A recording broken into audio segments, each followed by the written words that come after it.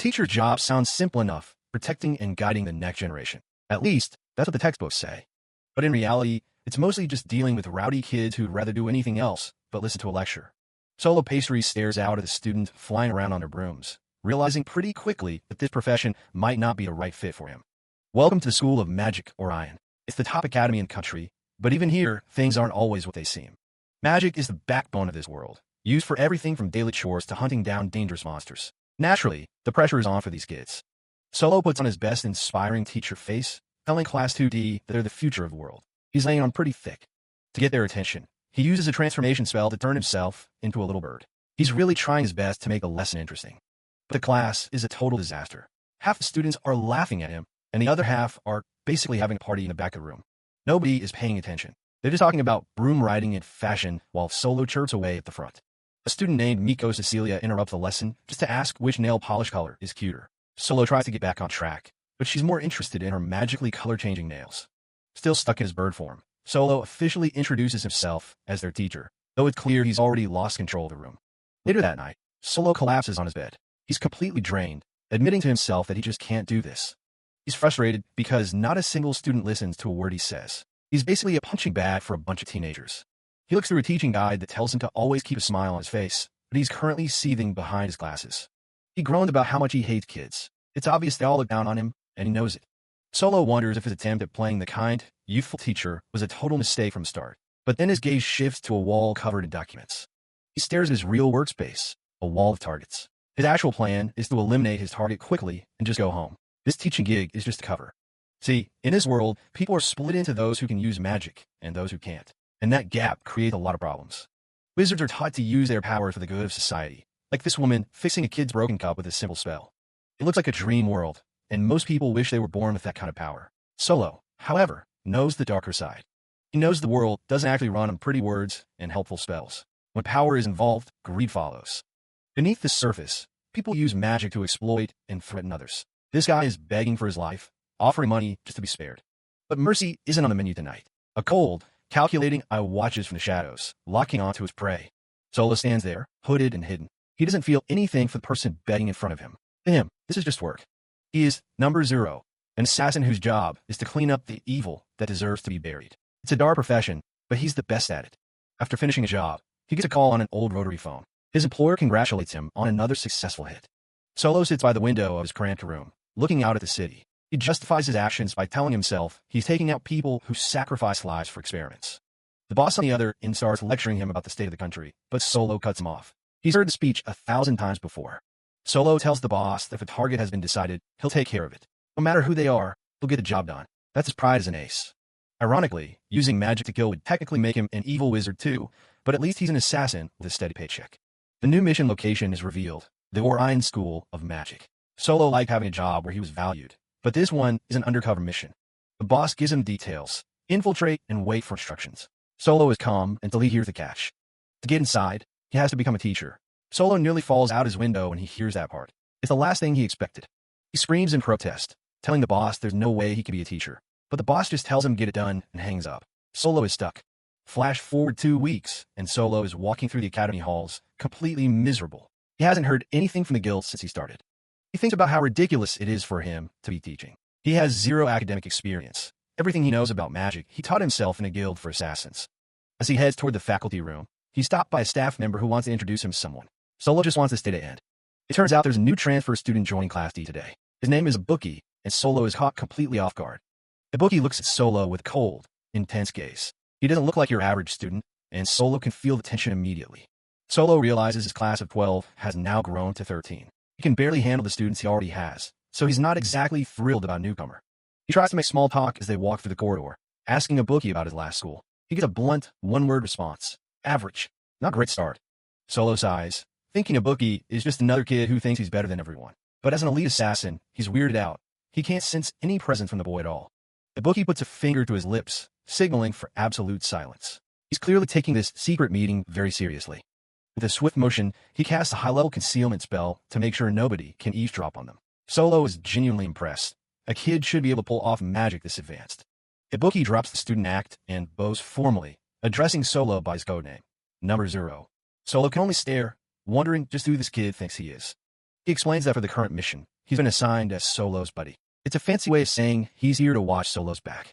Solo is immediately annoyed. He never heard anything about a partner, but a bookie just casually moves the conversation along as if it's no big deal. The bookie closes his eyes, sounding way too mature for his age. He says keeping their information secret is the top priority right now. Solo thinks the kid is irritating, but a bookie doesn't notice. He starts talking about Solo's reputation as a legendary hitman from Kronos. Suddenly, a bookie's professional mask slips. He gets all sparkly-eyed and asks, almost begs, for the honor of shaking Solo's hand. He grabs Solo's hand and starts shaking it like a maniac. He says there isn't a single person in the assassination industry who doesn't know the name Number Zero. Ibuki is full-on fanboying now, listing Solo's stats like he's a professional athlete. Voted most reliable hitman 5 years in a row. This kid has definitely done his homework. He catches himself and tries to regain his composure. He formally apologizes and identifies himself as a member of the Department of Magic's assassination unit. Ibuki gets dead serious again. He warns Solo that failure isn't an option because this is a state-sponsored request. The pressure is officially on. He talks about Kronos, the secret guild that exists to wipe out evil. They aren't officially recognized, but they'll do whatever it takes to get the job done.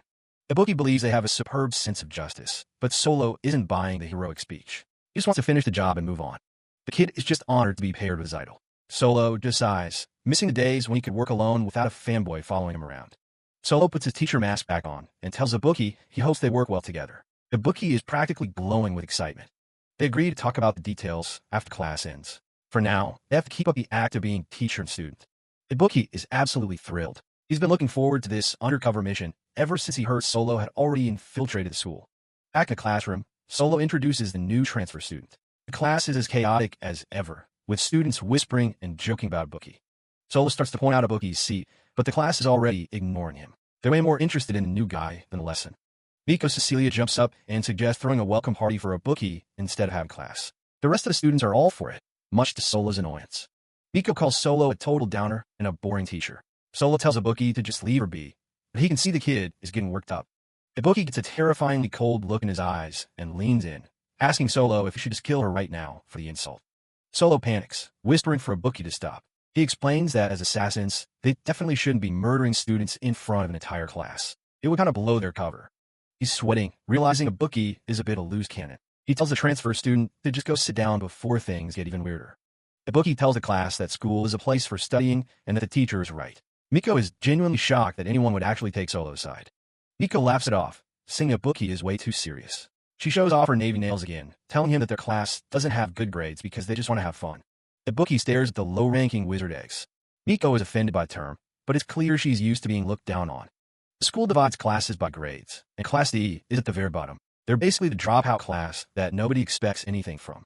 Solo leans back, listening as Miko says he's just a replacement teacher who's only here because it's his job. She doesn't think he actually cares about them. She mentions that the last teacher quit because they couldn't even bother to remember the students' names. Ibuki just watches the exchange, silent and watchful. Miko gives a final shrug, telling Ibuki that if he's looking for a teacher who's actually looking out for them, he's in the wrong place. Solo doesn't argue. Night falls over the academy, and the scene shifts to the quiet woods outside the school walls. Solo is out on patrol, lantern in hand. Solo is exhausted after another tiring day. He's especially drained because of Ibuki's constant intensity. The kid asks why they have to patrol the woods at night. Ibuki asks Solo if he truly hates the role of teacher. Solo doesn't even hesitate before answering. He goes on a full rant about how much he hates early mornings, grading papers, and those stuffy teacher outfits. He thinks teaching is insanely exhausting and completely impossible for him. To him, assassination is a way better gig. You just get rid of target and get praise and money. Teaching has none of those perks. Ibuki steers the conversation back to their current mission. He wonders what kind of person could be so dangerous that 2 high-level assassins were sent to an ordinary magic school. Ibuki's eyes sharpen as he delivers the truth. The target is an evil wizard. And not just any wizard, but one who is destined to be extremely dangerous. Deep in the forest at night, Solo, Pastry, and Ibuki are tailing someone. Solo recognizes the voice immediately. They peek through trees to get a better look. It's way past curfew, so Solo wonders what she's doing out here. It's Miko Cecilia. She's waving a stick around, shouting at the top of her lungs to become a dragon. The only response she gets is crickets. Miko keeps posing like a magical girl hero. Solo thinks she acts completely different here than she does in class. Ibuki thinks this is the perfect time to take her out since no one's watching. Solo is just stuck on the fact that she's a target. Solo looks at her through his glasses. This girl is really the one he's been sent to kill. Solo can't believe it. To him, Miko is just another ordinary student. Ibuki doesn't seem to share the sentiment. Miko is losing her cool, frustrated that her transformation magic isn't working. The guys just watch her have a total meltdown. Then everything shifts. A massive burst of light and magic energy explodes from her body. The shockwave nearly knocked them off their feet. Something huge is definitely happening inside that smoke. A massive dragon head snakes out of the clouds. This isn't some low-level illusion. Solo's jaw hits the floor. She actually did it. She turned into a real dragon. The dragon lets out a roar, and a massive explosion rocks the entire area. Solo is caught right in the blast zone. Ibuki jumps in front of Solo, throwing up a magical shield just in time to save him. Solo thanks him for the save. Ibuki plays it cool, reminding him that they're partners and he shouldn't let his guard down. But even Ibuki is sweating now. That military-grade barrier he brought for emergencies just shattered in a single hit. The dragon is rampaging, and Ibuki says Miko has completely lost herself. Solo still doesn't understand why she has to die. Ibuki explains the policy known as egg smashing. It's a government policy where they use precognition to find future threats and kill them before they can hatch into villains. Solo's never heard of this. Ibuki tells him it's a top-secret mission to protect the safety of the nation. In a predicted future, Miko is destined to become an evil wizard and murder a massive number of people. Ibuki doesn't care why it happens. He just sees the threat she'll eventually become. He looks Solo dead in the eye and says he'll kill her for the sake of the country's future. It's just his job. Solo looks at the destruction. He can tell she's tapped into a talent way beyond her current limits. Ibuki's already got the cover story ready. They can just say she was attacked by monsters in the middle of the night. The dragon towers over them like a mountain. Ibuki asks Solo if he's ready to finish this here and now. Solo gives him the most deadpan look ever. Nah, I'll pass. Before Ibuki can process that, Solo lunges forward with insane speed. Ibuki can barely track his movement. Ibuki tries to argue that she's evil. Solo points out that right now, she hasn't actually done anything wrong. He looks at his student. To him, she's just a blameless child who worked a little too hard on her own. Solo isn't an executioner. Killing kids is where he draws the line. Ibuki starts screaming about government policy and protecting the future. Solo just brushes him off. Solo puts a hand to his chin. He wonders if they could just teach her better so she never turns evil in the first place. Ibuki is losing his mind. He can't believe Solo is talking about being a teacher at a time like this. And a giant, slitted eye opens up in the darkness. They've finally been spotted. The dragon opens its maw and unleashes a massive blast of energy right at their feet. Ibuki is coughing, barely holding on after that last hit. Solo is still standing, completely unfazed. The dragon hovers above them, looking like a literal god of destruction. Ibuki is pinned to the rocks. It prepares another breath attack. Ibuki knows they won't survive a second round. Solo stepped in front of him, looking totally calm. Ibuki is stunned that number 0 is actually going to do something. Solo tells him he won't kill Miko, but he's not going to let Ibuki die either. Solo flies into the air and delivers a punch so powerful it cancels out the dragon's fire. He's returning a favor for that earlier save. Solo stares, unable to believe what just happened. Even Ibuki is speechless, watching Solo shut down a dragon's attack like it was nothing. Solo faces the massive dark silhouette of the dragon. He begins to recite Miko Cecilia's name and every detail of her appearance. Her indigo eyes, her sky blue hair, telling her to remember who she really is. He even mentions her navy nails, reminding her of a lesson from class about how to undo a transformation by focusing on your original self. The light fades, and Miko returns to human form, looking up at her teacher in total shock. She looks at her hand, touched that he actually remembered her nails. Solo just tells her to close her eyes and forget, treating the whole thing like a bad dream. Miko drifts off, her eyes closing as the last of her magic drains away. Solo looks pretty shaken up by the whole ordeal, wondering if he's actually cut out for this teaching gig. He catches her before she hits the ground. She's completely wiped out from overusing her magic. Ibuki just stands there, giving Solo a look like he's grown a second head. He asks Solo if he has any idea what he's just done by letting a target live. Ibuki starts yelling about breach of contract and their job to eliminate the target.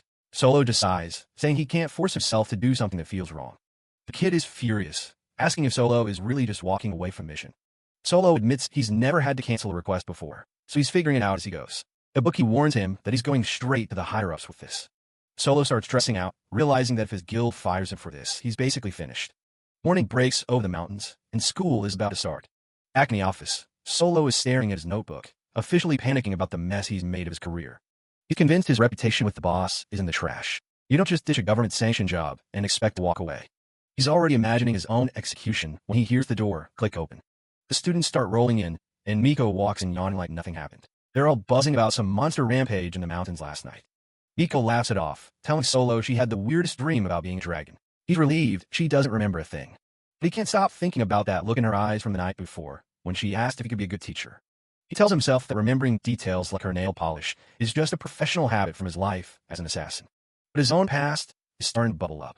He remembers being a lonely kid in a dark room, just wishing someone, any adult, would actually see him. Looking at Miko and her friends, he realizes his whole journey to becoming a teacher started from that same desperate need for recognition. Miko catches him staring and looks back, curious about what's on his mind. Suddenly, the door swings open and Ibuki marches in, catching Solo off guard. The kid walks right up to his desk with a dead serious expression. Ibuki drops a bombshell. Miko Cecilia's future has officially changed. According to the latest readings, she's no longer destined to become an evil wizard. Solo is stunned, but Ibuki says he doesn't have details. That's just what the bosses told him this morning. It turns out Solo's act of teaching last night actually managed to rewrite the path of the future. Solo thinks he's off the hook, but Ibuki tells him the real work is just beginning. The goal has shifted from killing one girl to changing the futures of the other 11 targets in the class.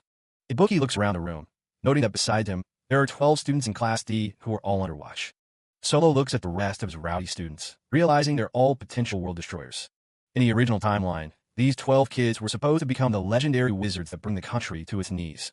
Ibuki delivers the new orders. Solo isn't supposed to kill them anymore. Instead, he has to teach them well enough to change their destinies.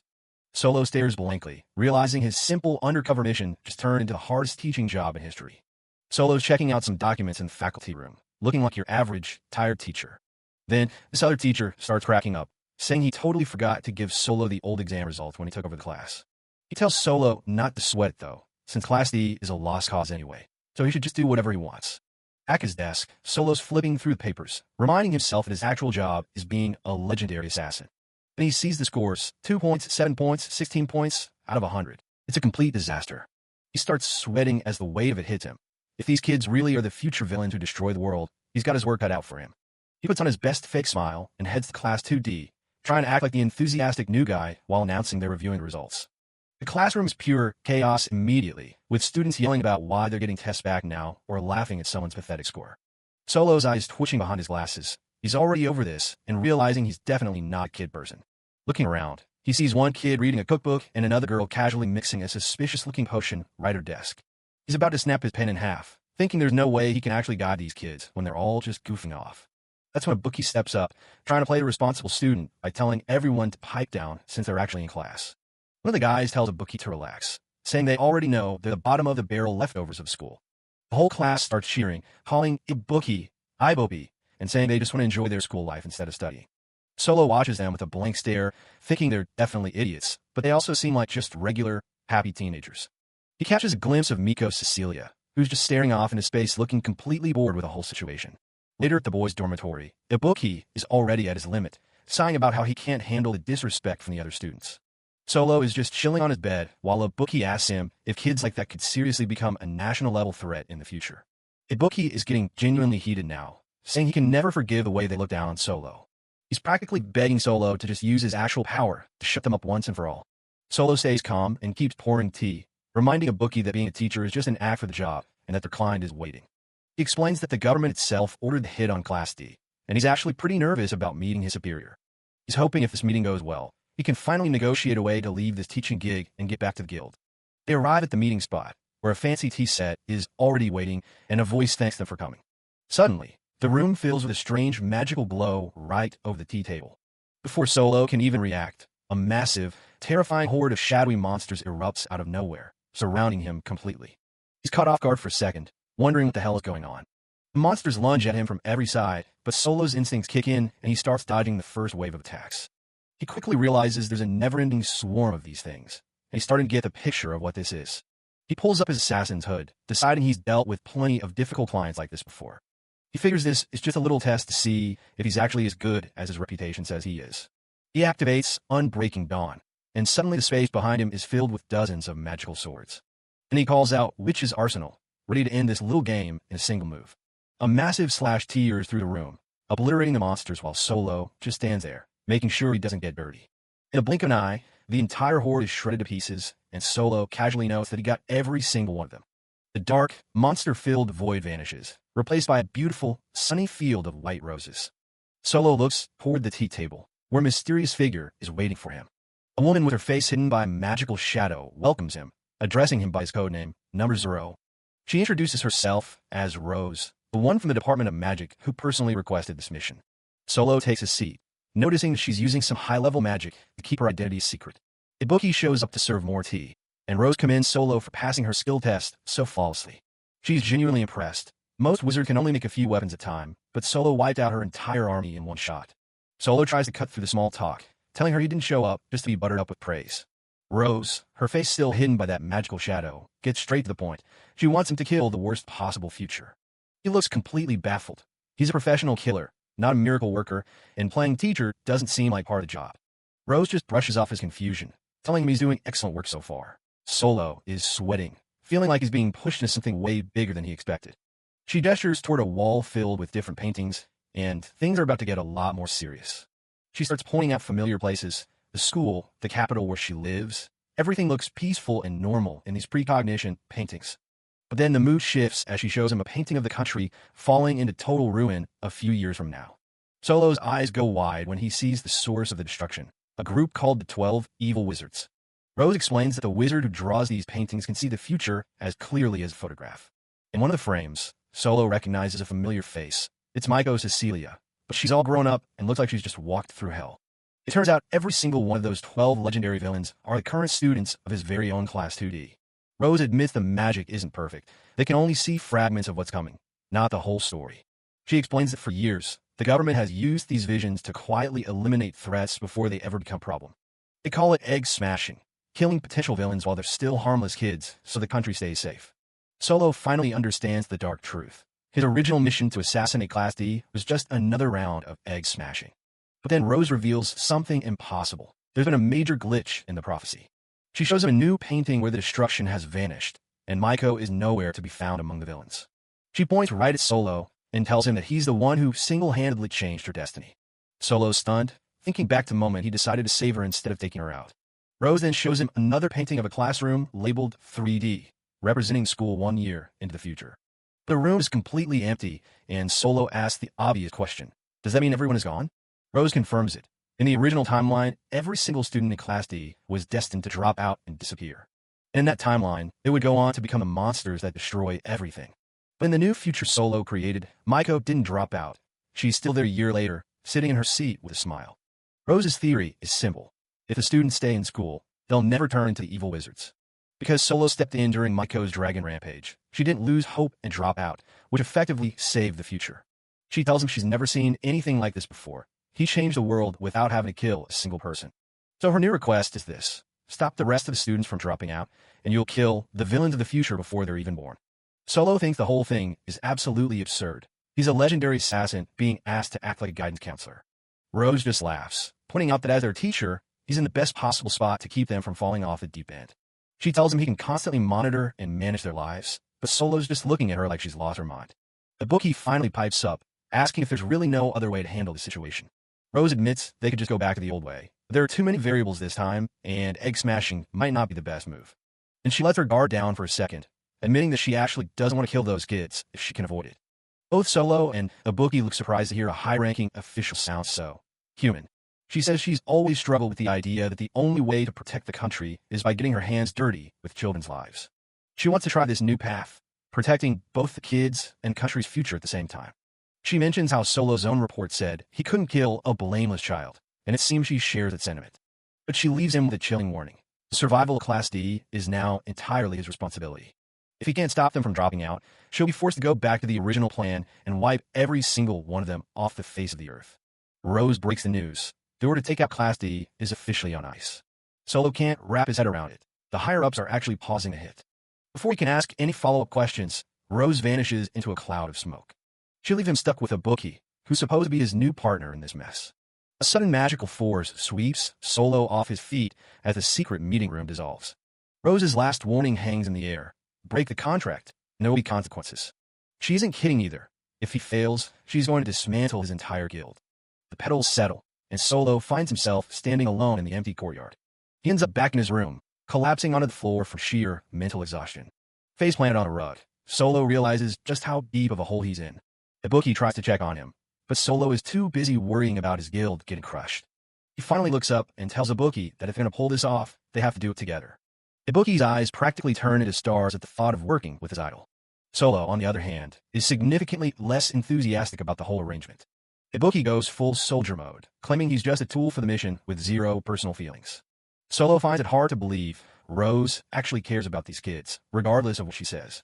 Then Ibuki drops a bomb. He's perfectly willing to kill every one of them if the plan fails.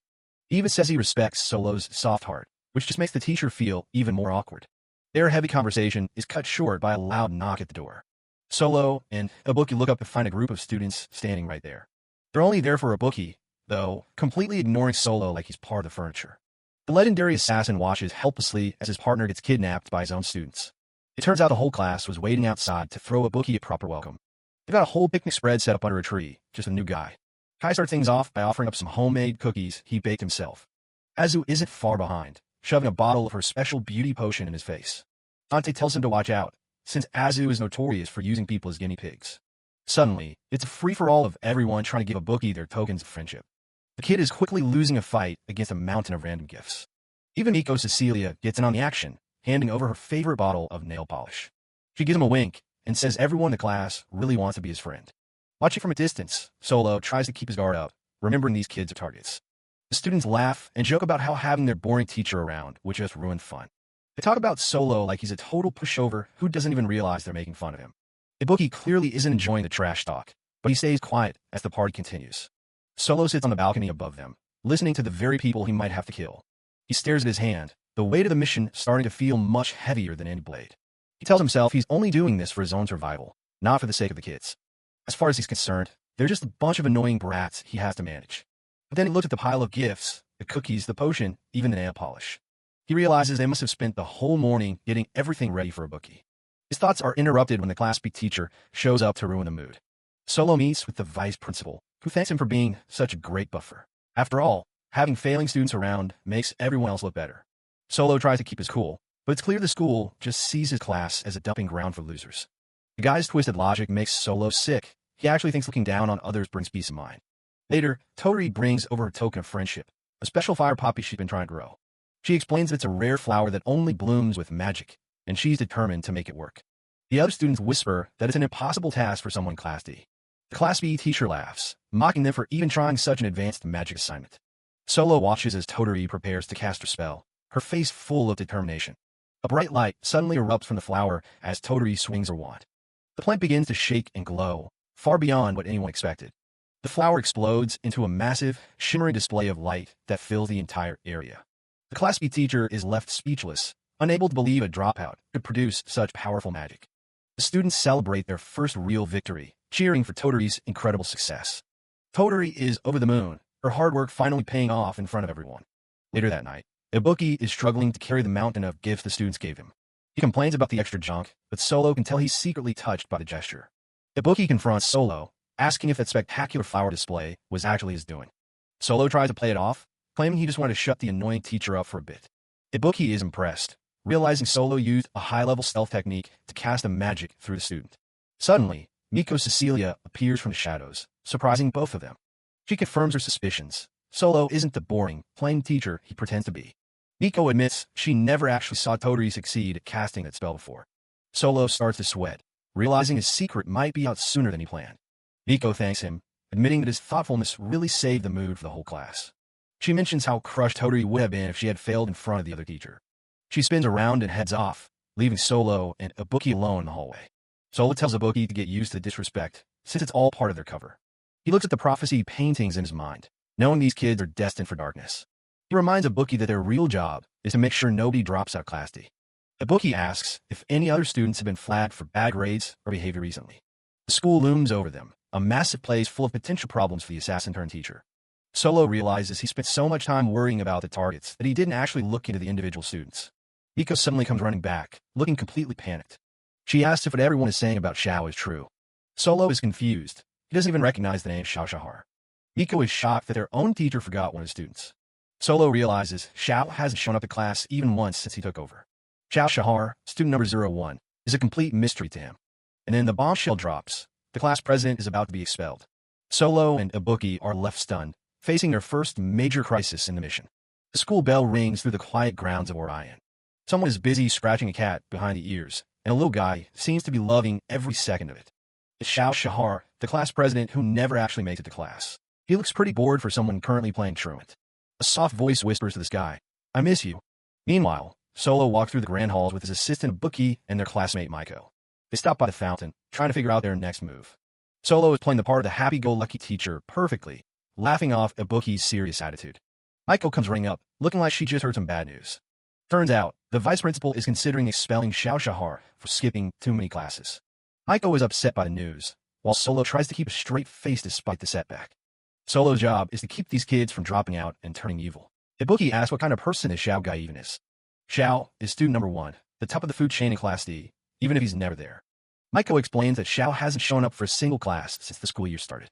Solo and Ibuki exchange a private look. Ibuki uses magic to keep their conversation hidden from Maiko. Solo decides they need to find Xiao and talk some sense into him. Maiko is all for it, her eyes lighting up at the idea. Solo wonders if he's taking this teacher gig a bit too seriously for a world-class assassin. Maiko jumps in, insisting she wants to help for Xiao's sake. Ibuki asks why a transfer student like her cares so much. Maiko gets flustered and says it's her duty as a classmate. Ibuki puts on a smug grin and claims his dream is to become a teacher himself, so he wants to watch Solo work. Maiko buys the lie, while Solo just smiles through the cringe. He tells Maiko they'd really appreciate her help since they don't know Xiao. The second Maiko turns back, Solo's smile drops. He thinks Ibuki is a brat, and Ibuki asks how long he's going to keep up the kind teacher act. Solo tells him it's better for the cover if he stays in character, especially since people already look down on them. He tells Ibuki to try and fit in with the rest of Class D instead of acting like he's above everyone. Ibuki isn't a fan of the idea. He'd rather just complete the mission than make friends with the targets. He admits, a bit awkwardly, that he's never actually had a friend before. Since he was trained as an assassin from a young age, the concept of hanging out is completely foreign to him. Solo is a bit surprised by the honesty. They catch up to Maiko, who is ready to give it her all. Solo just hopes they can find the kid before the future goes off the rails. The search begins, as they weave through the crowds of students in the main halls. They check the library and the garden, asking everyone to see if they've spotted the class president. But after hours of searching, there's no sign of him. The mood starts to get a little gloomy. Maiko points out that students aren't even allowed to leave campus on weekdays, so he has to be around here somewhere. She's seen him wandering the grounds before, acting like he owns the place. It's a big school, though Orion has been standing for 300 years, and it's full of hiding spots. Maiko explains how the ranking system works. Your student number tells everyone exactly how good your grades are. Xiao is number 1 because he had the best scores in the entire year, despite his attitude. Ibuki likes the sound of a system based entirely on merit. Then Maiko realizes Ibuki is number 13, the very bottom of the list. Ibuki quickly blames it on being a transfer student.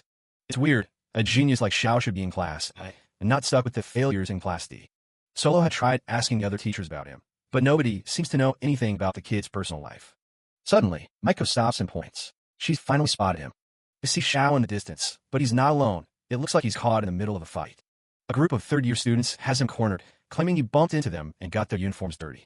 Xiao gives a half-hearted apology, but the upperclassmen aren't interested in making peace. They pull out a wand, ready to teach him a lesson. Earth snakes. The ground erupts, and massive stone serpents lash out at the bullies. Solo watches from the sidelines, sweating bullets. He knows that if this fight continues, Xiao will get expelled before he can even start his mission. Maiko doesn't seem surprised at all. She points out that Xiao is the top-ranked student in their class, regardless of his behavior. Xiao just smirks at the upperclassmen. Did you really think I meant I was only number 1 in Class D? He leaps in the air, his cape fluttering as he prepares his next spell, Lull of Venus. It turned out he was the top student in the entire school during his first year. A massive explosion of rock and debris follows, completely overwhelming the third years. Maiko explains that some ordinary upperclassmen never stood a chance. Xiao only ended up in Class D after some major incident back then. As the dust settles, Xiao lands gracefully. Solo and Maiko can only watch in silence as the kid stands over the defeated bullies. Solo realizes that a genius ending up in a failure class usually means the kid is a real problem child. Xiao spots Maiko and breaks into a huge grin. Jo, Miiko. It's been a while. The cheerful greeting is such a contrast to his previous coldness that Solo and Ibuki are left completely confused. Solo clears his throat and steps forward to introduce himself as the new homeroom teacher. Xiao looks him up and down, clearly unimpressed. The kid suddenly panics, realizing he completely forgot to introduce himself in all the excitement. My name is Xiao. Nice to meet you, Mr. Solo. He's surprisingly polite, though he still can't believe Solo is actually a teacher. Solo whispers to himself, wondering if the kid might actually be a nice guy after all. Xiao's attention quickly shifts to Ibuki, who is standing nearby with his usual straight face. He gives Ibuki a friendly pat on the back, saying he seems like a cool guy. It's the first time they've ever met. To break the ice, Xiao pulls out a picture of a cat. This is for my kitty photo collection. Ibuki just stares at it, saying he prefers dogs. Solo can already tell that Xiao is getting on Ibuki's nerves. Maiko, meanwhile, is just staring at Xiao in disbelief. Xiao doesn't miss a beat and brings up the rumors. More importantly, what's this about me dropping out? He admits that if he cuts class anymore, the school is definitely going to expel him. Solo puts on his best encouraging teacher face, asking Xiao if there's any reason he can't come to class so they can solve it together. Xiao just laughs. Aren't you passionate, Mr. Solo? He finds his sudden concern a bit unexpected. He sits down on the stairs and confesses that he's just been playing hooky on his own. Even so, I'm fine with dropping out. The blunt admission leaves Maiko and Solo completely stunned. Xiao looks away, his expression turning cold. After all, school is boring. He clarifies that he doesn't hate Class D, but the lessons themselves are just a waste of his time. None of the teachers here teach what I want to learn. His eye narrows as he says that staying at Orion School of Magic has no meaning for him anymore. Solo doesn't back down. He looks Xiao in the eye and asks what magic he actually wants to learn. Xiao explains that he's looking for some incredibly difficult magic that isn't found in any textbook or library. He claims that not even the principal or the vice principal know how to use it. Maiko and Ibuki look like they can't believe what they're hearing. Solo doesn't skip a beat. He beams at Xiao and offers a deal. If I can teach you that magic, will you promise to come to class? Xiao is skeptical. He asks Solo if he's really more than just some new faculty member who thinks he knows everything. Maiko and Ibuki are frozen in shock, wondering what Solo is even thinking. Xiao lets out a loud laugh. You're pretty pushy, Teach, even though you look so plain on the outside. He decides to give Solo a chance and tells them all to follow him. They trek deep into the woods until they come across a small grave. Solo asks what they're looking at. Xiao explains it's the grave of an old cat named Anpan who died a few months ago. The playful delinquent is gone, replaced by someone with a very heavy secret. Xiao looks Solo right in the eye. Teach me the magic to bring friends back from the dead. Ibuki is the first to snap, shouting in disbelief. What on earth are you saying? Xiao just tells him to pipe down. The magic to bring back the dead is one of the 3 great magic taboos. The revelation hangs in the air, weighted with danger. Such magic is strictly forbidden by law. Ibuki tries to talk sense into Xiao, reminding him that even learning about such taboos is prohibited and controlled by the government. Xiao just brushes him off, calling him too serious. Xiao looks at Solo with a mixture of hope and skepticism. He's certain that a mere school instructor couldn't possibly possess such forbidden knowledge. I know, right? Xiao lets out a hollow laugh, his grin not reaching his eyes. He admits he was just asking, knowing full well what the answer would likely be. He turns away from them, looking back at the small grave one last time. To him, there's no reason to stay at a school that can't give him what he truly desires. So I'll go ahead and quit school. Okay then, teach. With a casual wave, Xiao starts walking away, seemingly finished with the conversation. Maiko calls out to him, but Xiao doesn't stop. Ibuki watches him go, his expression grim. He warns Solo that the boy is dangerous. Solo remains silent, his gaze fixed on Xiao's retreating figure. Ibuki realizes that while Maiko might become a problem, someone like Xiao, who is actively seeking the ultimate taboos, is on a whole different level. Solo suddenly speaks up, his voice calm and steady. How about it then? Would you like to resurrect your friend with me? Xiao stops his tracks, his single visible eye widening in shock. Xiao and Maiko stare at Solo, stunned by his bold claim. Ibuki looks at his master, wondering what kind of game he is playing now. Solo just gives him a small, unreadable smile. Ibuki's mind begins to race. He knows Solo isn't just an excellent wizard with incredible magic power. He's an excellent assassin, whose reputation precedes him. He recalls the witch's arsenal magic Solo showed them earlier. While it's a common offensive type, Ibuki is certain that Solo is hiding far more power than he lets on. He is a man of deep, dangerous secrets. Ibuki's mind is racing. Even if this guy is a legendary assassin, how could he possibly know about the forbidden magic taboos? Solo just flashes a grin. He tells Xiao that teaching this kind of thing is exactly what a teacher is supposed to do. The group heads out to a place called Torial 2. It's the closest major town to the school, making it the go-to spot for the students. Maiko is having the time of her life, practically skipping through the streets while Xiao and Ibuki follow behind. Ibuki, on the other hand, is still on edge about this whole extracurricular lesson.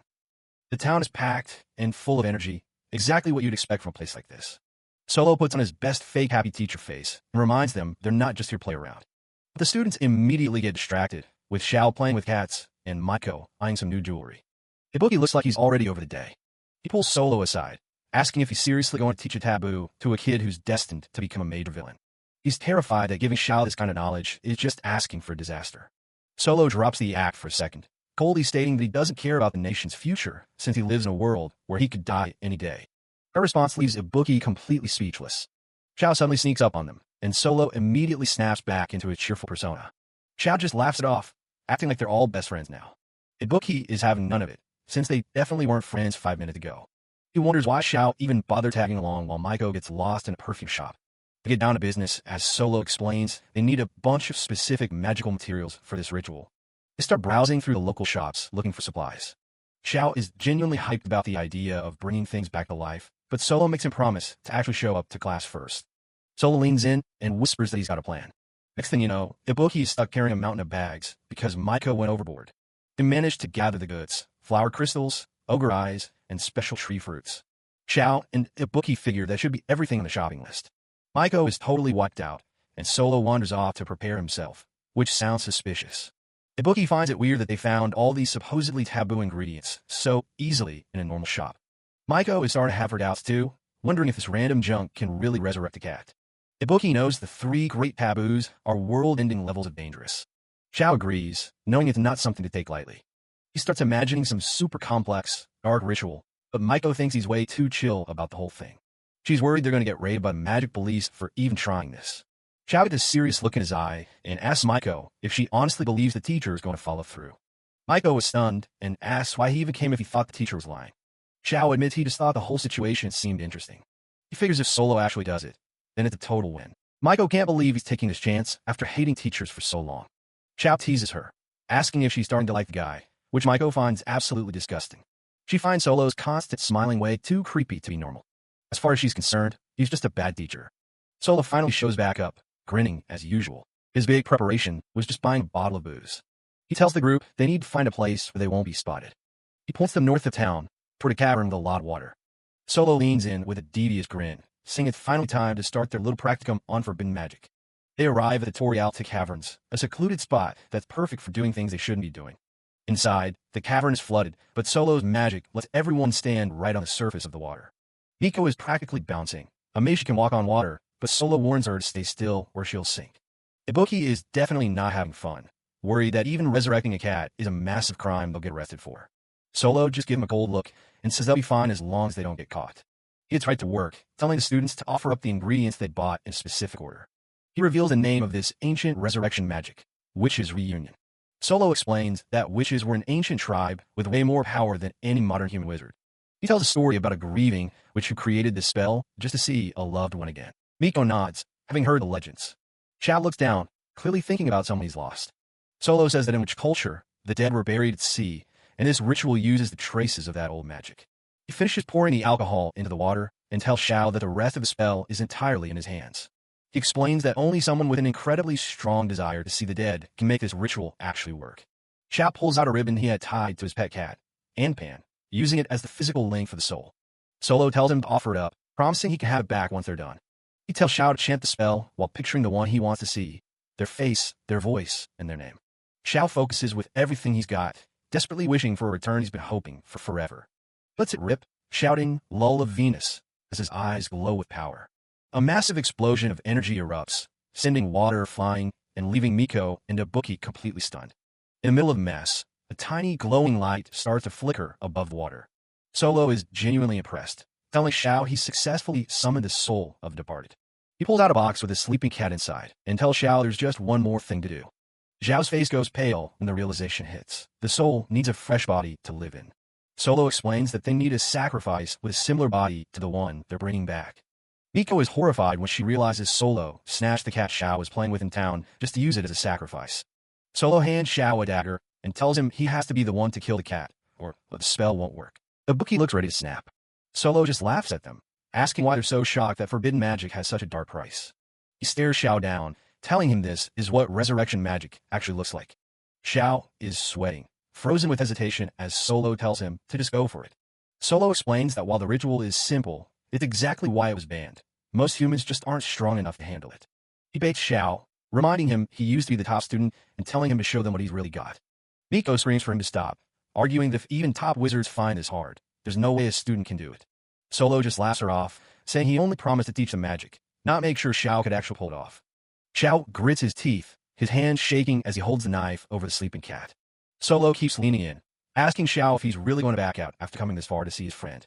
He pulls out a teaching manual and jokes that a teacher's job is just to provide the lessons, not do the work for the kids.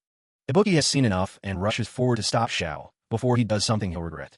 Xiao looks down at the cat and softly mentions that cats hate water, worrying that it'll be scared when it wakes up. The ritual comes to a grinding halt as they stand in the quiet cavern. Ibuki demands to know if Solo knew this was how it would end up, and Solo admits that he pretty much did. He's livid, asking Solo what he would have done if Xiao actually killed the cat, but Solo just casually says that success wasn't even possible. Solo points out that Xiao's kind nature was obvious when he took them to his pet's grave, and there was no way he would ever actually kill Cat. Ibuki is confused, questioning why Solo would even bother teaching the spell if it wouldn't result in the cat being resurrected. Solo shrugged it off, arguing that the deal was simply to teach them magic, so his part of the bargain is already fulfilled. He smiles, thinking the request is much simpler than expected since the actual result of the magic doesn't even matter to him. Ibuki has a bad feeling that Xiao isn't going to show up to class after being pushed this far. Solo is genuinely shocked by the thought. Solo starts yelling about how this is a professional job and that he's completed his side of the contract, so he expects his payment. As they walk back towards the cave entrance, Solo starts to realize that dealing with a child isn't as straightforward as a business contract. Xiao suddenly speaks up, catching everyone off guard as Solo tells Ibuki to stop grabbing his shoulder. Xiao looks down with a grim, intense expression, asking if he can pose just one more question. He asks if the sacrifice has to be something closely related to the person he's trying to bring back from the dead. Xiao reveals that the person he truly wants to resurrect was a boy just like him, same age, and even a bit shorter. Solo is taken back, confused about where Xiao is going with this line of questioning. Xiao clarifies that the spell he wanted to learn wasn't for his cat, but for a human friend he lost. He holds up the ribbon, revealing that it actually belonged to his friend who died only a year ago. In a sudden, terrifying move, Xiao holds his dagger to Ibuki's throat and asks if he can use him as the sacrifice instead. Solo breaks into a cold sweat, realizing that this brat might actually be a lot more dangerous than he anticipated. Zhao's got Ibuki in a chokehold, casually wondering if he should just use him as the sacrifice right now. Ibuki isn't even flinching, but Zhao's looking like he's ready to pull the trigger on the ritual. Maiko finally pieces it together. The friend Zhao's trying to bring back has been dead for an entire year. Solo's hanging back, trying to figure out how to shut this down without getting Xiao expelled for good. Xiao isn't having it. He snaps at the teacher, telling him to just shut up and watch what he can do. Solo's actually surprised. Usually, his students don't get this bold with him. The teacher realizes he might have struck a nerve, but it's too late. Zhao's magic is starting to redline. Zhao is convinced he's got this, completely losing himself in the power of the forbidden spell. Suddenly, a massive water golem explodes out of the ritual circle, and Maiko straight up loses it. The thing slams its fist down, sending a massive wave through the room while Solo stands his ground. Solo identifies the monster as a golem, a mindless pile of magic sludge that's starving for a sacrifice. He realizes Xiao has entered a magic trance, just like the dragon incident with Maiko earlier. The raw power coming off the kid is insane, and Solo knows he has to be careful with his next move. Zhao's eye starts glowing with a weird star pattern as his body begins to strain under the pressure. The golem lets out a roar, demanding its payment to complete the contract. The whole place erupts as the magic water goes completely out of control. The flood carries Ibuki and Maiko away. Solo stays on his feet, realizing the situation just got a lot worse. He tells Ibuki to keep the others safe while he stays behind a deal with a giant puddle by himself. Ibuki can barely believe the teacher is just going to solo a monster like that. Solo gives him a quick grin and a thumbs up, telling him he's counting on his partner. Ibuki watches him disappear into the chaos as they get sucked further into the tunnels. A while later, the three students wash up on a shore, soaked and exhausted. They've ended up in the depths, a massive underground cavern filled with glowing ruins and mushrooms. Ibuki's coughing up water, trusting that Solo won't be taken down by a simple golem. Maiko's just relieved they're still breathing, even if she's lost a robe in a flood. She asks where the hell they are, but Ibuki's just as lost as she is. Xiao is still out cold. Maiko figures he completely drained his mana tank during the ritual. Even though he's unconscious, she starts giving him a piece of her mind for almost getting him killed. Once she calms down, Ibuki asks the question on his mind. Who exactly is Luca? Maiko's surprised he caught that name, but she knows it's time to fill him in on the tragedy. She explains that Luca wasn't just a friend. He was Zhao's biggest rival back in the day. Both of them were the top students of their year, always buried in books and competing for first place. Maiko remembers them from their first year at Orion, along with other classmates like Azu and Dante. They weren't just nerds, though. They were actually decent guys who spent their breaks feeding the local cats. They were the kind of duo everyone thought would go far together in a magic world. But then everything went south during a magic class when a monster attacked and killed Luca on the spot. That was the day Xiao changed. He stopped showing up to class and his grades tanked. He blamed the teachers for letting it happen, and his constant outbursts eventually got him kicked down Class D. Maiko realizes he never moved on. He just went quiet so he could find a way to bring his friend back in secret. Xiao finally wakes up and tells her to pipe down. He's heard enough about his own history. Ibuki doesn't let it go, asking him straight up why he lied about the whole witches' reunion thing. Xiao just looks away, admitting he was too proud to tell the truth to a teacher he didn't even know. Xiao admits he just didn't feel like explaining himself to a teacher he'd only just met, and honestly, wanting to see his friend again wasn't a lie. Ibuki points out that his own pet died of old age, so he was able to say goodbye without any regrets, unlike Xiao. Xiao's caught off guard, finally apologizing to Ibuki while admitting he's not even sure why he tried to sacrifice him in the first place. The grief is still heavy, though. Xiao can't shake the feeling that he still has so much to talk about with Luca. Ever since they were kids, they were always together. Now that Luca's gone, School just feels completely meaningless to him. Maiko can only watch, feeling the weight of Zhao's loss as he finally lets his guard down. But Ibuki isn't here for the pity party. He looks Xiao dead in the eye and tells him his whole obsession is just plain stupid. Maiko is absolutely floored that the usually quiet Ibuki would say something that harsh.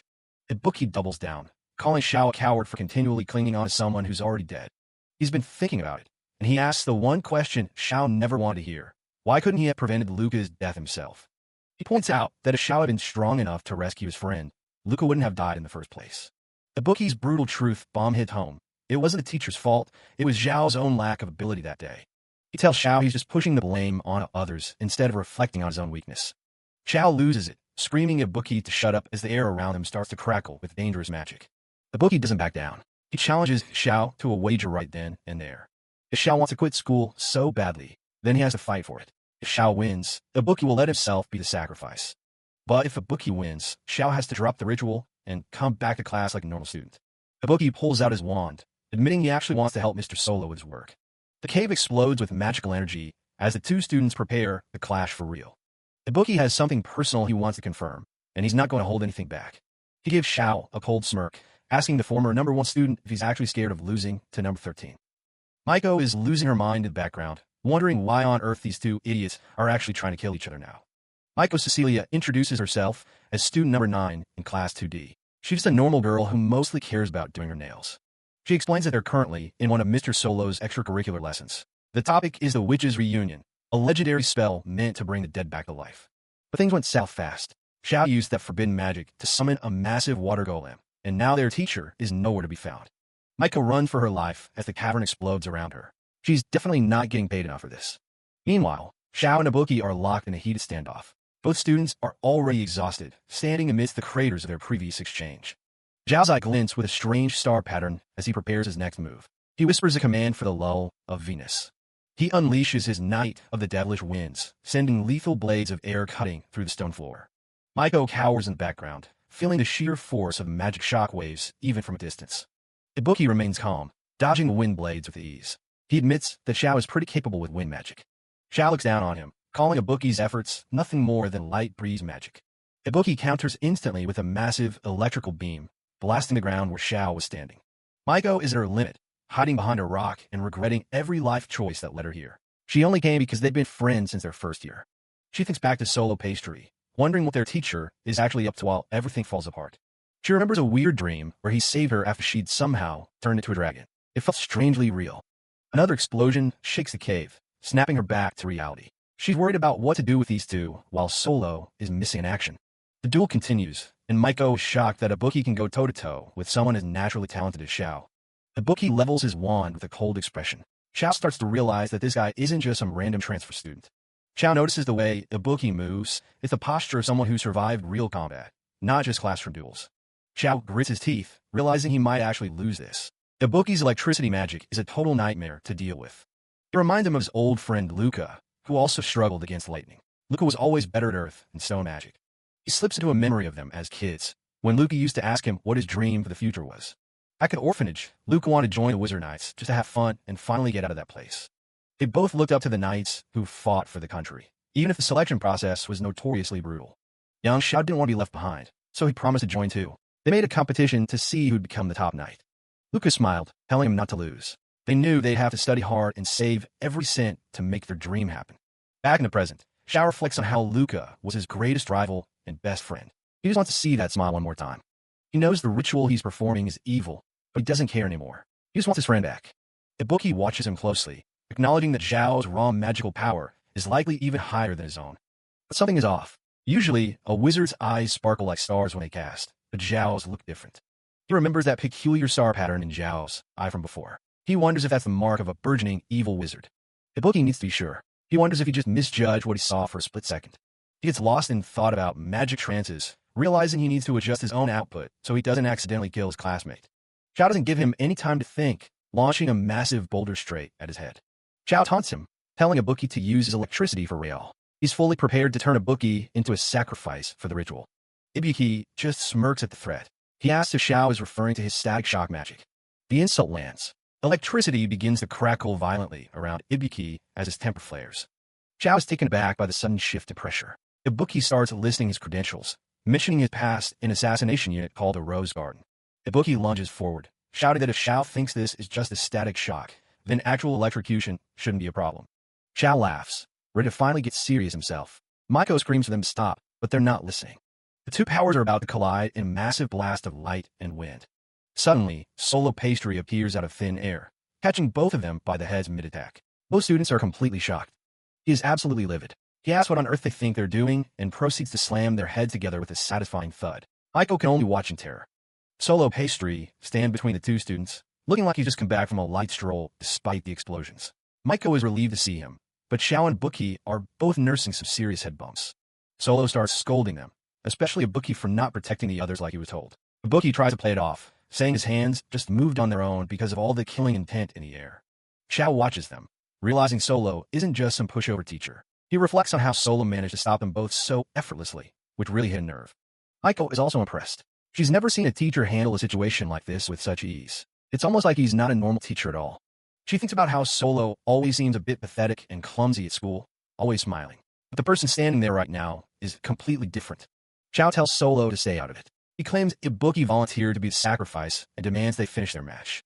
Solo just sighs and tells Xiao that even if he wins, it's no use. The ritual is already over. He holds up a small, glowing core. He explains that this was the heart of the water golem Xiao summoned. But now, the core has returned to water, and the soul has gone back to where it belongs. The ritual failed completely. Xiao is furious, asking why Solo would do such a thing. Solo points out that if left alone, the golem would have rampaged through the nearest town looking for a body to inhabit. Solo explains that he sabotaged the ritual from the start. He swapped the alcohol Xiao bought, which he shouldn't have anyway since he's underage, with a completely different liquid using sleight of hand. Ibuki is stunned by the teacher's trickery. Solo hands Xiao back his ribbon, apologizing for not getting it to him sooner, though Xiao is hardly in the mood for apologies. Xiao realizes that Solo never had any intention of letting him succeed. He feels betrayed by the one person he thought might actually help him. He begs Solo to teach him the real magic to bring the dead back to life, desperate to see Luca again no matter what. Solo tells him it's impossible. He cites the 3 great magic taboos, wizarding rules that strictly forbid touching the realm of death. Xiao argues that the school only cares about apologies and covering things up. He's tired of hearing the same empty words from every adult he meets. He remembers how everyone told him to just embrace death and move on, like losing his best friend was something he should just grow out of. They told him it was a curse to the dead to try and bring them back, and that he needed to grow up and accept the tragedy. Xiao screams that he's heard all before. He thinks Solo is just another teacher trying to show him that his wish is impossible because he's too weak. He waits for the lecture about how bringing back the dead is wrong and bad, bracing himself for the usual teacher-like argument. But Solo just looks at him and says nah. He tells Xiao that bringing back the dead isn't really the issue here. Xiao is completely caught off guard. Even Ibuki and Maiko look like their brains just short-circuited. Solo just casually shrugs, like it's no big deal. Solo ponders for a moment, admitting that while it might be ethically wrong according to standard values, he personally thinks it's fine. He points out that humans die so easily, often for the most trivial reasons. He's seen it happen way too many times in his previous life. So, in his mind, shouldn't it be just as easy to bring them back? He looks at Xiao and says he knows all he really wants is to see his friend again. Maiko and Ibuki are speechless. This is definitely not the kind of thing a teacher is supposed to say. It's a pretty dangerous mindset for someone in his position. Solo clarifies that the witches' reunion is only bad because it requires a sacrifice. That's the part that makes it forbidden. Xiao doesn't care about being a good person. He's willing to become an evil wizard if it means he can see Luca one more time. Solo just sighs, seeing there's no helping his stubbornness. So Solo decides to make a deal. He tells Xiao that if Ibuki is okay with being a sacrifice, then he'll allow the ritual to proceed. There's a catch. Xiao only gets the final secret ingredient from Solo if he can win a fair duel against Ibuki. Solo even gives Ibuki a wink, clearly up to something. Ibuki is thrilled, feeling like the teacher is finally relying on his strength. He agrees instantly, shouting an enthusiastic, "Yes, sir." Xiao, skeptical, accepts. He figures he won't lose to someone who isn't even attending classes properly. Ibuki tells him not to underestimate him, just because he's a transfer. Solo adds that even with a sacrifice, the ritual isn't guaranteed to work if the caster is immature. He tells Xiao he needs to grow as a wizard first. And to do that, Solo tells him he should come to class and study. He even manages to trick Ibuki in hyping up his superb lessons, much to Maiko's confusion. Solo admits his lessons might not be that amazing, but it's the only path he can offer. He tells Xiao that if he ever tries to hurt an innocent person, the deal is off. Xiao's expression darkens as Solo warns him that the moment he crosses that line, he'll truly be an evil wizard. And if that happens, Solo says he'll have no choice but to kill him. Solo's gaze becomes incredibly sharp for a second, his killing intent filling the air. He asks Xiao if he really has a reason to kill, something that can justify taking a life. And just as quickly, the tension vanishes. Solo laughs it off, saying he was just kidding and that his duty as a teacher is to guide them, not kill them. Xiao is left completely shaken. Solo points out that if Xiao wants the ritual for real next time, he has to beat Ibuki. The two boys lock eyes, the rivalry officially reignited, but this time within a structured deal. Solo adds that if Xiao shows up to class, he'd really appreciate it. He starts walking away, leaving the students to process everything that just happened. Xiao remembers the teachers from the past who told him to just grow up. He looks at Solo's back, realizing this man is the first person to ever actually acknowledge his pain. A small, sad smile finally touches Xiao's lips. He lets out a soft laugh, feeling like maybe, just maybe, he can find a way forward after all. Tears stream down Xiao's face as he realizes he's never had a teacher actually say something like that to him before. It's a moment of profound realization that he's no longer alone in his grief. He looks at Solo with a mixture of awe and confusion. In reality, he understood what the other teachers were saying all along, that his wish was impossible and could never be validated. A flashback shows a young Xiao standing alone in a rainy cemetery, surrounded by silent headstones. The weight of his loneliness and world's indifference was almost too much to bear. He remembers burying his face in his hands, wishing for someone, anyone, to just listen to him and acknowledge his pain instead of telling him to move on. Back in the present, a sudden meow breaks the silence. Everyone looks over to see a large, round cat sitting in the path. Maiko and Ibuki are surprised to see it there. Solo is holding the cat, explaining that it got caught up in all the chaos from the ritual. He looks as calm as ever, while the others are still trying to process the day's events. Xiao looks thoughtful as he ponders the idea of school. He wonders what it'll be like if there'll be more people there as strong and strange as Solo and Ibuki. The group travels back on a wooden wagon, the horse plopping along the dirt road. Solo and students sit in the back, the heavy atmosphere of the morning finally starting to lift. Ibuki is excitedly talking about all the things he wants to do at school, studying, joining clubs, and learning from teachers. Xiao listens, his own resolve slowly forming. There's so much he wants to do now. Xiao looks ahead with a small, genuine smile. For the first time, he's actually looking forward to something. He's looking forward to school. Xiao remembers being an orphan with his best friend, Luca. All they had was each other, and they dreamed of making plenty of new friends together. Back in the present, Solo stands under the starry night, reflecting on the situation. Xiao calls out to him, breaking the silence. The next morning at school, the news of the recent events is already spreading among the students. To everyone's shock, Xiao actually shows up for class. His classmates can't believe he finally decided to grace them with his presence. He brushes off, telling them they're making too big of a deal out of it. He seems more relaxed now that the weight of the ritual is gone. Solo watches him from a distance, looking completely drained. Maiko Cecilia notices his exhaustion and wonders if he's okay. Solo admits to himself that he really thought things would be settled once he taught Xiao that ritual. But he's realized there are still 10 more students he has to worry about. Ibuki warns Xiao not to get cocky, reminding him that losing could mean a messy end. Xiao just laughs it off, confident he won't lose to anyone. Watching them, Solo recognizes that Xiao definitely has the talent to become a powerful wizard. Xiao shouts a loud good morning to everyone, acting like his usual self again. Meanwhile, Solo is still trying to figure out the deal with Xiao's strange eyes. Xiao throws an arm around Ibuki's shoulder, acting all buddy-buddy. Ibuki isn't having it and tells him to back off. Solo's attention shifts to Ibuki. You get the feeling that this transfer student is hiding something much bigger than he let on. He pulls Ibuki aside to ask about his background and why his grades were so bad before. Ibuki tries to play it cool, but the sweat on his face tells a different story. Solo just flashes a bright, fake smile and tells him that adults have their secrets. It's clear he's not pushing for answers yet, but he's watching. As he walks away, Solo reminds himself to be more careful about what he reveals. He knows he's already gone a bit too far with his display of power. Xiao catches up to him, wearing a genuine smile. He thanks Solo for bringing him back to Class D. Eva tries to thank Ibuki, who just looks incredibly confused by the sudden change in attitude. Xiao explains that since Luca died, everyone has been treating him like he's fragile. He appreciates that Solo treated him normally. He lets out a loud, carefree laugh. For the first time in a long while, he actually looks happy.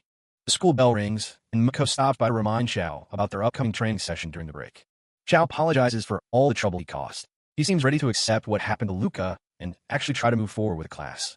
Solo listens, understanding exactly what the kid is going through. He knows those words of apology aren't just empty talk. Maiko chirps in, betting that Xiao and Ibuki are going to be best friends in no time. Ibuki just stares off into space, clearly not convinced. Looking back at their fight, Solo realizes that even in the heat of battle, Xiao looked like he was actually having fun. A small, subtle smile plays on Solo's lips as he watches his students interact. A few days pass, and life at the Orion School of Magic seems to have returned to some kind of normal. However, a new message arrives from the Department of Magic. It seems Solo managed to change Xiao's trajectory, but his job is far from over. A dark reminder of his true identity flashes through his mind. Number 0. The elite assassin from the Guild Kronos. This legendary killer has one massive weakness that he can never let anyone find out about. He has a pathologically weak constitution. The stress of mission has finally caught up to him, leaving him bedridden and miserable. Solo lies in his messy dorm room, looking like death warmed over. Beside him sits a book on how to be an instructor, highlighting how much of a struggle this teaching gig really is. He's got a legit fever and can barely keep his eyes open. The transition from assassin to teacher is clearly taking its toll. He groans, frustrated that he can't even use magic to help himself when he's this sick. At least it's his day off. He thinks back on the past month since he infiltrated the school. The fatigue from dealing with all these problematic kids has been piling up. He just wants to be left alone to rot his room today. No students, no magic, just peace. He stares at the Class 2D file. His actual mission is to stop every single one of these 12 students from dropping out and becoming evil wizards. He views each student as a lock, and he needs to find the specific keys to their hearts to keep them on the right path. His head starts spinning, just thinking about the work ahead. If it was just about grades, it would be easy, but these kids have real baggage. He knows that if he fails this mission, the Kronos Guild will be the first ones to come for his head. He doesn't really have a choice but to succeed. Memories of his childhood in the guild start to resurface. He was just a kid when he started this life of killing. In a flashback, a young Solo reports his latest successful hit over the phone. Even back then, he was a cold, efficient tool for the organization. His boss informs him that he's been promoted to number 19. The young boy looks out at the night sky, already trapped in a cycle of violence he never asked for. Back in his guild days as a kid, Solo, then known as number 24, stops by a bakery. The baker hands him his usual treat, noting he seems to be in a particularly good mood. With a smug grin, he corrects the man, announcing he's no longer number 24, but has been promoted to number 19. He even takes a playful jab at number 21, apologizing for overtaking him so quickly. The baker warns him not to get too cocky, but Solo is too busy enjoying his success. It's hard to believe it's already been almost 10 years since he joined. The old man remembers when Solo first arrived at the guild, a time when things were very different for the young boy. Solo reflects on how long he's been in this life. He's been around since he was only 6 or 7, an age when most kids are just starting school. He remembers being abandoned by his parents and left for dead. If the guild hadn't recognized his talent as a wizard and picked him up, he wouldn't be here today. That's the simple reason he joined the guild. He liked the work, and for a kid with nothing, it gave him a sense of purpose. The sound of the telephone was his favorite thing because it meant the boss valued his work. For the first time in his life, he felt seen. To him, the guild wasn't just a job. It was the only place he felt he truly belonged. His elders were always there to remind him that they were just chess pieces to the boss. He was free to work for whatever reason he wanted, but he was still just a tool. His life wasn't all assassinations and glory, though. Even as a top-tier kid killer, he was constantly coming down with colds due to his fragile body. Back in the present, Solo groans as he lies in bed, feeling another fever coming on. His body really hasn't changed much since he was a kid. He wakes up from the dream of his past, wondering if he really used to be such a cocky brat. The room's quiet, but his mind is racing. He thinks about Kronos, the guild founded to do away with evil by any means necessary. It's a dark legacy he's still tied to. He tells himself that stopping a kid from Class D from dropping out is strictly for his own sake. He's pretending to be a teacher for the sake of the guild. His train of thought is interrupted by a sound at the door. He isn't expecting visitors, especially not while he's sick. Outside, a group of students is trying to figure out if they found the right room. They're being anything but quiet.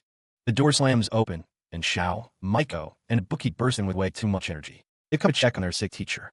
Solo is less than thrilled to have his quiet day off ruined. Maiko is impressed that he has a private room, but she's quickly horrified by the absolute mess he lives in. Solo tries to shoo them away so they don't catch his cold, but they're not listening. Xiao presents a get-well gift while a bookie judges Solo's all-black wardrobe. The bookie runs a finger over a shelf and is disgusted by the layer of dust. He can't believe Solo hasn't cleaned for at least a month. He decides to take matters into his own hands, declaring that he'll erase every last speck of grime from the room. He's like an old-fashioned mother-in-law on mission. Solo is practically begging him to leave, but Maiko just thinks he's being mean. They came all this way to worry about him, after all. Seeing their genuine concern, Solo finds himself slipping back into his kind teacher role, even if it's just an act. They set out the gifts they brought, a delicious-looking assortment of sweets and treats.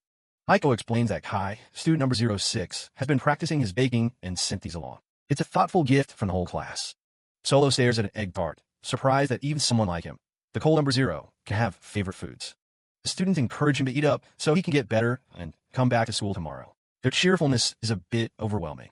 Even a bookie joins in, though he acts like he doesn't care what he eats. Solo settles on a slice of shortcake, looking a bit bewildered by the situation. As he eats, Solo realizes he isn't used to this. In the guild, he always ate alone or with cold colleagues who were just as detached as him. Having people actually look after him is a completely new sensation. He remembers the bright faces of students and their hope that he could be a good teacher. He can't understand why they would say things like that to him. He takes a bite and has to admit, it's actually really good. A strange, warm feeling starts to grow in his chest. It's something he's never felt before, and it's a little bit scary. He tries to brush it off, telling himself it's gross to eat food other people have touched. But his own internal laughter tells a different story. Before they leave, Mako mentions that there's something important she needs to ask him. She's noticed that he seems to genuinely want everyone in Class D to succeed. Solo tries to play it off as just doing his job as an instructor. But then she drops the bombshell. The midterm exams are coming up soon. She wants to know if he has planned to help him pass. Ibuki and Xiao explain stakes. At this school, failing the midterms can lead to repeating a year, or, even worse, immediate expulsion. The maniacal midterms are the first major hurdle for the students each year. They're notorious for being incredibly difficult. The reputation of Class 2D makes it even worse. Every single year, at least one student from their class ends up dropping out because of these tests. In the quiet of the classroom, the sharp sound of a snapping pen echoes through the room. Katlia has broken yet another one, a physical sign of the intense pressure she's putting herself under. Katlia, student number 02, looks down at her broken tool with a weary sigh. Below her, Panny, student number 04, is in a much better mood, hidden behind his cat mask as he gushes over a photo from the day before. Rex, student number 03, keeps his gaze focused and determined, seemingly unbothered by the noise. Beside him, Azu, student number 05, flashes a sly smile as she tries to convince Kai to use one of her mysterious magic potions as a secret ingredient in his baking. Kai, student number 06, politely declines the suspicious offer, wanting to rely on his own natural skills to make his food delicious. Below them, Nanato, student number 07, mumbles about his terrible luck, having managed to catch his finger in a door once again. Dante, student number 08, let out a long yawn, bored out of his mind, and waiting for something exciting to happen. Meanwhile, Totri, student number 10, finds peace in the corner of the room, whispering sweet words to her beloved plants.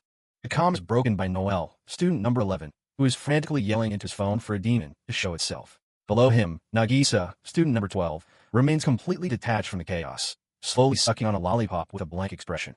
Solo stands in the back of the classroom, watching the collection of eccentric students he's supposed to lead. He realizes that looming means he has to somehow get every single one of these difficult individuals to pass the midterm exams. The sheer weight of the responsibility makes him break into a cold sweat. He clutches his head, shouting internally that this task requires far more teaching ability than he actually possesses. To make matters worse, his fever seems to be returning. When Mako asks him how he's feeling about the exams, Solo can only stare into the distance in a state of shock. As Xiao warns her not to even bother asking, the teacher is left wondering if success is even remotely possible with his class. At the Orion School of Magic, the day starts with a big announcement. The midterm examinations are coming up next week.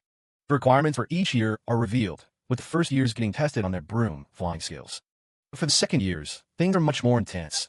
Their test will be a combat trial called Monster Subjugation.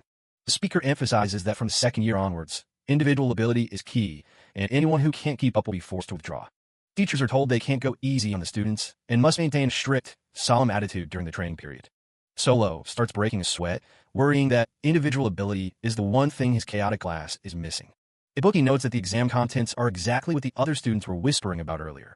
As they walk through the halls, he mentions that Class D's actual combat prowess is still a total mystery to the school. Solo watches them, knowing that if even one student drops out, his entire mission to save the world is basically over.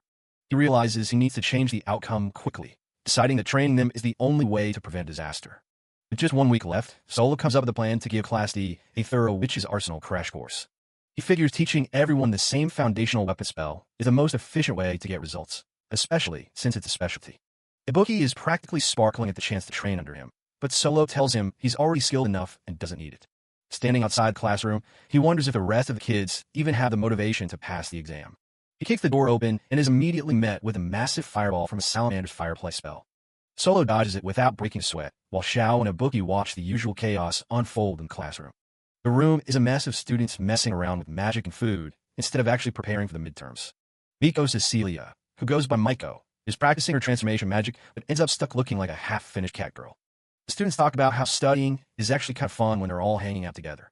Solo is genuinely stunned by the lack of tension in the room, wondering if they even care about getting expelled. He pulls out his fake nice teacher smile and announces that he has a great idea to help them pass the exam. He proposes a special training class for everyone to master the Witch's Arsenal spell within a week. He leans into the enthusiastic act, claiming that efficiency is the key to making sure nobody fails. The class just stares back at him in dead silence, clearly not buying into the hype. Dante is the first to shut him down, telling Solo they don't need a teacher to tell them to do their best. Azu thinks the whole idea of special training sounds like a total drag, and Kai is just happy to skip out on it. Panny decides that if the others aren't doing it, he isn't either, leaving Solo absolutely shocked. Xiao watches the rebellion silently, while Solo tries to process the sudden rejection. Noel gives a dramatic refusal about being a lone wizard in the dark, and Nanato calls the training unlucky. Katlia politely declines, wanting to rely on her own strength, while Rex and Nagisa aren't interested in the slightest. Even Toturi is unsure of what to do, looking to the others for a cue on how to react.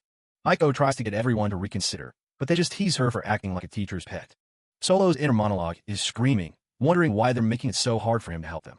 The class points out that he hasn't actually taught them a single real lesson in the entire month he's been there. Solo tries to justify his sudden change of heart, acting like he just wants them to be able to keep studying. Dante cuts him off immediately, looking him in the eye and calling him a total liar. He accuses Solo of only caring about getting a promotion away for Class D, calling the whole act dumb. The entire class stares Solo down, asking how his efficiency is actually supposed to help him individually. Solo's inner assassin is fuming, and for a split second, he genuinely considers blowing up the entire classroom. He manages to keep it together, realizing that getting fired wouldn't exactly help his mission. He walks away, venting about how frustrating it is that they won't just listen to a word he says. He decides to leave the exam up to them for now, but looking at the lack of skills, he's starting to get worried. Solo runs into the school's vice principal, Nico Robert, who's already judging him for looking like a walking corpse. Nico tells him that a teacher should always be the picture of composure and solemnity, even if they have massive bags under their eyes. Solo takes the opportunity to ask a serious question about his role as an educator. He's genuinely stumped on how to get his unruly class to actually listen to a single word he says. Nico doesn't offer any easy answers, telling Solo that a puzzle he has to solve himself, while reminding him that teachers have to keep studying too. Solo is left dejected by the lack of helpful advice, but then Xiao Shahar pops up to remind him he's still stuck with Class 2D. Xiao mentions how taking a break and heading to town was a good change of pace, and Solo can't exactly admit he's a hitman on a secret mission. The school's official motto is all about raising elite wizards, where evaluation and grades are everything. In this system, Class D is just seen as the leftovers, and most of the faculty has already given up on them. Nico insists that he's different from the other teachers and believes in teaching every student solemnly, regardless of their rank. He actually acknowledges the effort Solo is putting into reaching out to his class, which hits Solo harder than expected. Solo feels like a complete fraud, knowing his serious attitude is just a cover for his ulterior assassin motives. Nico leaves him with one last piece of wisdom. Teachers aren't taught by their peers, but by their own students. Solo stands there reflecting on that, while Xiao waits for him to snap out of it. He's still stuck on the problem of getting them to listen, while Miko, Cecilia, and Ibuki hang out in the background.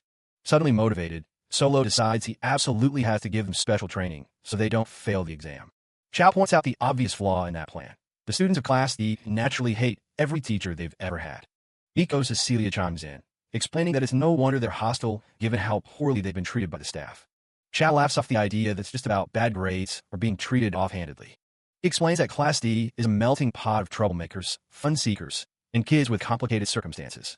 He gives Solo a friendly tap on the shoulder and delivers the cold truth. The students simply don't trust him. Solo is hit by the irony. He was voted the most reliable hitman for 5 years straight, yet he can't gain the trust of a bunch of kids. Xiao argues that the real issue is a total lack of communication between the teacher and the class. Looking out at students, Solo realizes he doesn't actually know anything about them. Xiao gives him a mischievous grin, while Solo starts to feel the pressure of actually having to connect with them. He thinks about how much of a pain it's going to be, but he knows he can't ignore the importance of building rapport. He stares at the classroom door, wondering what on earth he's supposed to talk about with a bunch of teenage brats. Xiao calls him out for the brat's comment, but quickly pivots to a good idea he's been cooking up. As the class president, he takes it upon himself to be the bridge between the instructor and his classmates. The rest of the class can hear the commotion from inside and wonders what's going on now. Xiao kicks off the first round and announces that today's lesson is going to be something they can all play together.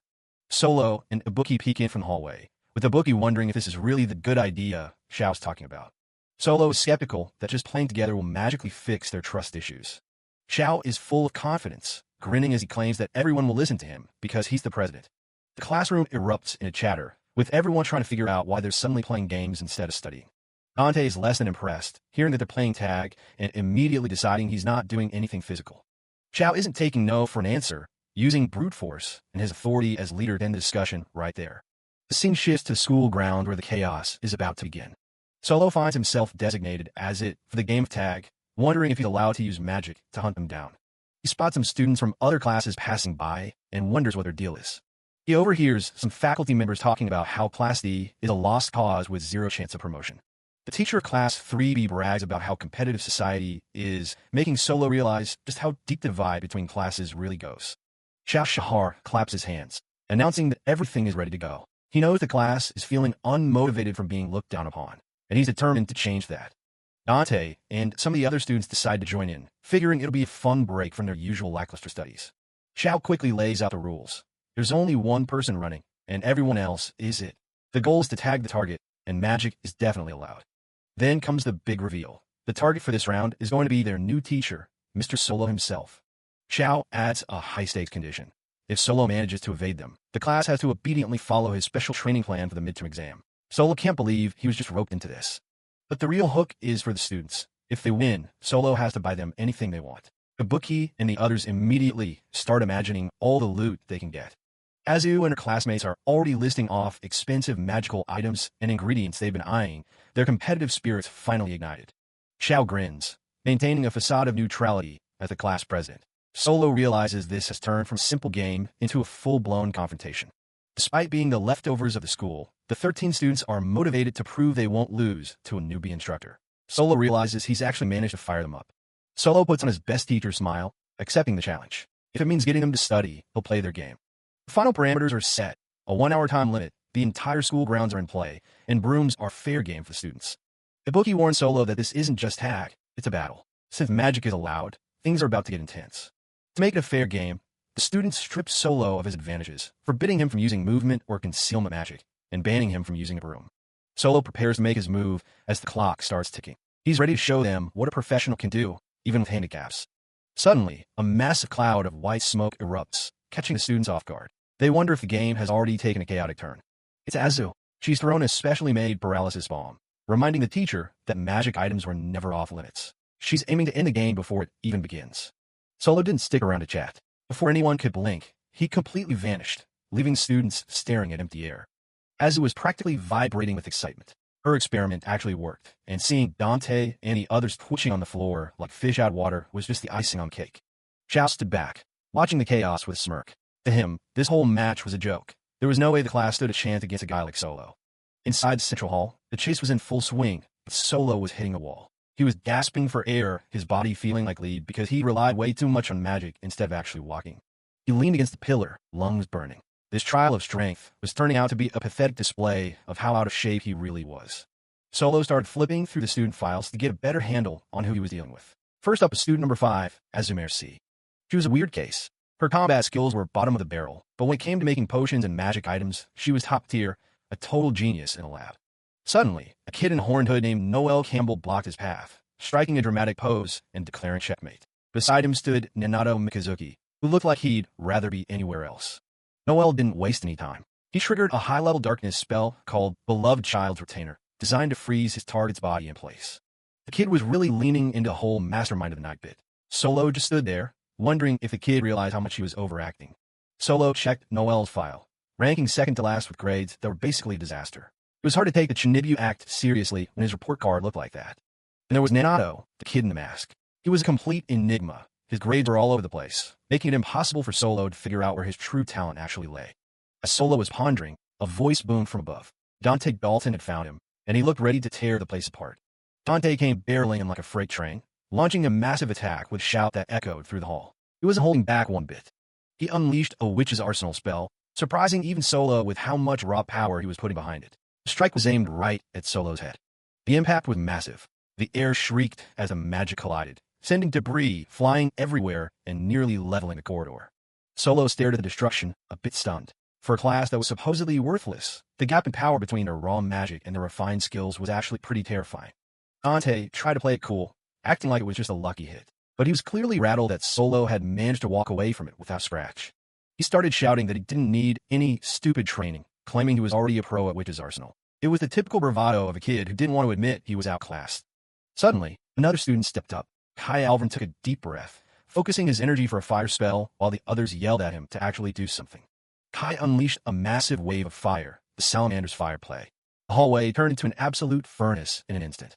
Solo reappeared behind them, completely unfazed, and scolded them for starting a fire in the hallway. He looked more annoyed about the safety hazard than the actual attack. Before they could respond, Solo vanished again, leaving them yelling at the empty hallway. He was done playing games for now. Solo kept running, his mind racing as fast as his feet. He realized Kai's power was huge, but his control was non-existent. If they could just fix that, the kid would be a beast in the exams. He checked Kai's file next. The kid had a natural gift for fire magic, but without discipline, all that power was just a disaster waiting to happen. Eventually, Solo found himself in the school's quiet greenhouse, a lush oasis away from the chaos of the chase. It was the perfect place to hide and catch his breath. He was absolutely spent, wheezing and sweating like he just run a marathon. He desperately needed a break before his body just gave up on him entirely. As he moved deeper into the greenery, he spotted a girl with long hair, humming to herself. She seemed completely oblivious to the game of tag happening outside. It was Totally Leander, and she just finished repotting a whole batch of flowers. She looked incredibly proud of her handiwork as she stood among the blossoms. The flowers were dance fleurs, and they were literally swaying and humming as if they were celebrating their new pots. It was a weirdly peaceful scene. Totally nearly jumped out of her skin when she realized Solo was standing there. Solo, on the other hand, was too tired to even stand up straight, let alone act like a teacher. She quickly stammered that she wasn't trying to catch him. She just really wanted to talk to him about something important. Solo was too exhausted to do anything but listen. Totally took a deep breath and blurted out that she actually wanted to take his special training because she was terrified of failing the midterm exam. But there was a catch. She didn't want to learn Witch's Arsenal. She wanted to focus on what she really loved, plant magic. Solo was caught off guard by the request. She started explaining that while she wasn't good at combat magic, she could control branches and make plants grow with ease. Her eyes lit up as she talked about her hobby. She admitted she wasn't great at experimenting or making potions like Azu, but her true passion was simply looking after flowers and understanding how they worked. She even confessed that she'd struggled with the basics as a first year, which made her want to get better at the one thing she actually felt an affinity for. Solo listened, genuinely intrigued. Solo realized that every wizard has their own preference, a specific type of magic they're naturally wired to be better at. For Totally, it was plants, and forcing her into a generic mold was just a waste of time. He started thinking about the rest of the class, Xiao with his wind, Ibuki with electricity, even Mika with her transformation magic. They all already knew where their strengths were.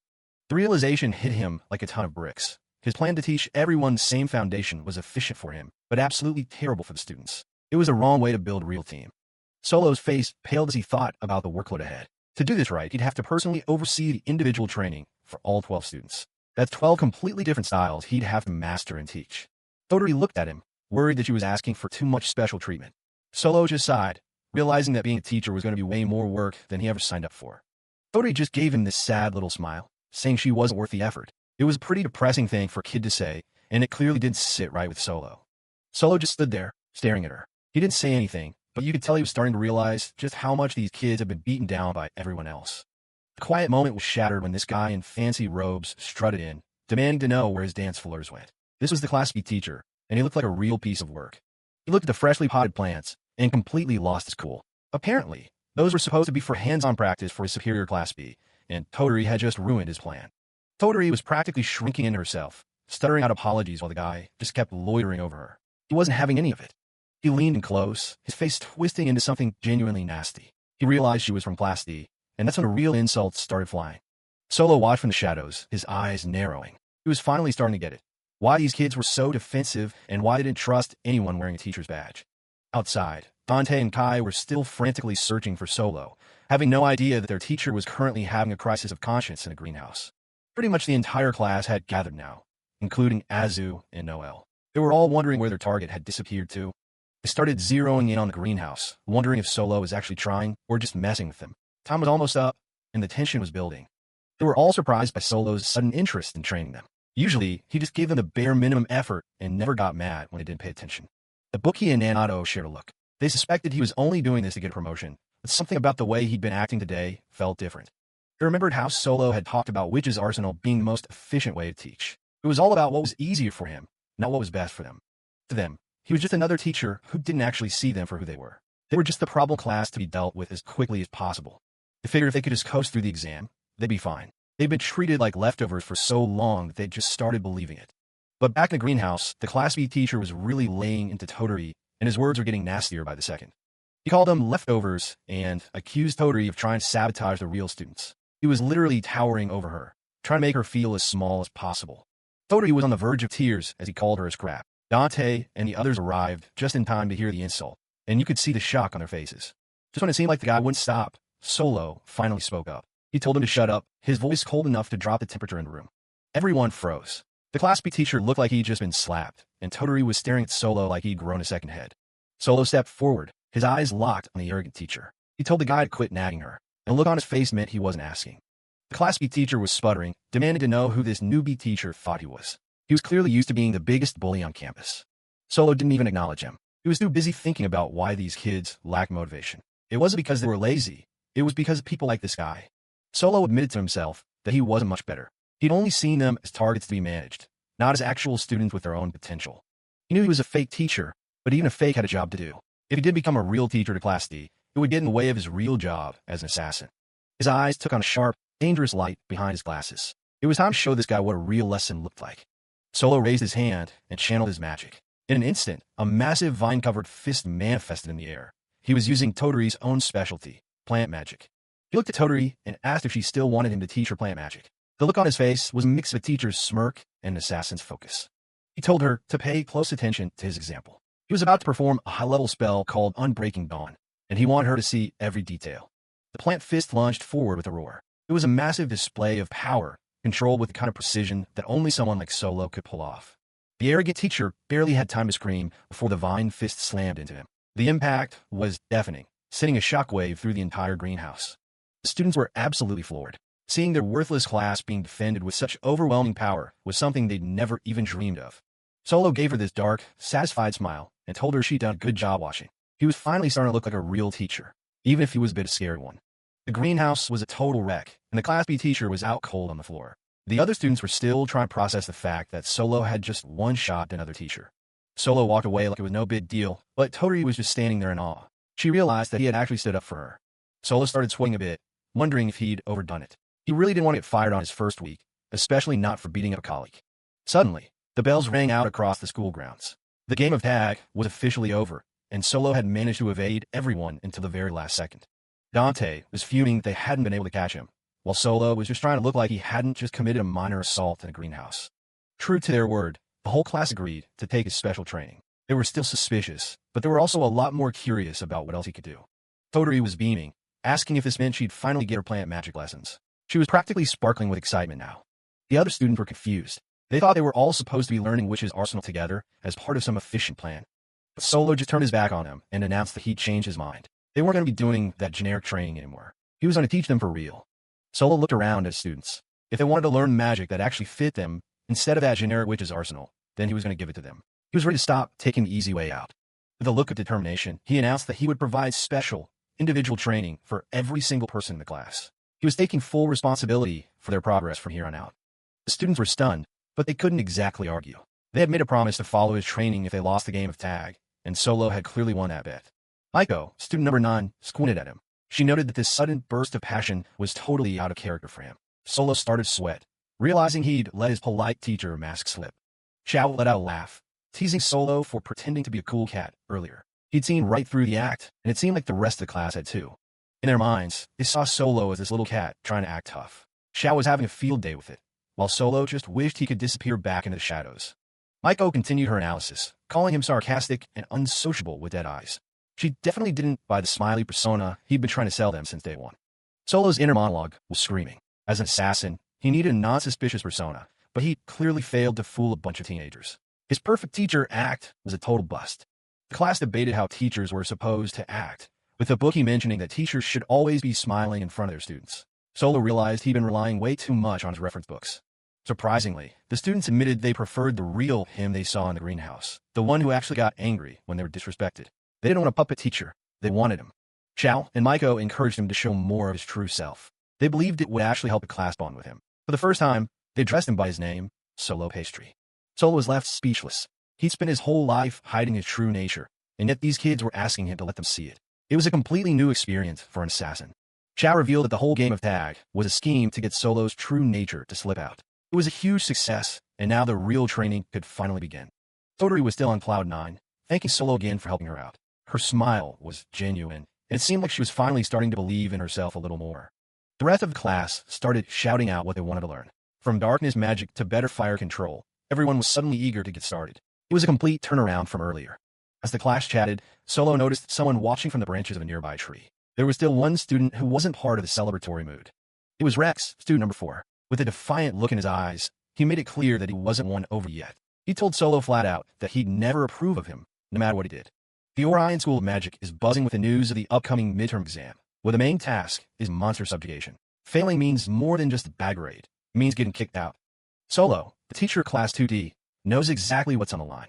If the students drop out, they're destined to become the world-ending villains he's trying to stop. While he's stressing about the future, his students seem way more relaxed, completely unaware of the dark fate their teacher is trying to steer them away from. Ever since that tag game, the class has done a total 180 and started treating Solo like a buddy instead of a terrifying assassin. He can feel his authority slipping away as they constantly laugh and mock the scary character he was trying to play before. Solo is fuming because they've clearly mistaken his attempt to be a good teacher for him being a total softie. As the school gears up for the midterm, even top-ranked students from other classes are starting to feel the pressure of the upcoming test. Out on the school grounds, Solo gathers his group to officially explain the rules for their monster hunting mission. He breaks it down. They're heading into a monster habitat, but the catch is they won't know their specific targets until the very last second. To get them ready, Solo drops a massive rock golem in front of the class and tells his top student, Xiao, to take it out. Xiao doesn't even break a sweat, absolutely pulverizing the giant monster into a pile of pebbles with a single move. Without missing a beat, Solo calls up the next two students, Katlia and Panny. Katlia looks cool and collected, while Panny is practically vibrating with excitement for his turn to show off.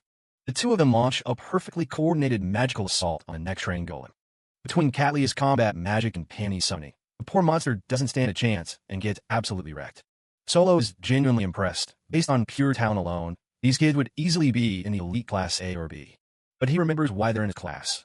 One is a disaster in the classroom, and the other just treats everything like a playground.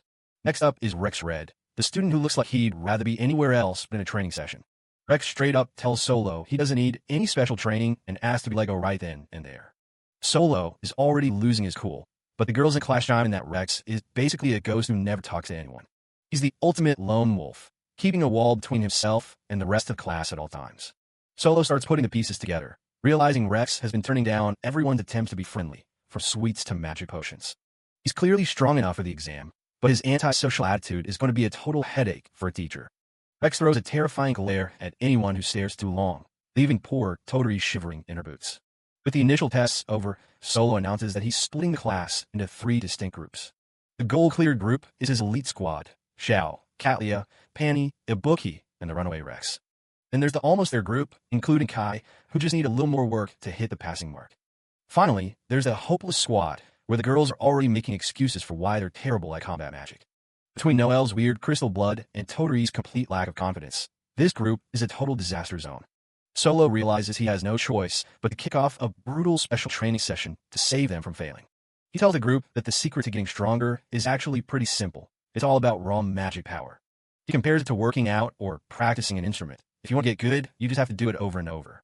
To help them train, he releases a swarm of miniature golems and tells them to use their magic like their lives depend on it. Solo gets a little too enthusiastic during his lecture, shouting about how imagination and visualization are the keys to a powerful spell. He starts rambling about killing intent and exploiting vitals, totally forgetting he's supposed to be a teacher and not an assassin. He snaps back to reality and checks on Kai, who's trying to use his signature Salamander's fire play to cook some fried rice. Kai serves up a plate, but Solo's first bite reveals it's undercooked, chewy, and honestly a bit of a mess. Solo explains that the real point is control.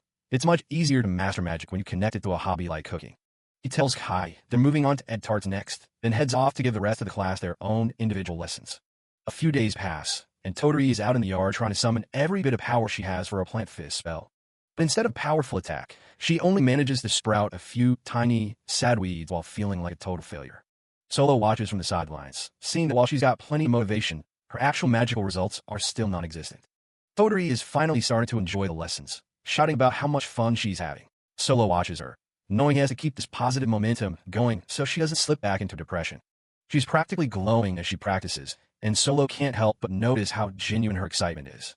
But despite the progress, Solo's own expression is totally dead as he stares off into space in silence. Toturi starts opening up about why she was so unmotivated before, admitting that she's been struggling since her first year. She explains that as she fell behind, her teachers eventually just gave up on her, which made her even more scared to even try. Solo listens as she confesses that she eventually got so fed up that she just wanted to be done with class entirely.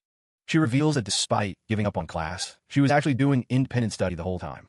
She proudly shows off that she managed to make a fire poppy bloom, something she couldn't even dream of doing back in her first year. Solo remembers the scene vividly. Toturi's eyes sparkle as she shares her real dream. She wants to become a great wizard so she can go back and take over her family's homestead. She shows Solo a picture of the place, a beautiful farm filled with herbs and flowers used for magic potions. Solo realizes that her motivation was never the problem. She just needed a reason to care that actually mattered to her. He thinks to himself that she has a perfectly wholesome, honest dream, and that her bad attitude was just a mask for her frustration. But a dark thought crosses his mind. If she's such a good kid now, why on earth is she destined to become an evil wizard in the future? Toturi snaps him out of it by asking about Rex, and Solo is caught off guard by the sudden shift in topic. They keep talking, but Solo can't shake the feeling that there's something he's missing about these students' supposedly dark futures. Toturi looks a bit nervous as they discuss Rex, while Solo notes that the guy's attitude is definitely a major problem for the class. He quickly shifts the focus back to training since the midterm is literally right around the corner. The day before the exam appears on the screen. The final day of prep arrives, and Kai is letting loose with a massive salamander's fire play, spelled to show how much he's improved. Kai is absolutely stoked, shouting, "I did it," as the rest of the class cheers him on for finally getting it right. But the hopeless five are still having a rough time, looking completely overwhelmed as a giant training golem looms over them. Solo is looking pretty exhausted himself, watching as one of the girls collapses in tears because she still feels like she's no good at magic. The morning of the midterm exam finally arrives, and the faculty is making all the last-minute announcements in main hall. Solo is slumped over his desk in faculty room, looking like he hasn't slept in a week as he counts the 5 students who still haven't cleared the training goals. He lets out a heavy sigh, realizing that being a teacher is way more exhausting than being a world-class assassin ever was. Ibuki is standing nearby, looking as cool and mysterious as ever, and he asks Solo what he really thinks of the bad students. As they walk down hall together, Solo admits he's starting to have some major regrets about how he handled things at the start.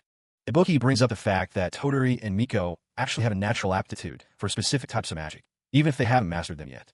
He reminds Solo about the time he predicted Miko would eventually become a master of transformation magic. Solo asks if that was just a lucky guess, or if it actually came from one of Ibuki's precognition fragments. Ibuki confirms it, adding that he also saw a vision of Toturi becoming a powerful plant magic user in the future. And it doesn't stop there. He mentions that Pani was also destined to be a great summoner, which he's already starting to show. Solo nearly loses his mind, demanding to know why Ibuki didn't just tell him all of this from the very beginning. He starts pacing, realizing that if Ibuki knows this much about their potential, then an evil wizard prophecy might be a lot more complicated than it seems. Ibuki explains that precognition isn't a movie, it's just fragments, and they also saw that one of the 12 will be a master fire magic user. Solo's mind immediately jumps to Kai, and he starts putting the pieces together. He looks at the group of students, realizing that while they have the potential for greatness, the path to becoming evil is still a mystery. Ibuki notes that there are even some students who are total overachievers, excelling at everything they touch. Solo looks at him, wondering how such ordinary-seeming kids could possibly end up as the monsters described in the prophecy. He thinks it's absurd because, after actually getting to know them, they just seem like a bunch of regular, rowdy teenagers. As they keep walking, Ibuki starts talking about the bigger picture, the school, the country, and the darkness that might be creeping in. He explains that the school's hands are tied because if the truth about the Department of Magic leaked out, it would be a total scandal. Then he drops the darkest bombshell yet, the government's secret egg-smashing policy, where they kill off children who are destined for evil while they're still young. Ibuki and Solo walk through the stone corridors, Ibuki explaining that the public never learns of the egg-smashing because the country keeps it strictly confidential. He reflects on the complex nature of evil, how some are born to it while others are driven by circumstance, and asks if they should be targeting the sources of corruption rather than just the individuals. Stopping by a large arched window, Ibuki warns Solo that his growing attachment to the students will soon turn into a dangerous sympathy. Solo remains silent, his expression unreadable behind his glasses as Ibuki reminds him that as assassins, sympathy is the one thing they cannot afford to have. Ibuki coldly reiterates their mission. Any student they can't keep from dropping out must be eliminated, and Solo must improve his teaching skills to better monitor them. Ibuki looks down at the rowdy Class D students below, noting that while Solo might feel friendly toward them, his own interest is purely superficial. Solo responds with a flat, weary gaze, assuring Ibuki that he understands the gravity of their situation perfectly well. He recalls his promise to kill them the moment they turn evil, wondering if a professional like himself is even capable of feeling sympathy Ibuki fears. Shaking off the heavy mood, Ibuki brings up the upcoming midterm exam, worried that the problem 5 might fail and be forced out of school. He mentions that he has one particular idea to help him pass, though he admits it might be cheating a little. The scene shifts to the Orion School of Magic's transportation door room, where the second-year students are gathering in their mandated athletic wear for the test. Toturi looks pale with anxiety, her fighting spirit nowhere to be found, while Miko tries to bolster her confidence before the exam starts. Their nerves aren't helped by the snickering students from other classes, who openly mock Class D for their reputation as failures and future dropouts. The chattering stops as Vice Principal Nico Robert takes the stage with a microphone, officially announcing the start of midterm. He explains that monster subjugation is a fundamental duty for any wizard, and that this exam serves as vital preparation for the real-world requests they'll eventually handle. Lifting a set of enchanted keys, the vice principal explains that each class will be sent to a different, specific location for their assessment. With a heavy click and a groan of stone, the door leading to Class D's designated exam area begins to swing open. The students of Class D look back at Solo one last time before stepping through the shimmering portal into the unknown. They materialize in a muggy jungle, a humid, overgrown wilderness filled with massive prehistoric flora and strange, glowing fungi. The girls huddle together, taking in the intimidating sight of the giant jungle as they prepare for the hunt. Solo stands before them, his voice echoing through the dense trees as he officially declares the commencement of the midterm examination. He displays a magical diagram of their target, the Gormandrone, a large, moth-like creature with intimidating markings on its wings. Solo warns them that these monsters have been overpopulating the jungle and attacking travelers, making their extermination a matter of public safety. The rules are straightforward: find and subdue the creatures. Each successful subjugation earns them 1 point toward their grade. The students' confidence shatters when Solo reveals they need 10 points to pass, meaning they'll have to take down 10 monsters each before sunset. A final reminder echoes through the jungle. The task must be approached with solemnity, and they have only a few hours to complete it. The instructions emphasize that while they should pick fights they can win, this is a live combat exercise where anything can happen. However, during a job, the unexpected may occur. The guide warns as a sudden, massive splash ripples through a nearby pool. As if on cue, a gargantuan, scaly monster far beyond their skill level emerges from the trees, towering over the terrified students. Todori and Miko are frozen in place, their eyes wide with terror as the beast's long tongue flicks out in anticipation of a meal. For those who can't handle the pressure, Solo reveals the disappearings, emergency escape items that will transport them back to safety but result in an automatic failure. The morale of Class D hits rock bottom as the students stare at the rings, the fear of the jungle outweighing their desire to pass. Solo watches them with a piercing gaze, realizing that their motivation has completely vanished in the face of such overwhelming odds. He panics internally, realizing he has no idea how to inspire a group of teenagers or get them excited about a life-threatening challenge. Just as Solo prepares to signal the start of the exam, he notices a shift in the air as some of the students step forward. A sudden, powerful wham resounds through the clearing as the first monster is slammed into the earth with a decisive blow. To Solo's surprise, Xiao and Ibuki are already in position, their wands drawn and eyes focused as they take the lead. The rest of Class D, including Kai, can only stare in disbelief as the two strongest members of their group make the first move. Xiao adjusts his eye patch and gives the others a sharp, confident smirk, asking if they have any intention of letting the whole class pass. Ibuki looks back at the students, reminding them that standing still is the only guaranteed way to fail and questioning the value of their recent training. Miko and Todori are snapped out of their stupor, realizing that Xiao and Ibuki aren't willing to let the other class's insults define them. Fueled by a sudden surge of spiteful determination, Miko clenches her fist and vows to prove everyone wrong, leading the charge into the deep jungle. Xiao and Miko lead the charge, with Miko shouting, "That's right, let's go, everyone," as they sprint toward the monsters. The rest of the class follows suit, jumping into action with renewed energy. Even the more reserved students find their resolve, but one complains he isn't scared at all. Miko waves back at Solo, shouting that she'll see him later as she disappears into the dense foliage. Solo can only watch in bewilderment as his class transforms before his eyes. Solo smiles faintly, thinking to himself that for a group of leftovers, they certainly have a lot of spirit when they're properly motivated. He notices one student hasn't left yet. Rex Red, student number 04, stands there, his arms crossed and his eyes sharp beneath his patterned bandana. Rex makes it clear that he isn't following the group's lead. He prefers to work alone and at his own pace, finding the idea of moving together for an exam to be stupid. Rex admits that while he understands Solo's logic, the teacher's attitude still irritates him. Solo's sweat drops, realizing he hasn't won everyone over just yet. Closing his eyes briefly, Rex warns Solo not to get a wrong idea. He hasn't accepted him as their teacher, regardless of what the other students think. Before walking away, Rex fixes Solo with a piercing, serious stare, asking if the man truly has the resolve to remain the teacher for a class as troubled as Class D. Rex vanishes into the jungle, leaving Solo alone with his thoughts. A voice from a nearby communication device reminds Solo to refrain from advising the students once the exam has begun. Solo adjusts his glasses, his mind racing. He wonders what exactly Rex meant by that question and what kind of darkness the boy is hiding. Back at the school, Vice Principal Nico Robert watches the magical monitors, noting the unusual developments with a thoughtful HM. Nico Robert observes that last year, many students dropped out during this very exam. He wonders what kind of abilities this year's second years will ultimately display.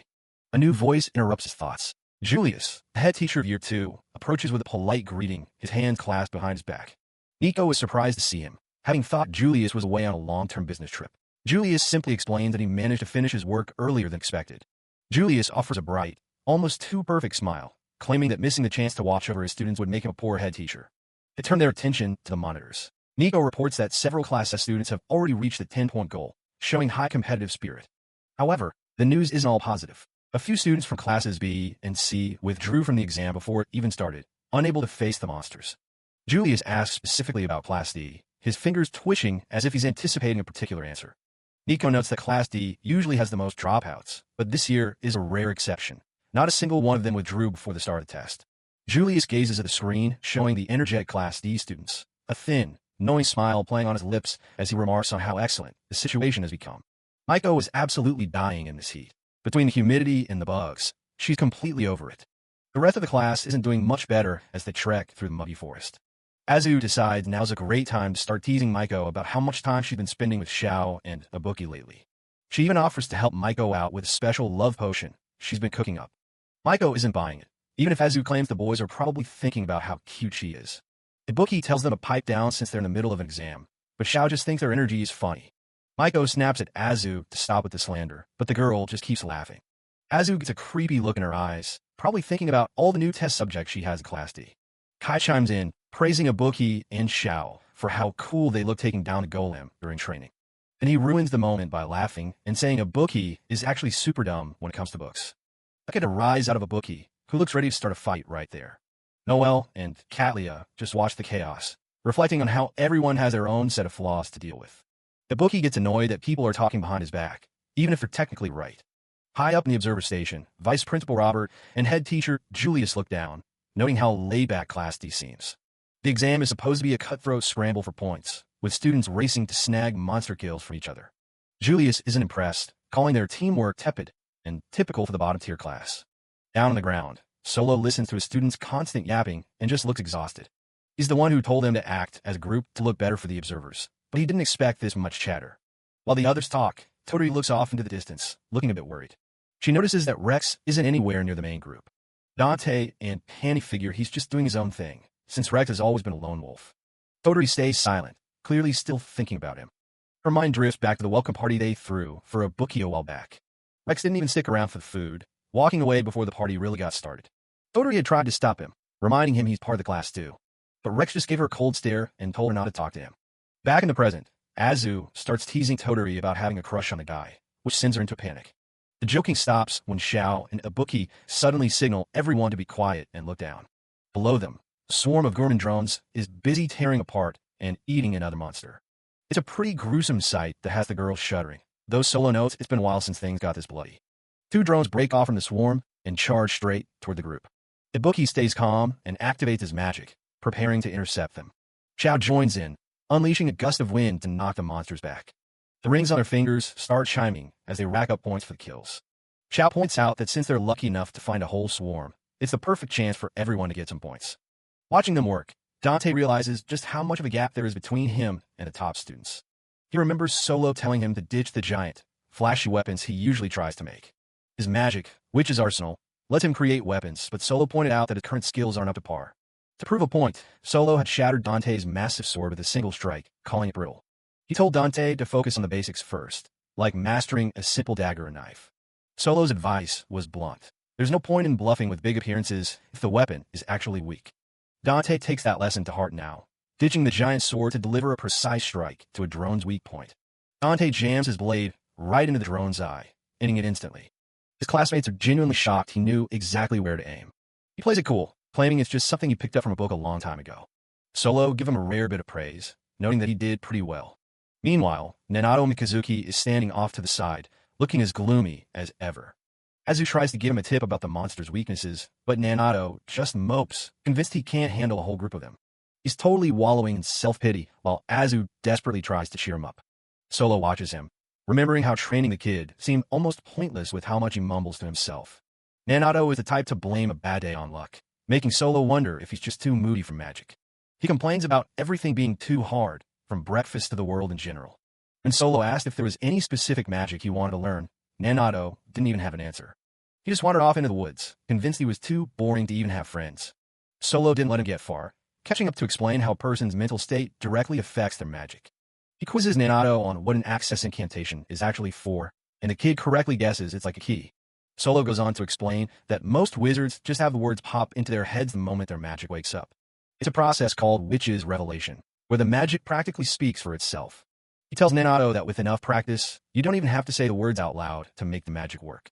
Back in the present, a drone suddenly lunges for Noelle, and Nanato's eyes snap wide open. Noelle is frozen in fear, looking up at the terrifying insect monster about to strike.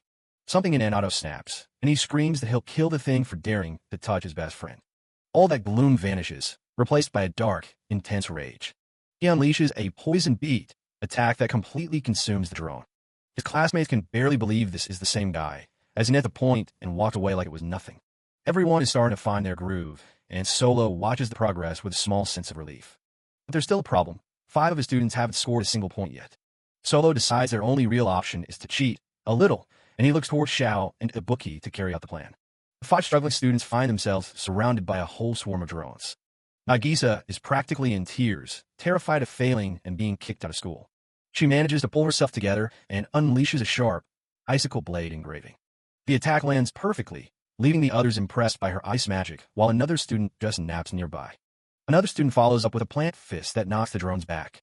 One student gets a bit too aggressive with the drones, shouting at them to stay still. Azu uses her own arsenal of weapons to keep the pressure on while the group laughs through the chaos. Xiao and Ibuki are working in sync, weakening the monsters so the others can land the final blows. They're sticking exactly to the plan Solo gave them, making sure everyone gets a piece of the action.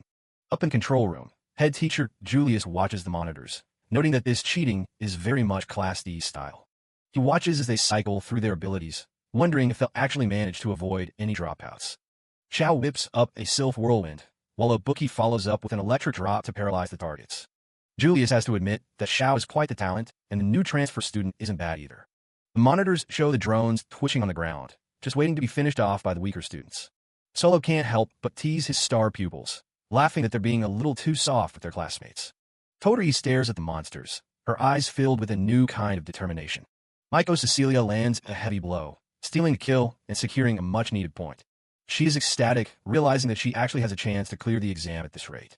Looking at his students, Solo reflects on a past conversation with Noel Campbell about the nature of his magic. Noel had wanted to learn a complex body control spell called the Beloved Child's Retainer because it sounded cool.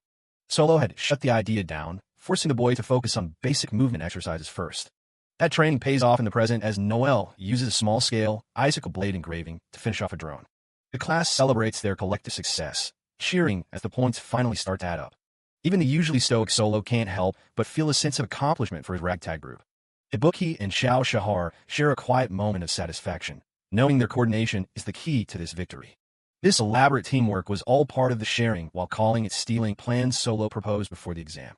He had been brutally honest, telling the lower-ranked students they were essentially guaranteed to fail on their own. By pairing them with high-level students, he created a loophole that would ensure everyone reached the required score. The students were stunned by the plan, unsure if such a calculated tactic was even permitted. Solo officially introduced Xiao and Ibuki as the primary support team, whose job was to weaken every target. Toturi Leander was the first to question the morality of it, wondering if it truly counted as their own achievement.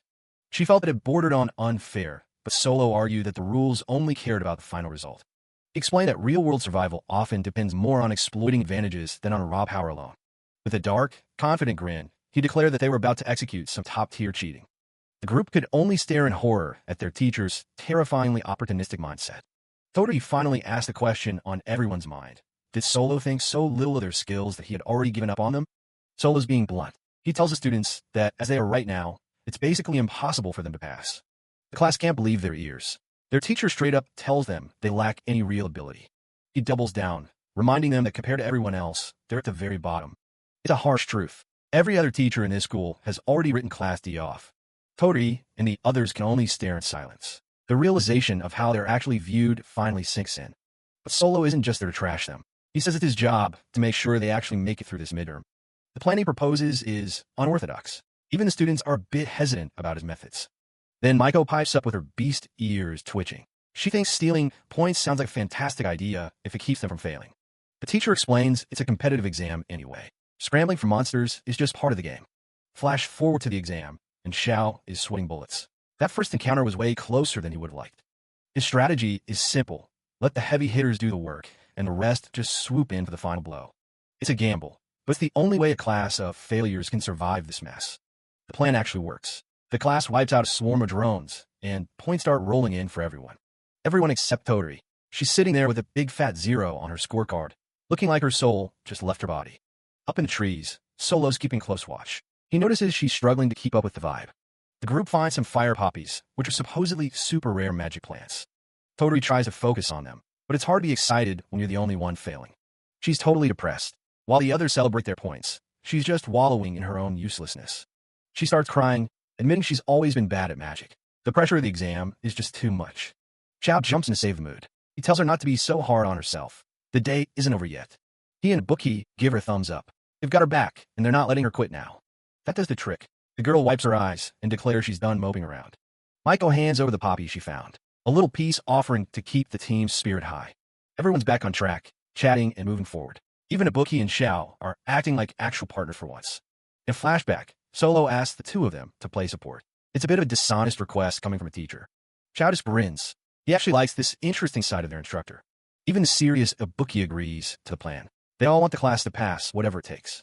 Solo reflects on how he's had to pull strings from the shadows before to make things look like a student's achievement. He tells Ibuki he's counting on him.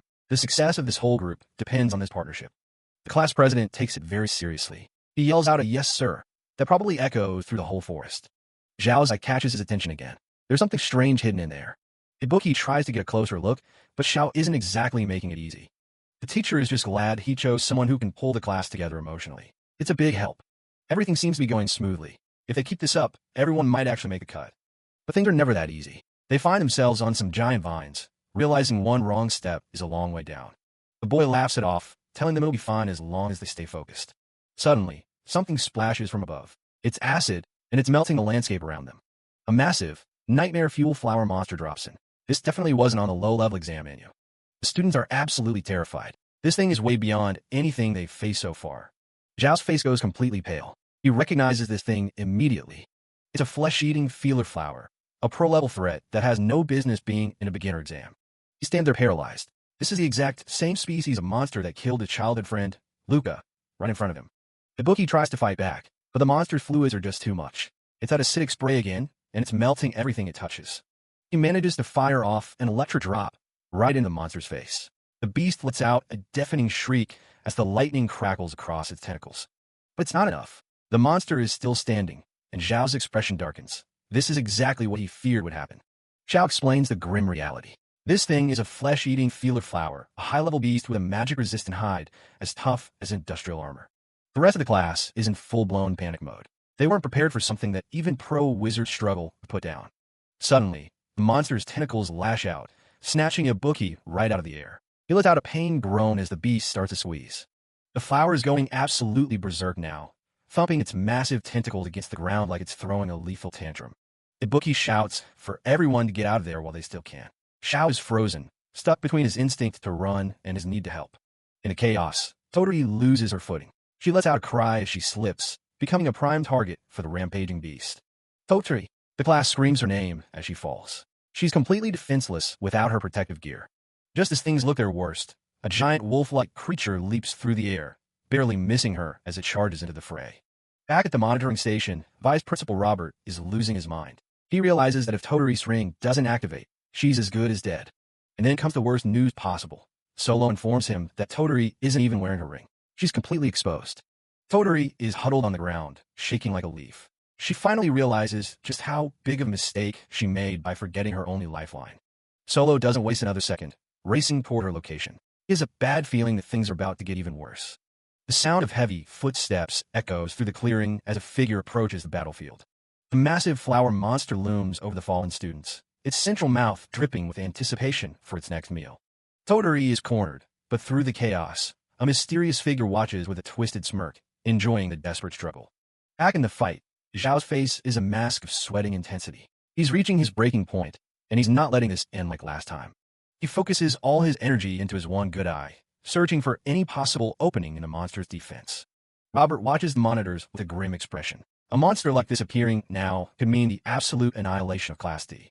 But head teacher Julius steps in, telling the vice principal to hold back. He thinks this brush with death is exactly what the students need to mature.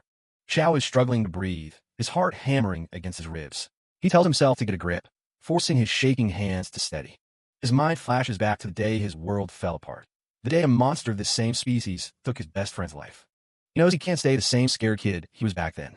If he wants to survive this, he has to become someone stronger.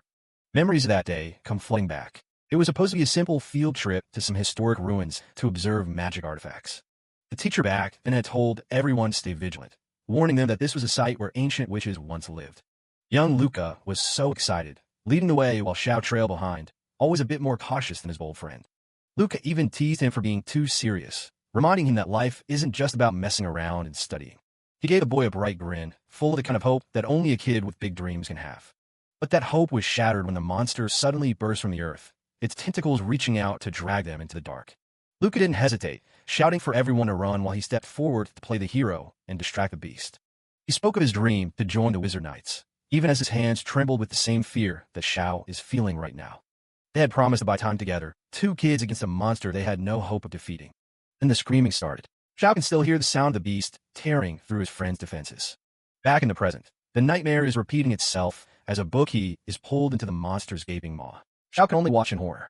His hands are shaking so hard he can barely hold his staff, the weight of the past threatening to crush him right then and there.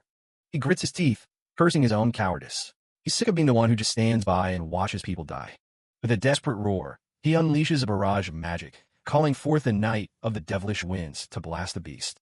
But the magic just dissipates against the monster's thick hide. He grits his teeth, realizing his spells are barely leaving a scratch. He keeps firing anyway, blast after blast filling the air with smoke and debris as he pours everything he has into the attack. The rest of the class has to dive for cover as Xiao starts firing randomly in a blind rage. They shout for him to stop before he accidentally hits one of them. Xiao is spiraling, his mind trapped in the past. To him, the monster looming over them is the same one that took everything away, and he feels just as helpless as he did back then. If I was stronger, he whispers, his voice trembling. Around him, the other students are shouting for him to calm down, their voices barely reaching him through his panic. Suddenly, someone smacks Xiao, commanding him to settle down already. It's the physical shock he needs to snap out his blind, magical rampage. Xiao blinks, his eyes widening in shock as he looks up. Through the haze of his terror, he sees a familiar face that he thought was already lost to the beast. It's a bookie, looking surprisingly composed despite just being in the creature's clutches. He casually explains that Zhao's blind barrage actually provided the opening he needed to slip free. A bookie turns to the rest of the class, his gaze hard. He knows they can't run. If they don't take this thing down right here, their path forward is completely blocked. He looks directly at Xiao and asks the one question that matters. How do we defeat it? He's putting his trust in the one person who knows this monster best. The bookie knows about the tragedy with Luca. He realizes that Xiao didn't just spend years mourning. He spent them researching every single detail about the creature that killed his friend. Zhao's mind flashes back to his long nights of study. He remembers the specific weakness he discovered. The monster's hide is impenetrable from the outside, but it's vulnerable from within. He explains the biological secret, a second, softer mouth hidden deep inside the first one that only reveals itself when the creature is in the middle of feeding. The bookie listens intently as Xiao describes the plan. If they can land a powerful enough blow from the inside, it will cause a systemic shock that weakens the outer armor. Without a single moment of hesitation, Ibuki prepares to launch himself back into the fray. Here I go, he shouts, charging headlong at the beast. Xiao tries to stop him, realizing the insanity of the plan. Ibuki is literally volunteering to be eaten, trusting Xiao to provide the necessary support from the outside. But Ibuki is confident. He's not planning on dying. He knows that if things go south, his emergency ring will simply warp him out of the exam. He throws himself into the monster's gaping maw, determined to stay in the fight. He's not about to let his grade, or his life, be taken by some overgrown weed. Xiao watches him go, his hand still shaking. The doubt is still there, gnawing at him, telling him that he's not good enough to pull this off. Ibuki's voice echoes in his mind, blunt as ever. He admits he might not like Xiao, but he respects the sheer power behind the boy's magical ability. He looks Xiao right in the eye, his expression one of grim determination. He's putting his life in Zhao's hands because he believes that together they have a chance. For the first time, the fear in Zhao's gaze is replaced by resolve. He takes a deep breath and finally finds his voice. We can do this. Xiao and Ibuki charge in for one final push against the giant monster. The beast isn't going down easy though, letting out a massive blast of toxic pollen. The spores hit the students hard, and their vision starts to go blurry in seconds. Magic circles flare as they struggle to keep their focus through the haze. Ibuki manages to force his magic through, summoning protective runes to stabilize their power. A massive sphere of energy erupts, clearing the toxic air in an instant. But the plan strikes back, wrapping both of them in its crushing tentacles. Ibuki breaks free and launches himself straight toward the beast's core. The monster opens its mouth wide, ready to finish them off once and for all. That's when Ibuki drops his electric drop spell, shocking the creature's heart. The plant turns a sickly shade of gray as the lightning fries it from the inside. With the monster stunned, Ibuki yells for Xiao to take the final shot. Xiao launches into the air, activating his Knight of the Devilish Winds technique. His wind blades slash through the tentacles, clearing a path through the debris. His eyes start to glow with that weird star shape again as he goes for the kill. He brings down a massive storm of blades that tears the monster apart. The giant plant beast finally collapses, its body turning into a heap of dead vines. Ibuki lets out a long sigh of relief, looking totally exhausted and covered in slime. The rest of the class can't believe it. They actually managed to pull off the win. Up on the balcony, Julius watches the scene unfold with a cold, suspicious look.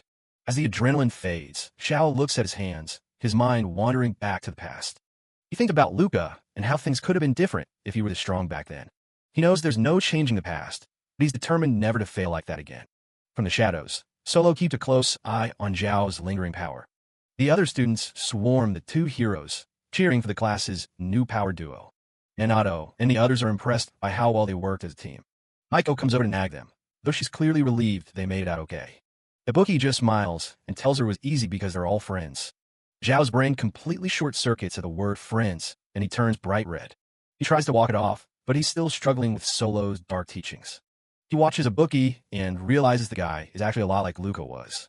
He briefly imagines a casket, thinking about how easy it would be to use Ibuki as a sacrifice. He quickly snaps out of it, clutching his head in horror that he even had the thought. He remembers Luca's kind smile and knows that's the kind of person he wants to be. Xiao looks back at Solo, wondering why his teacher is pushing such a cold, brutal path. He finally admits to himself that even though they're a mess, these guys are actually fun. He watches his classmate walk away, feeling like he's finally found a place to belong. Deep down, he begs the universe not to let him turn into an evil wizard. Solo is busy taking notes, his assassin's mind constantly analyzing the situation. He's seen that star-shaped eye before, and he knows it's a sign of a dark transformation. He worries that the very things that make them good could also lead them to ruin. He looks at the evil wizard, warning in his mind, wondering if he can actually change their fate. Solo starts walking off, already dreading the formal report he has to file about Zhao's eye. He can't stop thinking about the word friends. His students keep using it like it actually means something. He mutters that he doesn't need connections like that, preferring to stick to his own business. Out of nowhere, a massive plant monster screeches and blocks his path through the trees. Most people would run, but Solo just looks annoyed that he's being delayed again. He pulls out a spell from his witch's arsenal, light flaring in his eye as he charges it up. A single unbreaking dawn blast completely vaporizes the creature, clearing his path. He heads deeper into the woods, assuming Ibuki and the others are doing just fine on their own. He finally tracks down the ruins where he thinks his student Toturi might be hiding. He finds her unconscious on the ground, but there's a huge beast standing over her like a bodyguard. The creature is actually Rex, who's been secretly using his beast form to keep her safe. Solo stares, realizing Rex has been following the girl and protecting her this entire time. He thinks back to what he knows about the prestigious Orion School of Magic. A memory of young Toturi pops up, showing her eating a snack and dreaming of the future. She and Rex were close, even as kids, spending their days playing near the giant trees in their village. Toturi was convinced they'd both become great wizards and change the world together. Back in reality, Rex stays close to her, his beastly gaze filled with worry. He whispers her name, clearly terrified that something might actually be wrong. Solo moves in to check her over, confirming she's just unconscious and hasn't been hurt. Solo just stares at the beast boy with a deadpan expression, making things extremely awkward. He gives a creepy little smile and tells Rex not to mind him, which is the worst thing to say. Rex freaks out, his face turning bright red as he screams at Solo for being such a weirdo. Solo tries to act like he's just there for an emergency, but Rex isn't buying the nice teacher act. With a quick poof, Rex shrinks back down into his mascot-sized animal form. Solo is genuinely intrigued, noticing the boy change shapes without using any magic. He realizes Rex is a beast person, a race that can transform as a natural physical trait. Toturi finally wakes up, looking confused as she sees her teacher and her friend hanging out. She explains that she and Rex grew up in a farming village way out in the countryside. Solo sits with them as they rest, listening to her talk about the thriving fields back home. He ponders the nature of beast people, who are a perfect mix of human and animal traits. Rex gets defensive when called a dog, insisting he's a wolf, though Toturi thinks he's adorable. Solo is frustrated that the school never warned him about Rex's special abilities. He tells them that while rare in the city, there's nothing wrong with being a beast person. They explain that most can only transform into one specific animal form, and that's it. Solo checks his documents again, feeling like he's missing half the class's information. He realizes he was never given a proper class record when he first infiltrated the school. He remembers that Class B teacher laughing his head off about withholding the data from him. Solo gets a massive headache thinking about the internal politics and the students he still doesn't understand. He wonders if Toturi being saved by a teacher will get them both disqualified. Toturi doesn't seem to care though. She's just happy she's still in the game. Solo tells her to thank Rex for the save, then mentions he needs to go report to the vice principal. Solo stops and wonders how to bring that monitor back up. Rex looks incredibly guilty as Toturi asks if he's been following them. She puts the pieces together, realizing his timing was way too perfect for it to be a coincidence. Rex finally admits he was there the whole time, making Toturi cheer. He immediately starts making excuses, claiming her parents asked him to keep her from failing. Toturi doesn't care about the excuses. She's just happy he's always looking out for her. She looks back at all the times she got lost or hurt as a kid.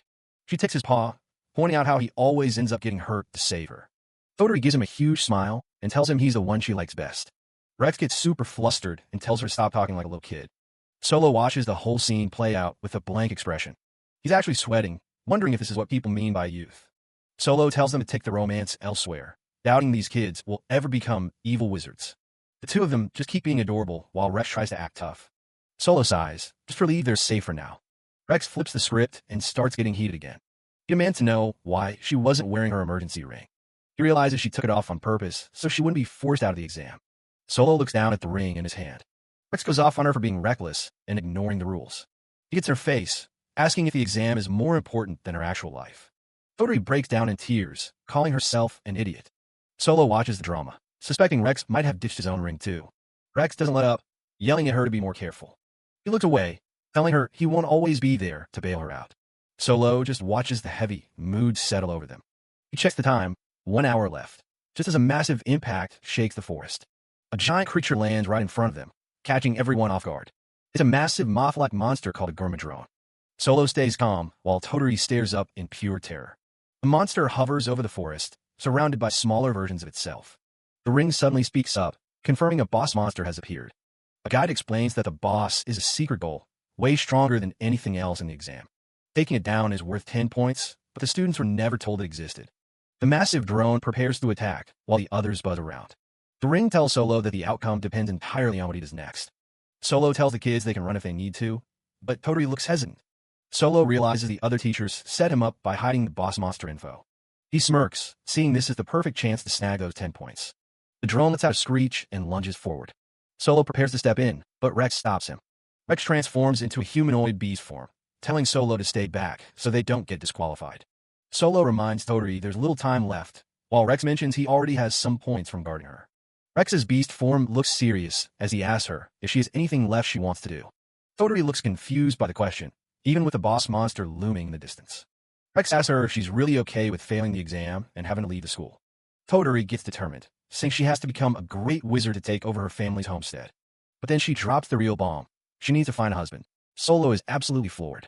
Rex explains that with a birth rate dropping, she can't afford to go home empty-handed. He teases her about trying so hard to hide her country bumpkin accent. Toturi insists she read which accents were popular in books, while Solo is still processing the husband thing. Toturi quickly tells Solo that she and Rex are just childhood friends and nothing more. She says they're basically family, which clearly leaves Rex feeling completely friend-zoned. Solo notices Rex's ears drooping and realizes the guy definitely doesn't feel the same way about her. Toturi shouts that she won't let her family line end with her generation. A massive roar echoes through the forest, cutting the conversation short. The giant Gorman drone spreads its wings and prepares to strike from above. The monster rains down stingers, forcing Toturi and Rex to scramble for cover. Solo tells her she can't win by just running and orders her to launch a counterattack. Toturi tries to use her magic, but she only managed to sprout a tiny weed that just pokes the monster. The spell is a complete failure, leaving the monster completely unfazed. Toturi apologizes, admitting she gets so nervous she just can't make her magic work properly. Solo watches her break down, realizing her lack of confidence is keeping her stuck in a cycle of failure. Solo tells her to forget about that spell for a second and try to think of something else. He reminds her of when she supposedly made those fireworks bloom at the welcome party. Toturi thinks back to that success, not knowing Solo was the one who actually cast the spell for her. Solo gives her a big smile, telling her she has the potential to grow into anything. He immediately starts sweating, feeling like he sounded way too much like an actual teacher. Toturi remembers when she first entered the academy with Rex, full of hope and excitement. She remembers being mocked by teachers who told her she had no talent. They told her they didn't have time to waste on students bound for Class D. Back in the present, she thanks Solo for being the one person who actually believed in her. Toturi starts her chant again, her eyes glowing with a strange star-like light. This time, a massive fist made of vines and rock rises behind her, and Solo knows she did it. She slams the giant fist down on the monster with a massive explosion. Rex cheers her on from the side, while Solo watches the impact with interest. The monster is engulfed in a bright flash of light as the spell connects. But as the dust clears, the monster is totally fine. Solo realizes the power gap is just too high for her current magic. Rex steps forward with his wand, saying he's just getting warmed up, and it's finally his turn. A star-shaped glow appears in his eye as he prepares to unleash his own signature magic. Xiao Shahar's eye glints with a star pattern as he prepares to unveil his signature magic. Rex surges forward, activating his Scarlet Oath ability. Toturi provides immediate backup, casting Moonlight Escort to amplify their strength. Surprised by the sudden flow of energy, Toturi looks at her hands while Solo observes from a distance. She slams a massive plant fist into the target, creating a devastating impact. Solo is impressed, noting that high-level support magic like this shouldn't be common for second-year students. The monster takes a direct hit, but Rex is already showing signs of exhaustion. The Mandrone quickly deploys a magical shield, blocking the next strike with a heavy thump. As the fight turns into an endurance match, Solo watches closely, knowing this isn't the most efficient way to win. Rex is struggling to breathe, the magic-heavy support spell draining his energy far too quickly. He tightens his grip, refusing to let go of the technique he worked so hard to master. He looks at Toturi, his mind drifting back to the reason he started this journey. Long before Orion, Rex's family moved to a quiet village in the west. They settled in right next to the Leander farm, though young Rex was far too shy to greet his new neighbors. Little Toturi didn't let that stop her, introducing herself with a burst of energy and a bright smile. He ran away immediately, leaving his mother to apologize for his bashful nature. Rex spent his time hiding under a large tree, content to stay alone in the shade. But Toturi tracked him down, popping up with a large bouquet of flowers as a peace offering. He stared at the gift in shock as she declared them a token of their new friendship. She talked his ear off about her family's farm and how she planned to run all by herself one day. She explained that bridal veil flowers meant happiness, and she wanted him to have all the luck he could get. She wouldn't stop, adding that the flowers also symbolized wishing for someone's joy. When Rex asked why she cared so much, she burst into tears, admitting she was lonely and just wanted a friend. Eventually, they became inseparable, spending their days studying the basics of magic together. As the years passed, Toturi's cheerful spirit never wavered. By 12, Rex was a regular helper on the farm, carrying heavy loads and working by her side. The local villagers noticed their bond, whispering about how much the boy clearly cared for her. They joked about them getting married one day, causing Rex to turn a deep shade of red. But the gossip took a darker turn, as others reminded him that beast people weren't supposed to marry into other races. They spoke about bloodlines and heirs, concluding that a future between them was simply impossible. His father warned him not to cause trouble for the Leanders, telling him he would understand the reality of their situation eventually. He was told that when he grew up, he'd find someone of his own kind of love. Toturi suddenly interrupted his thoughts, calling his name as she ran over with the book in hand. She was excited about the upcoming entrance exams, even if the thought of Orion was a bit intimidating. Her dream remained the same. She would become a wizard to protect and preserve her family's legacy. She loved the farm too much to let it go, and she wanted Rex to be part of that future. Rex could only listen, the words of the village elders weighing heavy on his heart. She joked that once she got to school, she'd have to look for a husband to help her run the estate. Rex froze in shock, but she just laughed it off, teasing him that she was the older one because her birthday came first. Back in the arena, the boss Mandrone unleashes a massive blow that shatters Rex's concentration. Its vines slam into the ground with a heavy thud, throwing the pair back. Toturi lets out a scream as the monster lunges forward for a final, lethal strike. Rex is nearly taken out by a massive swipe, barking at Toturi to keep moving. The boss Mandrone counters their assault by deploying a powerful shield magic called Witch's Stronghold. Rex grinds his teeth as he realizes the monster is using the same defensive tactics they were taught in their first year. He warns Toturi that they're in a dangerous position and tells her to wait for a signal to strike. Toturi is shocked by how much he's pushing himself, asking why he goes so far for someone like her. Rex shouts that it's all for her dream, making it clear that her success is the only thing he cares about. He admits that he's come to love her family's farm just as much as she does, tying their fates together. Toturi is moved to tears, offering a soft smile of gratitude despite the chaos surrounding them. Watching from the sidelines, Solo wonders if Rex's entire motivation for coming to this school was just to protect Toturi. Solo finds his thoughts drifting away from the exam, feeling a strange connection to the students below. He recalls a warning from a bookie about the danger of sympathy, which can turn an assassin away from their cold path. He tries to maintain his persona as number 0, the cold-blooded assassin, but his heart isn't fully in it. Solo looks at the ragtag members of Class D, realizing just how much he's already invested in their growth. He tells himself they're just kids with problems to solve, but the more he watches, the harder it is to stay detached. He wonders if the simple act of recognizing their humanity is already the sympathy he's supposed to avoid. A flicker of memory crosses his mind, a time when he, too, just wanted someone to acknowledge his existence. The sudden voice of Vice Principal Robert snaps him back to reality through the magical monitor. The school officials are keeping a close eye on the battle, reminding Solo that he's strictly forbidden from helping. Solo mentally scolds himself for getting distracted by his own thoughts in the middle of a high-stakes exam. Back on the battlefield, Toturi hardens her resolve, determined to take down the boss and secure their points. Rex admits he's nearly out of magic energy, meaning their next move has to be a total victory. Toturi reveals a batch of fire poppies she collected, suggesting they use them for a strategic advantage. She explains that these plants grow wild in the jungle and might be the key to hitting the monster's weak point. She points out that the Gourmandron's eyes are its greatest vulnerability, especially since it loves the darkness. Since the monster chose to nest on this lightless lower level, it must be extremely sensitive to harsh glares. A blinding flash from the fire poppies would be just like intense sunlight, creating the perfect distraction. If they can stun the beast with a burst of light, they'll finally have the opening they've been looking for. Rex thinks it's a long shot, but he's willing to trust her judgment and give it everything they have. He orders her to go for it, while Toturi readies her wand for the most important spell of her life. Toturi vows to make the fire poppies bloom, even as Solo watches from above with a skeptical expression. Rex is worried because she's never successfully used this magic before, but Toturi feels strangely confident. She begins the ritual, shouting for the flowers to bloom as she channels every last drop of magic. As she chants "Grow Assist," a faint magical aura begins to envelop the seeds in her hand. The stress is clearly getting to her, and she knows that a single moment of doubt will lead to a total fail. Solo realizes that if the shield breaks and she fails, it's all over for Class D. He watches intently through his glasses, debating whether he should finally step in and help. Deciding that their points are more important than a fair win, he prepares to cast a secret supportive spell. He knows he can trick the observers into thinking the magic belongs to Toturi alone. Rex screams her name as a blinding light suddenly erupts from the poppies, surprising everyone. Toturi smiles as she feels the magic take hold, reassuring Rex that she won't let them down. She remembers the endless practice she put into this one spell just for a moment like this. Thinking of her classmates who supported her, she pours everything into the final burst of light.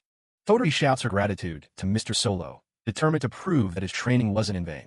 Solo is momentarily taken aback by her intensity, his stoic expression softening as he watches her. With a final burst of energy, Toturi commands the fire poppies to bloom, activating her Grow Assist magic. The poppies explode in a brilliant flash of light, blinding the boss Mandrone and leaving it completely vulnerable. Seizing the moment, Rex and Toturi coordinate their final strike.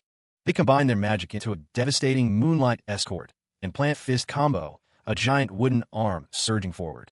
The massive fist connect with a bone-jarring thud, finally bringing the beast down. A notification chimes as they secure the 10 points needed to pass the exam. Toturi lunges at Rex in a celebratory hug, while he blushes and thanks her for the assist. Observing the battle from the control room, Julius and Nico Robert are clearly impressed by the feat. Julius notes that Solo's unconventional training methods are already showing remarkable results.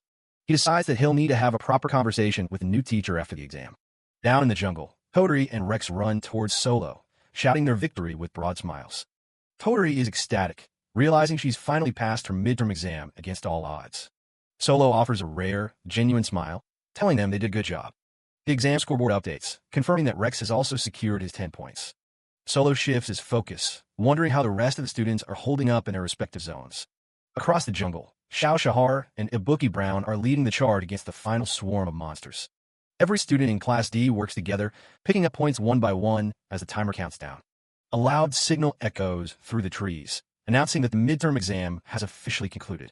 The final results flash across the screens. Every single student in Class 2D has passed. The class erupts into wild cheers and laughter, finally letting out the tension of the last few days. During their post-exam break, Maiko Cecilia admits she was worried about her teammates, relieved they made it back. Panny Rao, student number 03, remarks on how grueling the final half of the test was, especially with their magic running low. Xiao and Ibuki thank the others for having their backs during the chaos. Maiko advises them all to learn from this and manage their energy better for future challenges. She looks ahead with determination, knowing she needs to master her transformation magic soon. Noelle Campbell is completely exhausted, prompting Minato Mikazuki to suggest they head back to the transportation gate. Nearby, a new student named Nagisa Snow, a boy with silver hair and a large scarf, is fast asleep on a giant mushroom. Nagisa wakes up with a lazy wow, seemingly unbothered by the high-stakes environment. He tells his classmates to go on ahead, claiming he just needs a little more rest. Maiko is stunned that someone so lazy could pass, while Xiao notes that Nagisa remains a complete mystery to the class. Xiao and Minato try to nudge him awake, but he remains stubborn.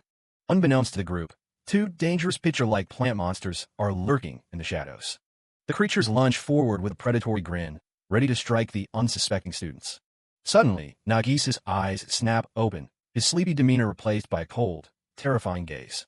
With a speed that defies the eye, Nagisa's pupil glints as he prepares to deal with the threat. In a blur of movement, the monsters are sliced to pieces before they can even get close. Nagisa is suddenly standing back with the group as if he never moved, while Panny tells him hurry up.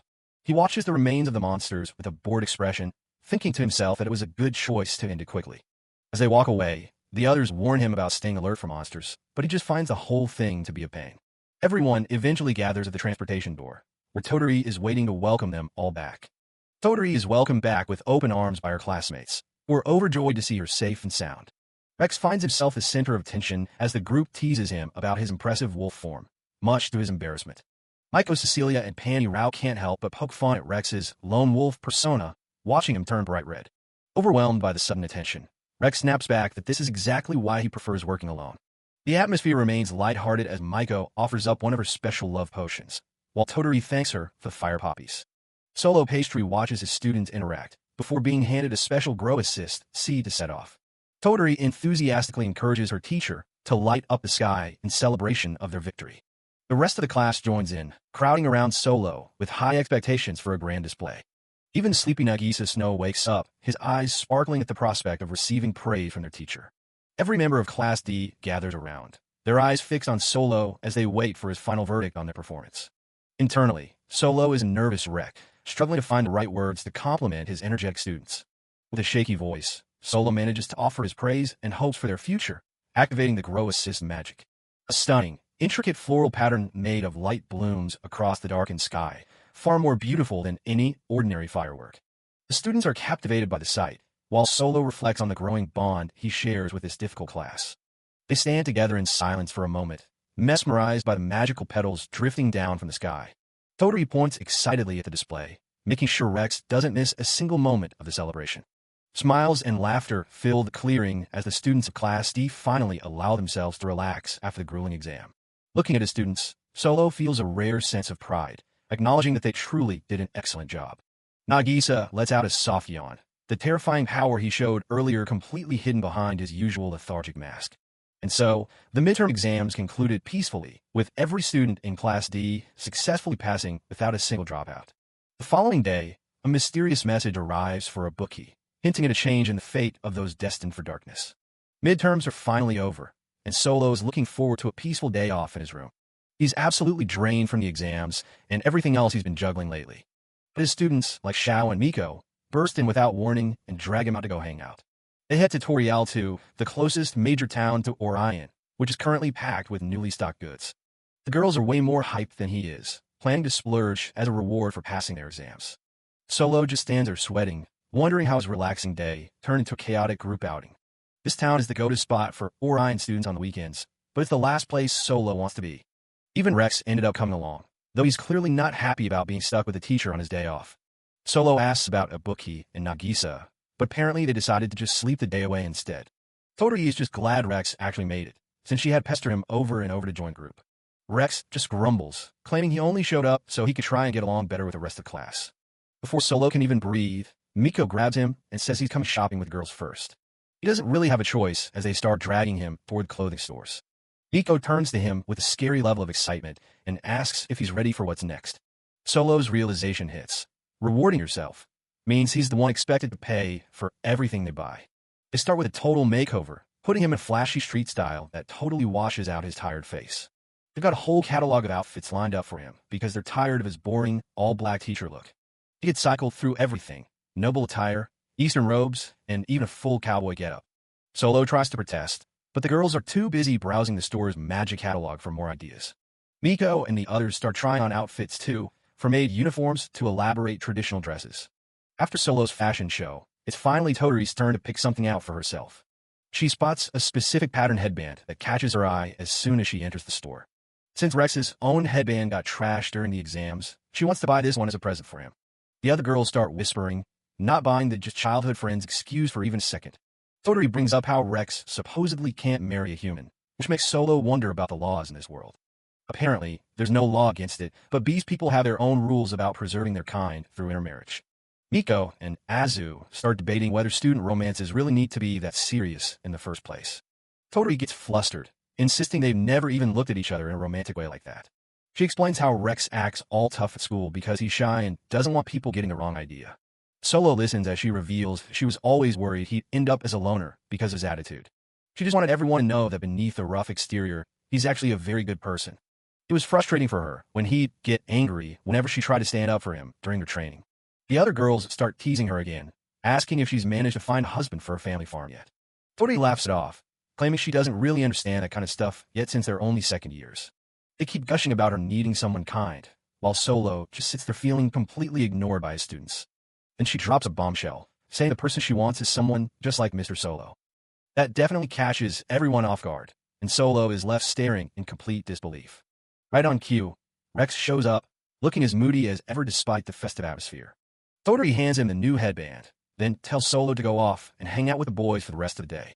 It's just Solo and Rex now, and the silence between them is beyond awkward as they walk together. Then Rex gets serious, asking if Solo actually has the resolve to stay on as Class D's teacher from here out. Solo is left stunned by the intensity of the question as Rex just turns around and walks away into the crowd. Solo is left stunned by Rex's sudden outburst. Apparently, the kid can't believe Totori has a crush on his teacher. Rex keeps ranting, convinced that any adult who'd be interested in a student is definitely a creep. Solo ignores the insult and focuses on what Rex said earlier about having the resolve to be a teacher. He starts to wonder if Rex misunderstood and thought he was trying to be Totori's husband instead. Getting back on track, Solo points out that Rex's entire world seems to revolve around Totori. Rex blushes furiously, insisting he's just worried about her family farm as a childhood friend. Solo doesn't buy it, noting that Rex's grades took a sharp dive during his first year. He realizes the internal conflict Rex faces, trapped between his feelings and the strict rules of his kind. Solo's internal monologue turns dark, thinking about how a broken heart could easily push someone toward villainy. He pictures himself as a meddling Cupid, realizing he needs to keep these two from dropping out. Deciding to test Rex's loyalty, Solo poses a very serious hypothetical question. He asks what Rex would do if Totori ever actually became an evil wizard. The question catches Rex off guard, since he can't imagine someone as kind as her doing anything like that.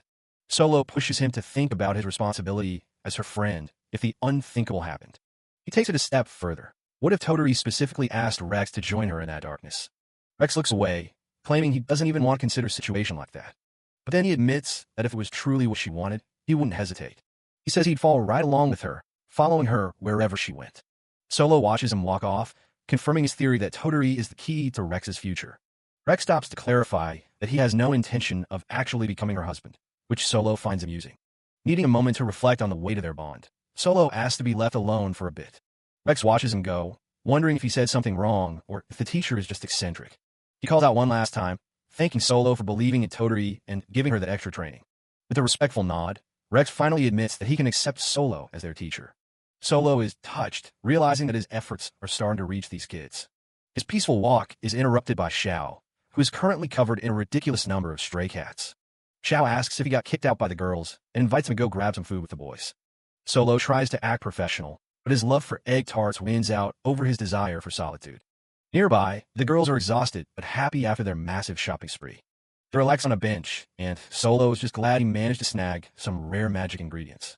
The girls keep teasing Totori about her love for Rex, but she just blushes. Listening in, Solo starts to truly understand the depth of the bond Rex described. Totori reflects on her ideal husband, wanting someone kind, just like her teacher or her childhood friend. Miko just laughs at her, clearly enjoying the drama of Totori's romantic confusion. Totori admits that Rex was the one who initially brought up the whole marriage topic. They walk off, just two ordinary friends with a bond that could determine the fate of the world. Later that evening, the scene shifts back to the quiet halls of the Orion School of Magic. Ibuki, or student number 13, arrives at Solo's room for their regular report meeting. As Solo enjoys some rose tea, they prepare to discuss the ongoing mission. Solo mentions a debriefing he had with Ms. Rose regarding the grim precognition of the future. Looking at the records, he knows that while everyone passed the midterms, the danger is far from over. He explains to Ibuki that if Toturi falls into darkness, Rex will inevitably follow her. Back in his room, Solo sifts through his notes, trying to wrap his head around the depth of Rex's feelings for Toturi. He wonders if such powerful emotions inevitably cloud a person's judgment, even considering if it would be simpler to just eliminate both of them. Ibuki reminds him that devotion can lead to difficult choices, though Solo is quick to warn him not to compare assassins to ordinary people. Looking at his list, Solo notes that with Rex and Toturi settled, only 8 potential evil wizards remain. Despite the progress, a nagging question remains: how exactly does preventing them from dropping out stop their transformation into villains? He considers if something tragic happens to Toturi after leaving school, prompting Rex to follow her into the darkness. A chill runs down his spine as he wonders if someone is behind the scenes, manipulating the students' hearts and minds. He knows that magic designed to control others is strictly forbidden and far beyond the skill of most wizards. Solo tries to clear his head, reminding himself that his current priority is simply keeping Class D in school. His train of thought is interrupted by Ibuki, who asks for a moment of his time to discuss something important. Before they can talk, an announcement rings out across the hallway, summoning Solo to the faculty meeting room immediately. Solo's face falls as he realizes he completely forgot about the meeting, leaving him scrambling to get there on time. He makes a quick excuse to Ibuki and dashes off, apologizing for the sudden departure. As he nears the faculty room, he laments how his assassin work is starting to interfere with his responsibilities as a teacher. Inside, Vice Principal Nico Robert prepares to call the second-year faculty meeting to order. The meeting room is an impressive space with floating platforms, emphasizing the hierarchy and power of the staff. Solo arrives late and out of breath, offering a hasty apology as he takes his place among the other instructors. The Class B teacher, Bib, can't resist mocking Solo's lack of stamina, much to Solo's internal annoyance. Solo sits down, dreading the interaction with his fellow teachers and hoping to remain as inconspicuous as possible. He worries that being too sloppy might lead one of these mid-level wizards to uncover his true identity as an assassin. His eyes lock onto a particularly sharp-looking teacher, Julius Hanen, wondering if he's always been so observant. Nico Robert begins the meeting by reviewing the results of the recent midterm examinations, starting with the top classes. Psi D, the Class S teacher, proudly reports that every single one of his 28 students passed the exam. Henry follows with Class A's results, beaming as she announces that all 37 of her students also succeeded. Bib reports for Class B, making excuses for his students' poor health before revealing that 6 of them failed. Solo can't help but glare at Bib, who seems to blame the difficulty of the monsters for his class's lackluster performance. Chammy, the Class C teacher, steps up next to announce that 6 of his students failed, including one who dropped out. The news of a dropout catches Solo off guard, forcing him to realize the harsh reality of the school's standards. Chammy explains that student number 37, Moya Meitai, decided to withdraw after a history of poor grades and tardiness. With a shout, Chammy declares that there's no need for a makeup exam and that the student has been officially dismissed. Solo is shaken by the ease with which a student can be discarded, noting that this is the first dropout in the group. He realizes he needs to be much more vigilant about his students' grades to prevent a similar fate for Class D. When Nico Robert finally calls for the results of Class D, Solo steels himself and steps forward. With a surprising amount of pride, Solo announces that every single member of Class D has passed the midterm exam. The room erupts into a flurry of shocked whispers, as the other teachers can't believe the rejects of Class D all succeeded. Bib looks particularly disgruntled, immediately questioning if the monsters for Class D were far weaker than those for Class B. He laughs dismissively at the idea of Class D succeeding, which only serves to irritate Solo further. Nico Robert silences the chatter, reminding everyone that there is no rule stating Class D must produce a dropout every year. He commends the hard work of both the students and their teacher, giving Solo a rare moment of official recognition.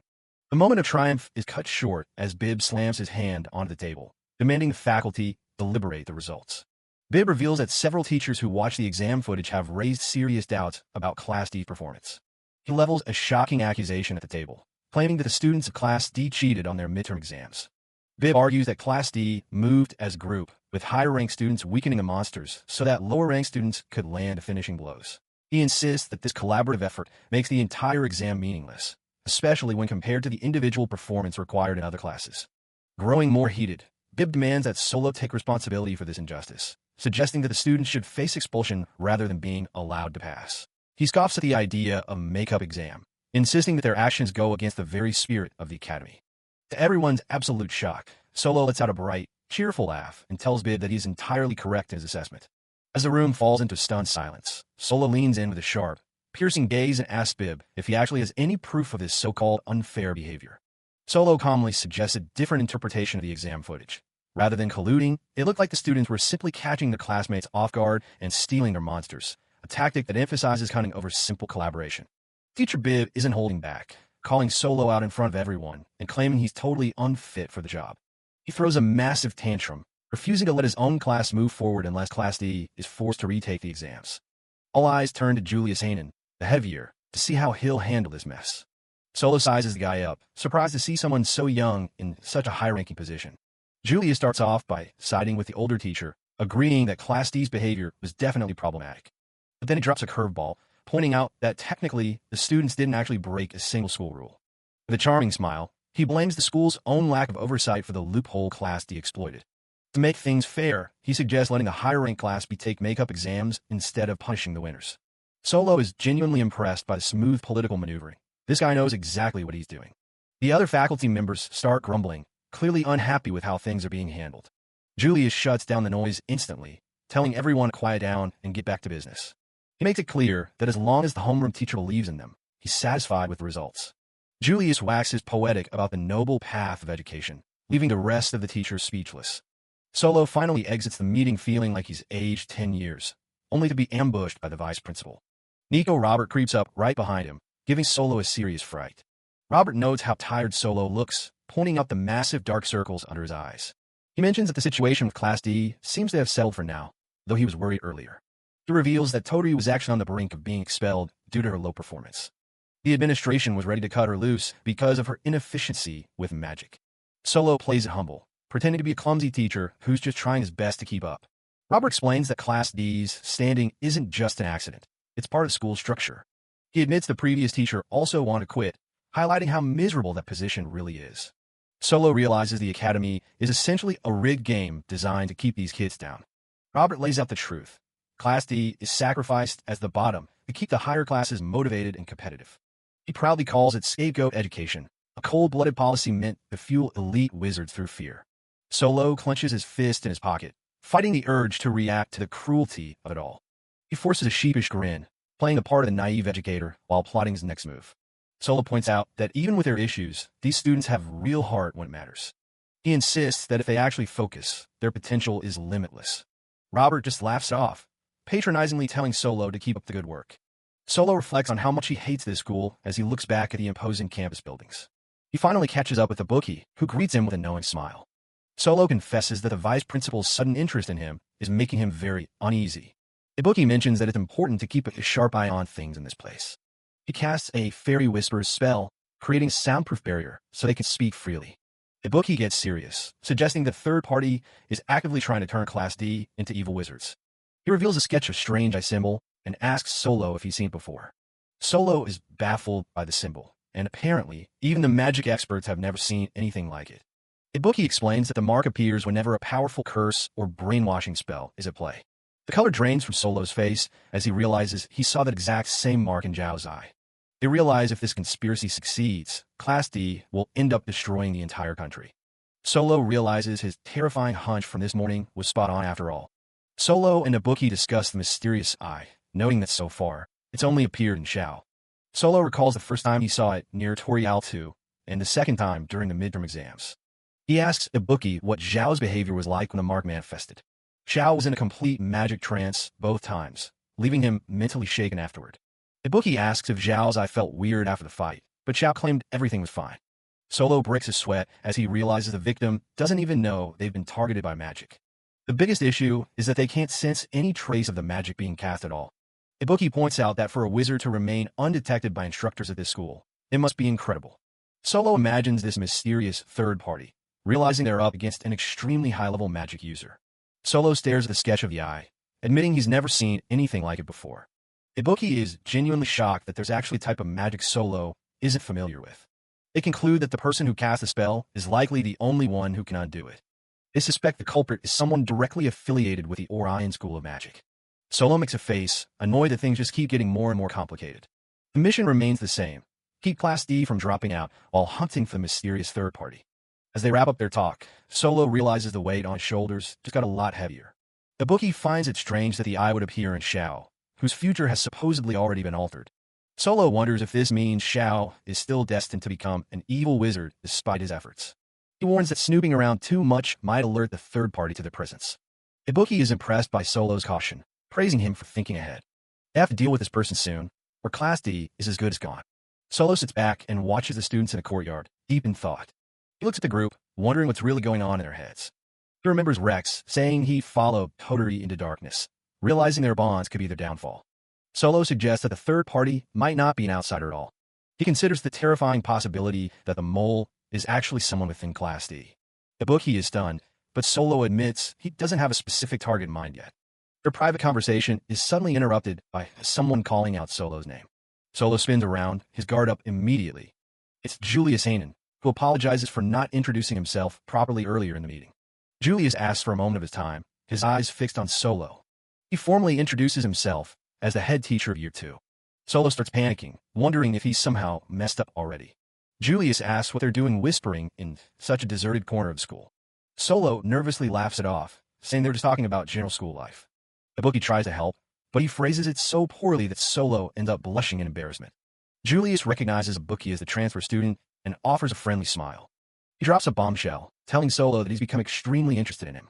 Solo is caught off guard as Julius asks if he can inquire about his unique teaching methods. Solo tries to downplay it, but Julius seems determined to learn his secrets. He asks for permission to observe one of Class D's lessons personally.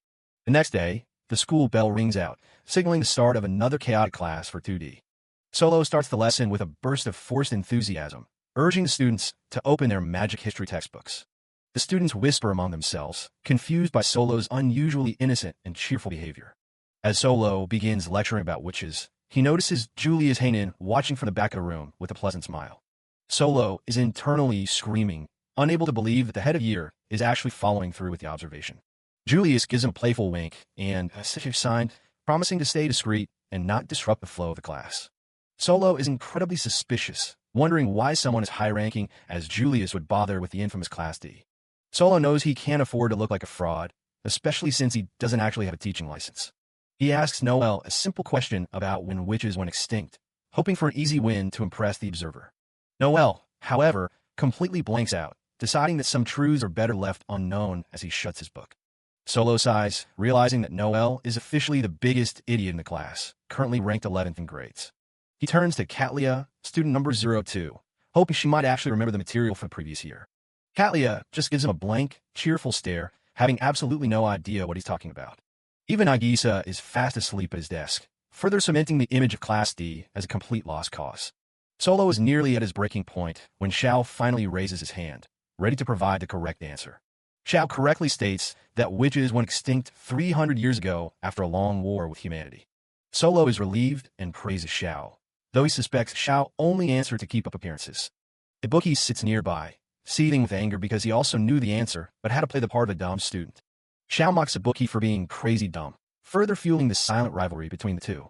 Solo realizes the first lesson was a disaster and hopes the next one, potions, will go more smoothly. He stands before the class in a lab coat, warning everyone that preparing potions is a delicate and dangerous task. Naturally, things go wrong immediately, and a massive explosion rocks the classroom.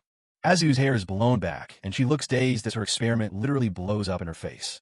She admits that she treats potion making like cooking and just eyeballs the ingredients, which is clearly a bad idea. The resulting brew stinks so bad that Solo can only describe it as a true mystery brew of bad luck. Solo rushes over to help another student whose cauldron is starting to smoke ominously. Suddenly, a geyser of foul-smelling liquid erupts from one of the pots, drenching the nearby area.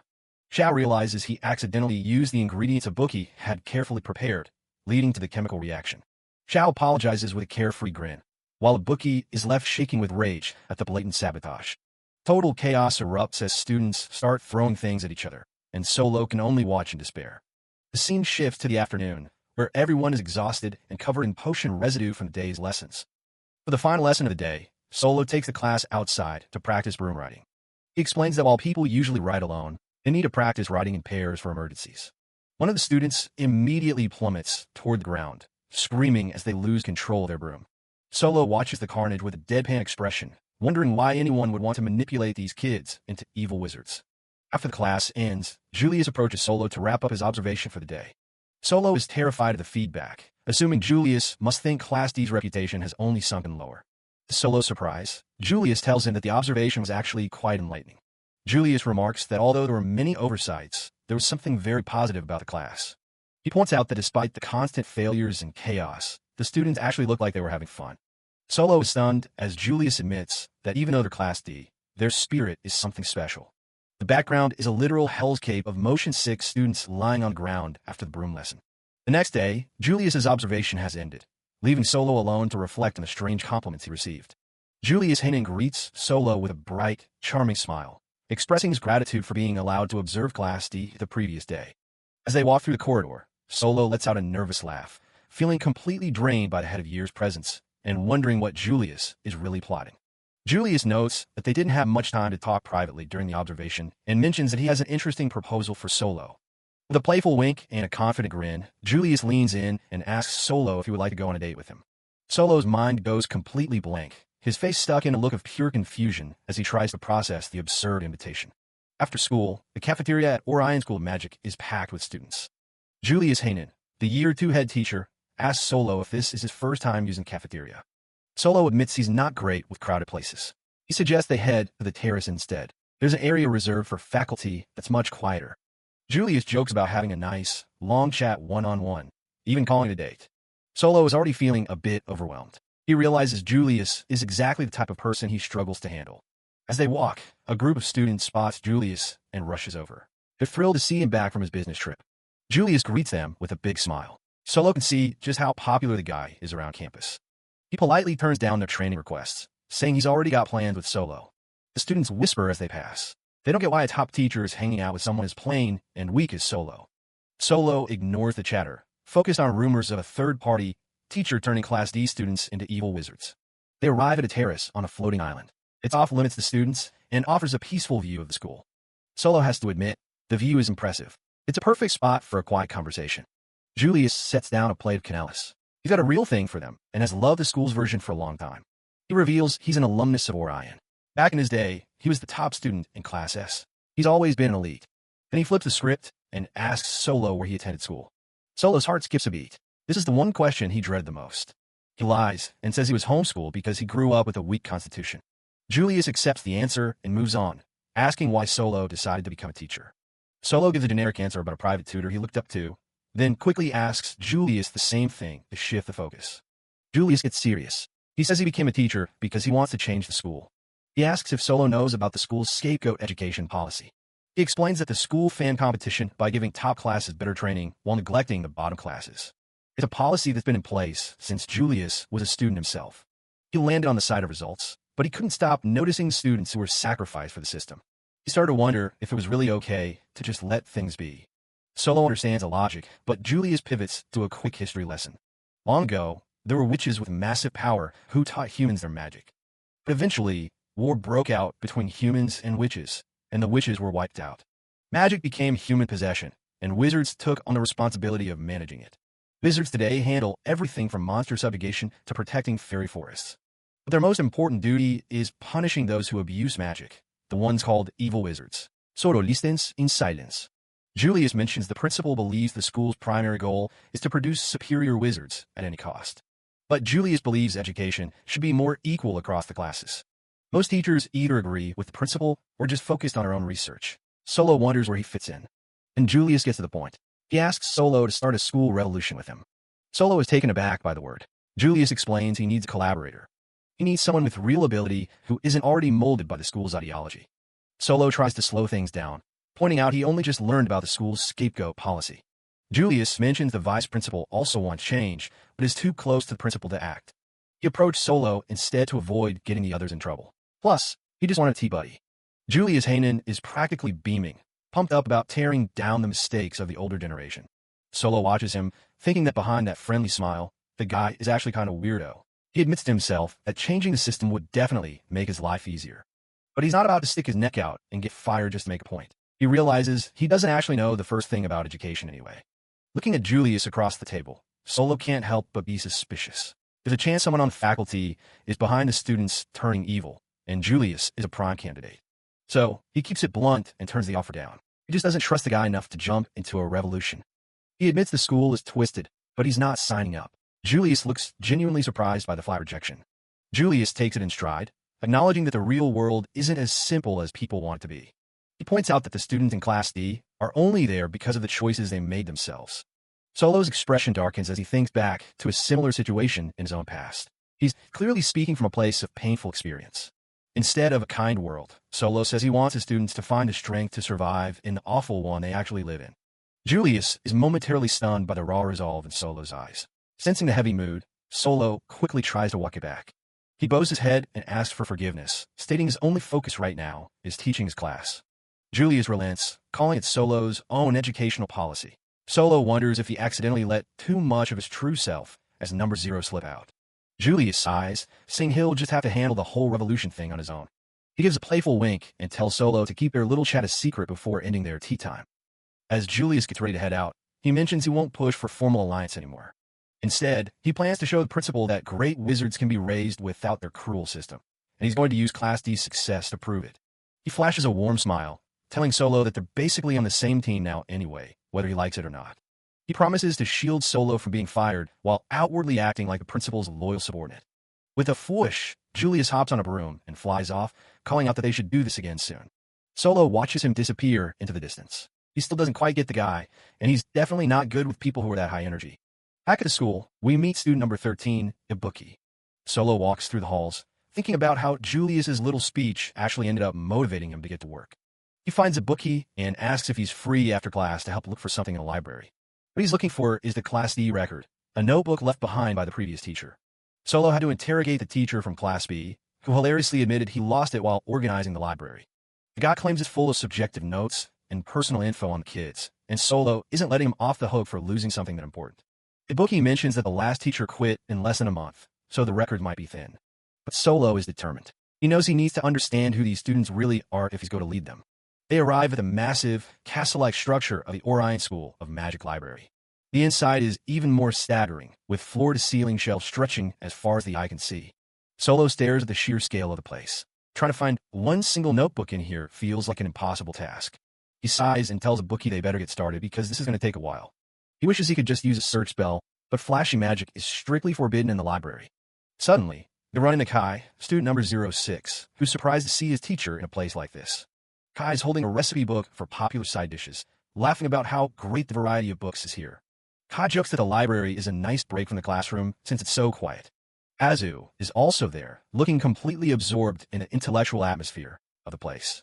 Solo watches his students, noting that even the flashy ones like Dante seem to spend a lot of time here. Solo asks if they were all just here for leisure reading. He's got Miko Cecilia, or Toturi, joining the group too. He asks the kids for help, but Miko whispers that students aren't technically allowed to look at class records. Solo tells them it's fine as long as they don't peek inside. With a new team of helpers, they start to hunt through the endless rows of books. Miko Cecilia is full of energy, excitedly suggesting that they get every student they can find to join the search. Solo is taken aback by the sudden chaos as a crowd of students, including Azu, Kai, and Xiao, begins tearing through the shelves. One student even claims they already have the book they're looking for at home. Once things settle down a bit, Solo notices some familiar faces are missing. He's told that Toturi and Rex are tending to the flowers, while Katlia is busy with the training. A stern shoo echoes through the library as Ibuki tries to maintain order, causing some of the more rowdy students to quickly apologize. Miko Cecilia pauses, asking Solo to describe the missing notebook one more time. He explains it has a distinctive leather cover and a bookmark strap with the school's insignia. Despite their thorough search, they haven't turned up a single clue. Azu and Miko look exhausted, realizing they might have reached a dead end on this floor. High above them on a ledge, they spot Nagisa, Snow, casually reading a book. Nagisa, you were here this whole time? It turns out Dante was lurking nearby too, but he coldly informs them that he has no intention of helping, as it's not his responsibility. Nagisa, true to form, starts dozing off. He sleepily explains that the library is the perfect place for a nap because it's so quiet. Nagisa mentions that the other person Kai spoke of was indeed him. To Nagisa, the words on the pages are nothing more than a lullaby inviting him to sleep. Then, Nagisa points out that there's a storage area in the basement where old and potentially dangerous magical tomes are kept. The mention of the basement sends a wave of excitement through the students, even though they know it's usually off limits to them. Solo explains that students are allowed down there as long as they're accompanied by a teacher. He decides to go borrow the key, much to the kid's delight. Da-da! Solo produces the heavy, ornate key and pushes open the massive doors to the underground archives with a loud creak. As they step into the dim light of the basement, the students are awestruck by the eerie atmosphere. One student even remarks that the darkness is a perfect fit for their personality. Solo tries to set some ground rules, warning them not to go touching anything recklessly, but he's immediately ignored as the kids start grabbing books. Penny finds a particularly cool-looking volume, while Miko Cecilia is just happy that they can finally raise their voices without being shushed. Suddenly, Solo's tone turns serious. He gathers everyone around, telling them there's something important he needs to ask. Standing before the group, Solo asks them a fundamental question. Why are they even at this school in the first place? The students are caught off guard by the question, their initial excitement fading into thoughtful silence. Solo can't help but wonder, given how poorly Class D is treated, why haven't they all just quit and left the school behind? Azu is the first to speak up, explaining with a bright smile that she's here simply to research the things she loves, like magic potions and tools. She admits she's not great at actually using magic, and that Class D is perfect because she doesn't have to deal with the pressure of high expectations. Noel proudly declares that his goal is to become a wizard of darkness, while Nanato admits he's only here because his parents forced him to come. Another student mumbles in the corner, feeling cursed by their natural talent for magic and societal expectations that come with it. A fellow classmate agrees, saying their parents insisted that graduating would make their future lives much easier. Penny chimes in, admitting she hasn't thought much about the future at all. For now, she just wants to have fun while she's still in school. Penny adds that the best part of school is being able to spend time with all of her friends. Solo is surprised to realize that their motivations are much simpler than he expected. Even Xiao and Rex have their own personal, albeit less grand, reasons for staying. Then, Solo turns his gaze toward Dante, who has been keeping his distance. What about you, Dante? Why are you here? Dante doesn't take the bait, coldly stating that he doesn't feel the need to share his personal reasons with anyone. As Dante walks away, Solo reflects on how the boy remains distant, even while the rest of the class has started to bond. He still won't show me what's really inside, Solo thinks, his sharp gaze fixed on Dante's retreating back. Miko Cecilia watches her teacher, sensing the tension. Their conversation is cut short by a series of eerie whispers coming from the bookshelves. Open me! Open me! Miko Cecilia gasps in shock, looking around for the source of the voices. Miko Cecilia, Totori, find a mysterious book in a library with a sign that practically begs her to open it. As she reaches for it, the book begins to glow and float right out of the shelf. Solo Pastry realizes something's wrong, but the pages are already starting to turn on their own. A massive vortex of dark energy erupts from the book, pulling the entire class toward it. Solo tells everyone not to move, but they're already losing their footing against the suction. The darkness consumes them all as Solo gets knocked aside while trying to grab students. The magic book slams shut, and the library falls into a heavy silence. Somewhere far away, a lone eye slowly flickers open to take in new surroundings. Ibuki wakes up on a patch of grass, realizing he's been turned into a tiny chibi wearing a dwarf costume. The rest of the class is scattered nearby, all shocked to see they've shrunk and changed clothes. Everyone starts to panic as they realize their bodies are completely different. A voice from the sky suddenly announces that they've entered a story world. The students look up at the clouds, searching for the source of the mysterious voice. A shadowy figure explains that they're now characters in this world and have to defeat the villain to leave. The catch is simple. If they fail, they'll be trapped inside this book for eternity. The class isn't exactly thrilled about the book's mocking good luck message as it vanishes. Ibuki looks dejected, realizing they've stumbled into a seriously dangerous magical trap. Miko Cecilia, Totori, starts to worry about Solo, who seems to have been left behind on the outside. Back in the library, Solo is out cold with a nasty bump on his head. In the story world, the students try to stay calm and figure out their next move. Ibuki pulls out his wand, figuring they can at least use magic to protect themselves. They do a quick head count and realize Kai, Penny, and Nagisa Snow are missing. Before they can start a search, a giant monster lunges out of the shadows at them. The kids don't hesitate, blasting the creature with a barrage of magical beams. The monster vanishes instantly, leaving them confused by how easy the fight was. But just a few spells have already left the boys completely winded and gasping for air. It turns out these tiny bodies have almost no stamina or mana to spare. They realize this adventure is going to be a lot more exhausting than they thought. Miko Cecilia, Totori, is already struggling just to keep her breath. The group decides to stick together and begins trekking deeper into the forest. They keep wondering where their other classmates could have ended up. Suddenly, Miko points out something strange lying in a clearing ahead of them. They find a glass coffin sitting in the middle of the field, and Nagisa Snow is inside. Everyone freaks out, thinking Nagisa has actually died. He just sits up and yawns, admitting he only laid down because he was sleepy. Miko looks at his outfit and realizes Nagisa has been cast as Snow White. She explains the setup. The 7 of them are the dwarfs, and Nagisa is the princess. One of the guys looks completely lost, having never heard the story before. Miko decides it's time for a quick fairy tale history lesson. She tells them about the vain queen who is obsessed with her own beauty. Then comes the part where the hunter took pity on the princess and let her flee into the woods. She finishes with a poisoned apple and how the queen finally fell off a cliff to her death.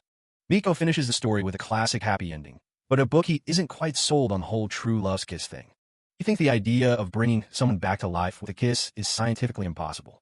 Ibuki asks Xiao if he's the type to actually fall for that romance stuff, and Xiao doesn't seem reminded. Xiao admits he likes the power of love, though Ibuki thinks 7 kittens would have been a way better casting choice than 7 dwarfs. Nanato sits alone, gloomily comparing himself to the villain because they both use poison magic. Suddenly he snaps and starts laughing like a maniac, declaring that villains in darkness are actually pretty cool. While Dante worries about being used as a guinea pig for poison magic, Azu and Noel are getting way too into the villain theme. Miko snaps at them to stop fooling around and focus on their actual survival. She reminds them that the queen is the villain of this world, and they have to find her to get home. Since they're in the forest from the story, Miko figures the queen's castle shouldn't be too far away. She rallies the group to head there first, and the whole class is pumped up and ready to move.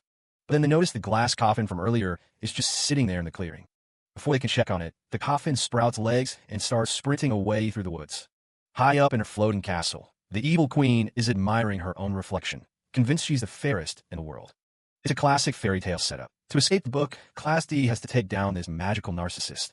The queen asks her mirror the million-dollar question, fully expecting her usual ego boost. The magic mirror turns out to be Panny, who has no choice but to kiss up and say the queen is the most beautiful. Panny is doing her best to survive, flattering the queen's makeup and sense of style. Then there's Kai, who's been cast as the huntsman and is currently bowing and apologizing for his failures. The queen tells him to wipe that grin off his face, threatening to end him if he fails to kill Snow White again. Since the princess is still alive, the queen has already dispatched a wave of monster minions to hunt down the dwarves. She lets out a villainous laugh, obsessed with staying the fairest in the land at any cost. Kai and Panny are sweating bullets, knowing they're stuck serving a total psycho. Kai wonders why he's the only one forced to play the huntsman while his friends are probably having fun elsewhere. He's desperate for the rest of the class to show up, but Panny points out he doesn't exactly look like a hero right now. Back in the woods, the rest of the students are busy fighting off the queen's shadow monsters. The enemies just keep coming, making it a grueling battle for the tiny students to handle. They finally manage to clear the area, but the constant combat has taken a huge toll on their energy. Since it's gotten dark, they decide to set up a small camp and take a much-needed break. Miko is completely wiped out and flops on the ground, while the others try to recover. They start discussing Nagisa Snow's magic, figuring that since he didn't shrink, he should be their ace in the hole. The problem is that Nagisa is always sleeping, and nobody knows if he can even fight in a real battle. While they huddle around the fire, they can't help but worry if Kai and Panny are safe. Miko thinks back to Solo Pastry, imagining him with a sinister grin like he's the real villain of the story. They wonder why their teacher wasn't sucked in too, guessing the book might only go after children. Looking at the empty coffin, Miko starts thinking about why Solo even bothered coming to Orion. She asks the others what they think his true reason is for being their teacher. Xiao thinks it's simple. Solo just wants to get to know them better, though Nanato looks skeptical. Miko stays quiet, deep in her own thoughts about their mysterious new instructor. Azu turns the question back on her, asking Miko why she ended up in Class D to begin with. Miko claims she already knows the answer to that, but she's not ready to share the details. She admits to herself that she was just terrified of losing, and she thought quitting was the only way to avoid it. Miko sits by the fire, admitting that she came to Orion hoping to become a top-tier wizard, but soon realized she lacked talent. She recalls her time in the elite classes, where she was surrounded by geniuses and eventually ignored by both teachers and classmates. Back then, she felt naive, knowing her own shortcomings were the root of the problem, but still feeling the sting of neglect. Her voice drops as she confesses a deep-seated hatred for most adults and the teachers who gave up on her. The light of the campfire flickers across her face as she explains how she just wanted to graduate quietly, doing her best despite the lack of recognition. But everything changed when Solo Pastry arrived, bringing a weird energy that disrupted her cynical view of the world. With a genuine smile, Miko tells her friends that, surprisingly, Solo isn't someone she hates. The rest of Class D stares at her in stunned silence, clearly surprised by her sudden burst of sincerity. Panicking at their reaction, Miko immediately starts rambling about Solo's terrible fashion sense and his dead-eyed stare, just to cover her embarrassment. She warns them never to tell Solo what she just said, while the others exchange knowing looks. Xiao and Azu talk about how lucky they feel to have ended up together, especially since the atmosphere in other classes is so cold. Ibuki agrees, thankful he's in Class D instead of being an outcast elsewhere, before they all decide to call it night. The next morning, Nagisa, Snow, finally begins to wake up, his gaze distant as he takes in her strange surroundings. They arrive at the massive, imposing gates of the Queen's castle, the sun rising behind its jagged stone towers. Miko rallies the group, telling everyone to hurry while Ibuki makes sure Nagisa is fully conscious and ready for whatever's inside. The heavy castle doors creak open, revealing the grand, dark halls of the villain's lair. The Queen herself is waiting for them, looking down with a mixture of shock and absolute fury at the tiny trespassers. Kai and Panny look on in horror as the Queen realizes her monsters fail to stop the dwarves from reaching her throne room. The Queen's eyes widen as she demands to know how Snow White is still alive and standing before her. She erupts in a terrifying blaze of magical energy, while Nagisa just stands there, wondering if he can go back to sleep. Consumed by her own narcissism, the Queen vows that this time she will personally see to it that Snow White is finished. The floor begins to rumble as the Queen summons the Well of Despair, a dark magic that makes even the students shiver. A massive, shadowy hand erupts from the ground, grabbing Nagisa before anyone can react. In an instant, Nagisa is dragged down into the darkness of the well, leaving Miko and the others screaming in terror. The Queen laughs, explaining that her most powerful minion dwells within the well and is hungry. She drops a bombshell. If Snow White dies, the story ends in tragedy, and they'll be trapped in the book forever. The students are paralyzed with fear, realizing they have to fight for their lives while also protecting their sleeping protagonist. A massive, terrifying monster begins to haul itself out of the abyss, and Ibuki desperately shouts for everyone to save Nagisa. The Queen blocks their path with a wall of monsters, telling them they won't be allowed to interfere with their pet's meal. Miko and the others look on helplessly, the situation turning from a fairy tale adventure into a literal nightmare. Deep inside the well, Nagisa's eyes narrow as he comes face to face with a creature in the dark. A grotesque, shapeless mass of sludge and teeth looms over him, letting out a horrific sound. Nagisa notes that this thing's magic is on a completely different level than anything they've faced so far.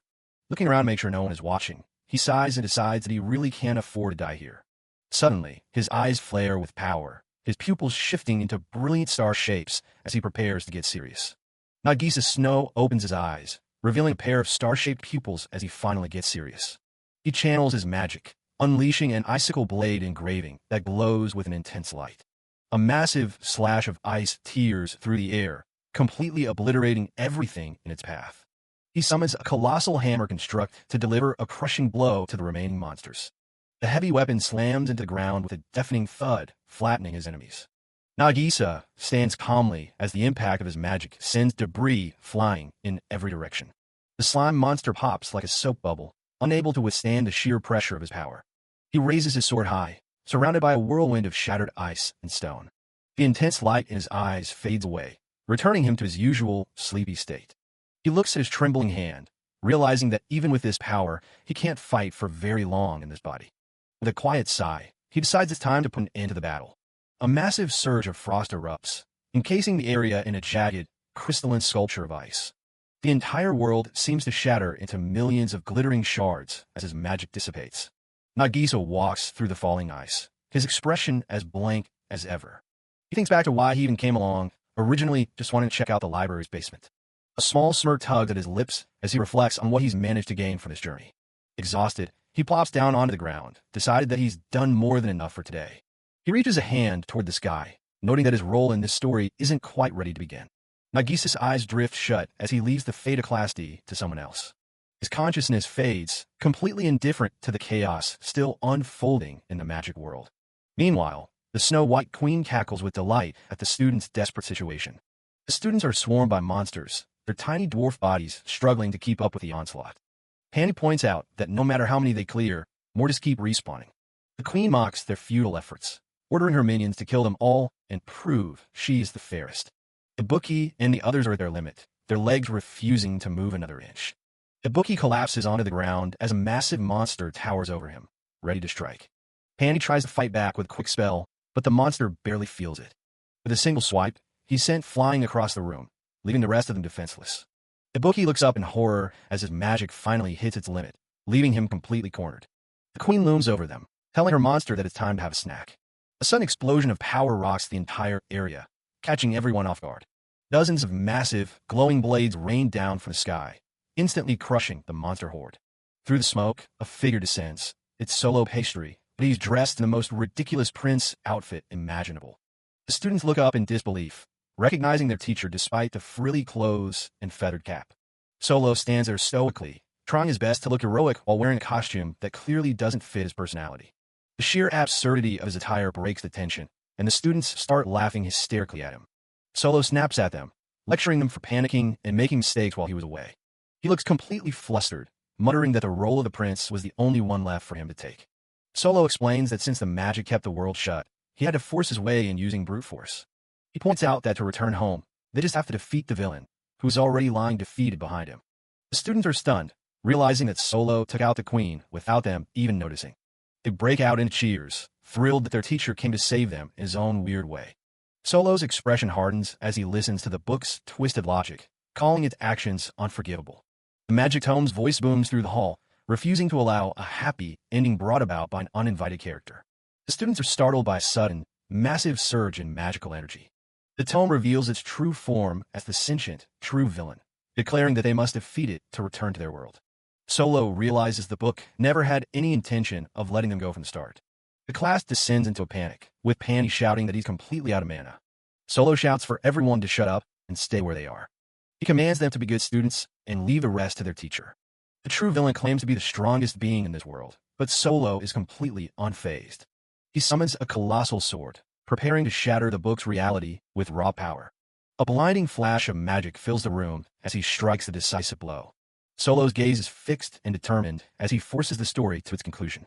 Suddenly, the entire class is teleported back to the Orion School's library basement, surrounded by scattered books. The students are relieved to find Nagisa and Panny are back safe and sound as well. The group discusses their survival, while Nagisa admits he spent the whole time just running away. Nagisa smiles weakly, glad that everyone managed to defeat the villain in the end. Solo observes the magic tome as it dissolves into a dark, ink-like residue. Maiko Cecilia is surprised to see the book vanish, but Solo maintains he didn't do anything to it. Solo starts to worry about the property damage, fearing he might lose his job over the ruined books. Among the mess on the floor, Maiko spots a leather-bound notebook. She picks it up and asks if this is the journal Solo had been searching for. Solo is relieved to see it, finally remembering his original reason for coming here. Panny explains that the notebook is a class record used to document student behavior and personalities. Maiko Cecilia snatches the book, eager to see what the previous teacher thought of her. She opens it up, only to find the pages are completely empty. Solo is disappointed, realizing the previous teacher didn't leave a single note on any of them. The realization hits Maiko that their former instructor didn't care enough to even observe them. Solo takes the notebook back, declaring that he'll be the one filling its pages from now on. Maiko Cecilia jokingly wonders if he'll write down how cute she is. Solo dryly remarks that he'll most likely be writing about how she never listens to instructions. The class starts cleaning up the basement, surprised to learn that only 2 hours have passed in reality. The scene shifts to the hallway outside the principal's office. Julius Hanen prepares to enter the office as the school day winds down. It's revealed that Solo and Ibuki's original mission was to eliminate Class D to prevent them from becoming the 12 evil wizards. However, their orders have changed to keeping the students in school and uncovering the mystery behind the sinister eye. Later that evening, the focus moves to the teachers' dorms. Ibuki finishes tidying up Solo's room, looking proud of his hard work. Solo sits at his desk, grateful for the clean space even if he didn't explicitly ask for it. Ibuki asks what his master wanted to discuss so urgently. Solo reveals he wants to summarize all the information they have on Class D in the new record. He starts with Xiao Shahar, the top-level student with natural leadership skills, and Katlia Berry, a student with exceptional practical magic ability. He continues with Panny Rao, a talented summoner, and Rex Red, a wolf beast person who is fiercely loyal to his friends. Solo continues his entries with student number 05, Azu Merci, noting her top grades and potions despite her constant mischief and close friendship with Maiko. He moves through the list, describing Kai Alvern as friendly but timid, the gloomy but potentially powerful Minato Mikazuki, and a rebellious yet hard-working Dante Dalton. Next is Maiko Cecilia, whose sassiness is softening, and the airhead Toturi Leander, an only child and heir to a family farm whose magic growth is notably slow. The list concludes with Noelle Campbell, a talkative and sensitive student who shares a room with Nanato, and the perpetually sleeping, solitary Nagisa Snow. Ibuki is impressed by Solo's diligence, to which Solo admits he relies on these notes because he's prone to forgetting details. Solo believes this record will be vital if any issues arise regarding the students leaving school, maintaining his persona as a committed educator. Ibuki jokingly warns Solo not to record any secret mission details, and Solo asks for Ibuki's personal observations of the students. He reflects on a softer side of the students, remembering Maiko's surprising admission that she doesn't actually hate him. Ibuki pauses for a moment, considering Solo's question about the students' hidden traits. Ibuki notes Zhao's overfamiliarity and Maiko's constant insolence, but Solo clarifies that he's looking for deeper insights. Solo consults the official student directory, finding mundane details like hometowns and siblings that weren't in his previous briefings. They discuss the limitations of the school's records, noting that even Solo's own background information submitted to the school is a complete fabrication. Ibuki suggests that the Department of Magic should have more extensive data on the students' families, which they should be able to access. Solo looks skeptical, doubting that such sensitive information would be handed over to them so easily. Solo and Ibuki are going over their intel. Solo realized his assassination unit doesn't get much personal info on their targets, just the bare minimum to get the job done. Ibuki drops some news. While the higher-ups want to scrap Class D, a woman named Ms. Rose is actually the one trying to save them. It turns out Ms. Rose is straight up rebelling against the department's orders. Solo is floored by the reveal. Ibuki explains that because of this, nobody is going to cooperate with them. In fact, most people would rather see the kids drop out as soon as possible. Solo thinks about maybe meeting this Ms. Rose during the break. If he fails this mission, his whole guild is toast anyway. And it hits him. Summer vacation is right around the corner. He gets way more excited about that than the actual mission. Ibuki points out a calendar in the class record. It's completely blank for everything leading up to the break. He spots a note about something called a Fairy Cup. The next day, Solo is outside, trying to figure out what this event actually is. He wonders if it's just another exam in disguise. Anri from Class A strolls up and asks if he's finally starting to use the class record. She heard it had gone missing for a while. She mentions that every teacher uses their record differently, with some writing nothing at all. Solo is just happy she's actually talking to him. She gives him a playful wink, telling him she won't bite, at least not if his students are doing their best. Anri offers to answer one question a day while he's still new. Solo immediately asks about the Fairy Cup. She explains it's an old-school tradition. Every year, fairies come from their far-off homeland to visit Orion. The students have to put on magic shows to entertain them. It's basically a hospitality contest. Solo is surprised because he thought fairies were super rare. They make their way toward the faculty room. Anri compares it to a big sporting event with a crowd. The class that wins gets a special blessing from fairies. Solo's ears perk up when he hears it doesn't affect the students' grades. He figures he can just coast through the whole thing. Inside, Vice Principal Robert calls for silence. They just got official word from the fairies. A scroll unfurls, announcing that the competition will be held on July 16th. Anri tells him it's always a hassle since they never know the exact date until the last second. Just then, Shammy from Class C bursts in with a lot of energy. She's already declaring that Class C is going to take the win this year. The teachers from Class B and S are way less enthusiastic about her shouting. Anri leans in and tells Solo that even if it doesn't affect grades, Class A isn't planning on losing. She's got a confident smirk on her face. Suddenly, Julius Hayden appears and asks Solo if he can spare a minute. They step away from the other teachers, who are already starting to gossip about the upcoming cup. Solo is still laughing about the whole thing. He tells Julius there's no point in getting worked up over an event that doesn't count toward grades. Julius doesn't waste any time and gets right to the point. He tells Solo that the principal was called in, and stakes have changed. Someone from Class D is going to be expelled. Back at the school, the atmosphere is a bit different now. The Fairy Cup is a long-standing tradition where classes compete using various spells. Panny explains to the rest of the class that the winners get a blessing. Maiko Cecilia is buzzing with excitement at the thought of actually seeing real fairies. The classroom is filled with chatter. Most of them have never seen a fairy before because first years aren't allowed to participate. Xiao Shahar wonders what kind of magic showdown they're actually going to have to do. Some students are already giving up, saying there's no way they can beat elite classes like Class S or A. Panny points out that Class D is usually stuck in last place anyway, so it's nothing new. They're just relieved that coming in last doesn't come with extra lessons or anything like that. Solo suddenly slams the desk, shouting at them to stop the nonsense. He's determined to aim for a Class D victory. The students just stare at him like he's lost his mind. His sudden burst of energy is definitely not matching the room's vibe. Solo stands alone, thinking about the ultimatum. This isn't just a game anymore. It's a chance to make everyone take his class seriously. Julius explains that the principal wasn't happy about everyone in Class D passing the midterms. It ruined the narrative that they're the school's failures. Solo is stunned. He thought success would buy them some peace, but it only made the administration more desperate to get rid of them. Julius says it's preferable for the school to have a class of sacrificial scraps to look down on. The Fairy Cup is the perfect way to justify expelling someone. Solo looks at the massive gap between classes. Class S is at the top, and his kids are right at the bottom. They're at a total disadvantage. Despite the grim news, Julius gives Solo a beaming smile. He tells him to do his best. acting like he has full confidence in the assassin-turned-teacher.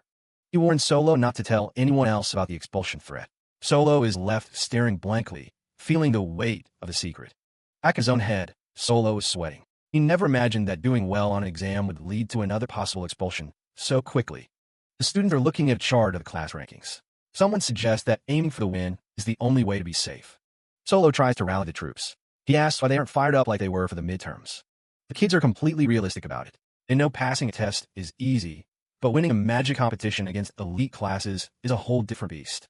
Later, Solo and Ibuki are grabbing a bite. Solo is still frustrated that his students have already given up before even trying.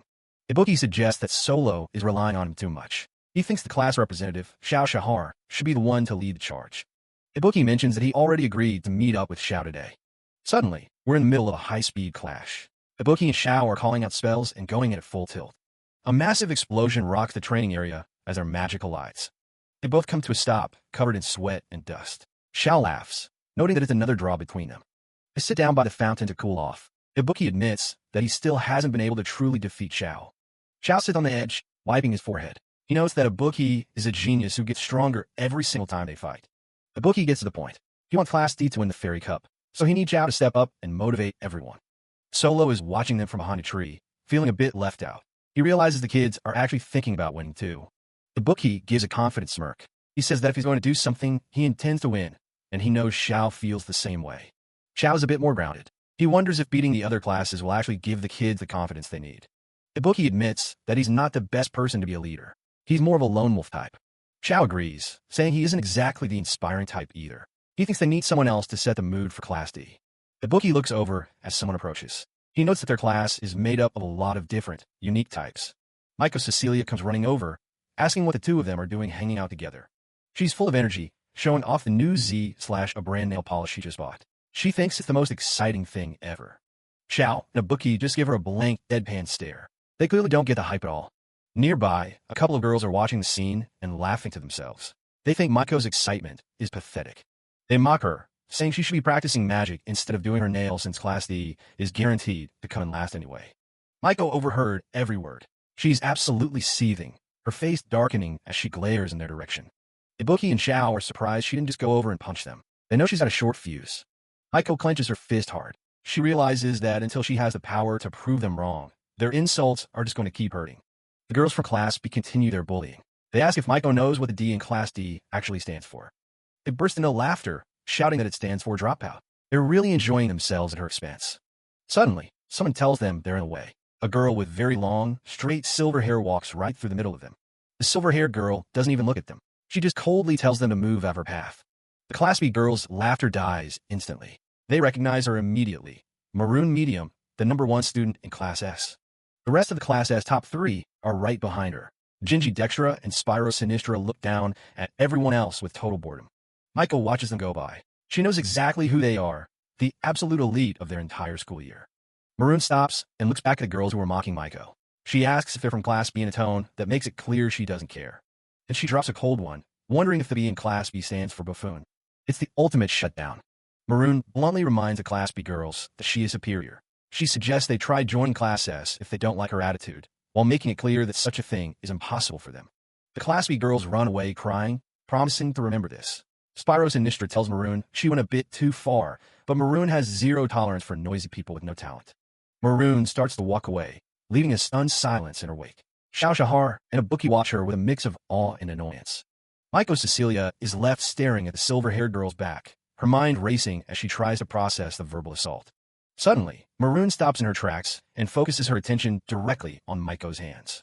She recognizes that Z/a nail polish Maiko was so proud of just moments ago, and her expression is one of pure disdain. In a tense moment, Maroon leans right into Maiko's personal space. She coldly orders Maiko to stop wearing the Z/a brand. Maiko is completely speechless, her eyes wide as she stares back at the #1 student in their year. Maroon's voice is ice cold as she explains that it's embarrassing for her to be matched with someone who has no talent. She drives the point home by asking why she, an elite in Class S, should have to concede any ground to someone from Class D. She issues a mock challenge. If Maiko is upset, she should try beating Class S in the Fairy Cup, though Maroon laughs off the possibility of Class D actually winning. With a final, crushing remark that the polish doesn't even suit her, Maroon continues on her way without a backward glance. Ibuki and Xiao look at Maiko, who is shaking with suppressed fury. They realize something has fundamentally shifted inside her. Later in the classroom, Maiko has completely transformed. She shouts at her classmates that they can't just give up. They have to acknowledge their strength and crush Class B and Class S. She's totally enraged now, screaming that the D in Class D stands for destruction and they're going to annihilate everyone in their way. Solo Pastry, Ibuki, and Xiao are caught between being impressed and being genuinely terrified. Even the unknown scarred boy seems to be taking notice of her sudden, violent motivation. With the Fairy Cup just 2 weeks away, the school is gearing up for the big event. Solo Pastry has gone full drill sergeant, rocking a Sparta headband and screaming at Class D to step it up. He's not cutting them any slack, making everyone review every single spell they've learned so far. The students are absolutely toasted, sprawled out on the grass, and gasping for air. Maiko Cecilia is the only one still fired up, shouting about how they're going to take the win. Dante doesn't look convinced, and Xiao mentions how hard winning is actually going to be. Solo finally calls for a break, and the class collectively collapses like a bunch of ragdolls. Maiko runs over to Ibuki and Xiao, ready to jump back into their transformation practice from yesterday. She gives it her best shot, trying to turn into Ibuki, but the result is, well, it's something. Ibuki calls it another failure, since she basically just looks like a girl version of him. Solo steps in to explain that changing your gender or age is top-tier difficult magic. He suggests she starts with smaller, easier transformations before trying to swap her entire identity. Maiko is determined to master it, mostly because she's desperate to beat Class S in the Fairy Cup. Ibuki and Xiao whisper about her rivalry with a girl from the elite class named Maroon Medium. Maiko starts ranting about how Maroon is always picking fights with her. It all started back in their first year during a joint lesson on transformation magic. Maiko got paired up with Maroon, who already had that cold, "I'm better than you," aura going on. Maiko noticed they were both wearing the same brand of nail polish and tried to bond over it. Maroon just stares at her, clearly not interested in being polish buddies. The teacher tells everyone to start practicing, and Maiko is nervous but ready to try. While Maiko is struggling to even get started, Maroon is just standing there, looking bored. Then Maroon casts her spell, and a bright light completely envelopes her. She pulls off a perfect transformation into Maiko, even getting the clothes and voice exactly right. Maroon starts checking herself out in the mirror, joking about how she's a beauty from this angle. She leans in close to the real Maiko and asks if she's embarrassed by how bad she is at magic.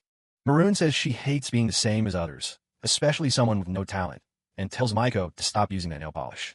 The whole room is whispering while Maroon calls Maiko a wizard's egg who lacks awareness. She sticks her tongue out, telling Maiko that the polish doesn't even suit her. Maroon keeps rubbing it in, offering to teach Maiko how to do it properly while showing off her own nails. Maiko snaps, telling her she'd never want to be her friend, and Maroon happily agrees. Back in the present, Maiko is still screaming that the brand belongs to her. Solo and the guys can only watch, looking completely drained by the drama. Solo asks if she's really picking a fight over something so trivial.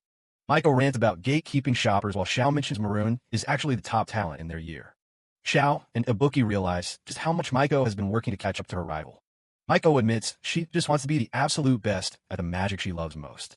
The guys start teasing her about her current skill level, making her lose again.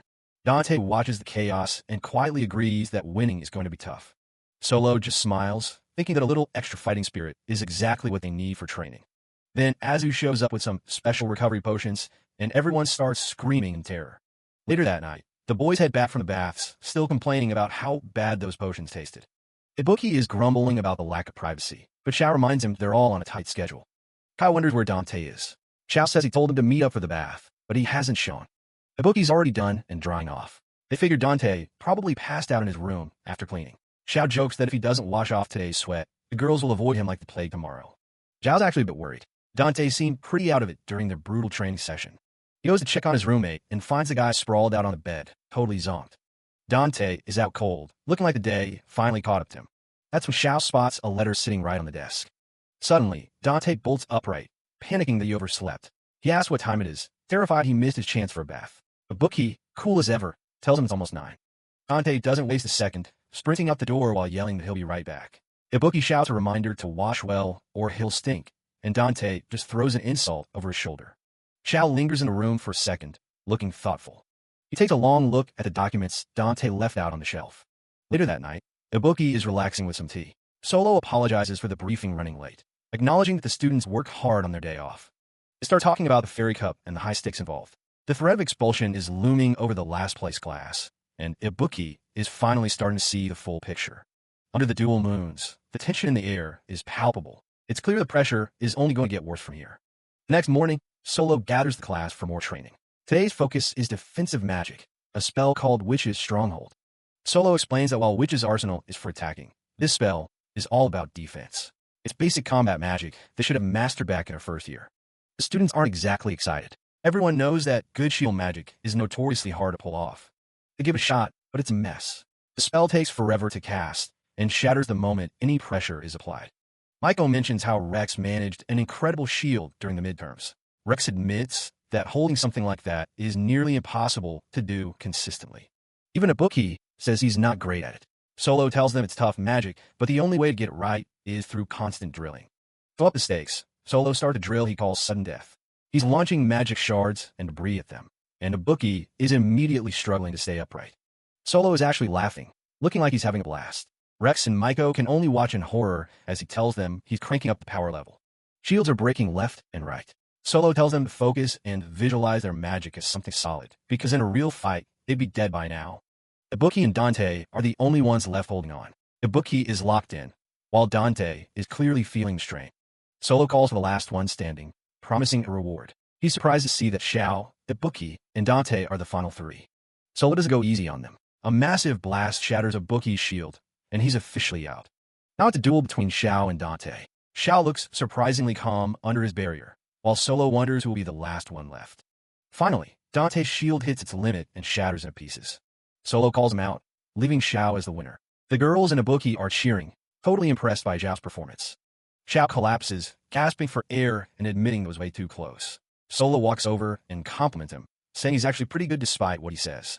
Xiao points out the spell's flaws. He's a sitting duck once the shield is up, and it's too slow for a real-time combat situation.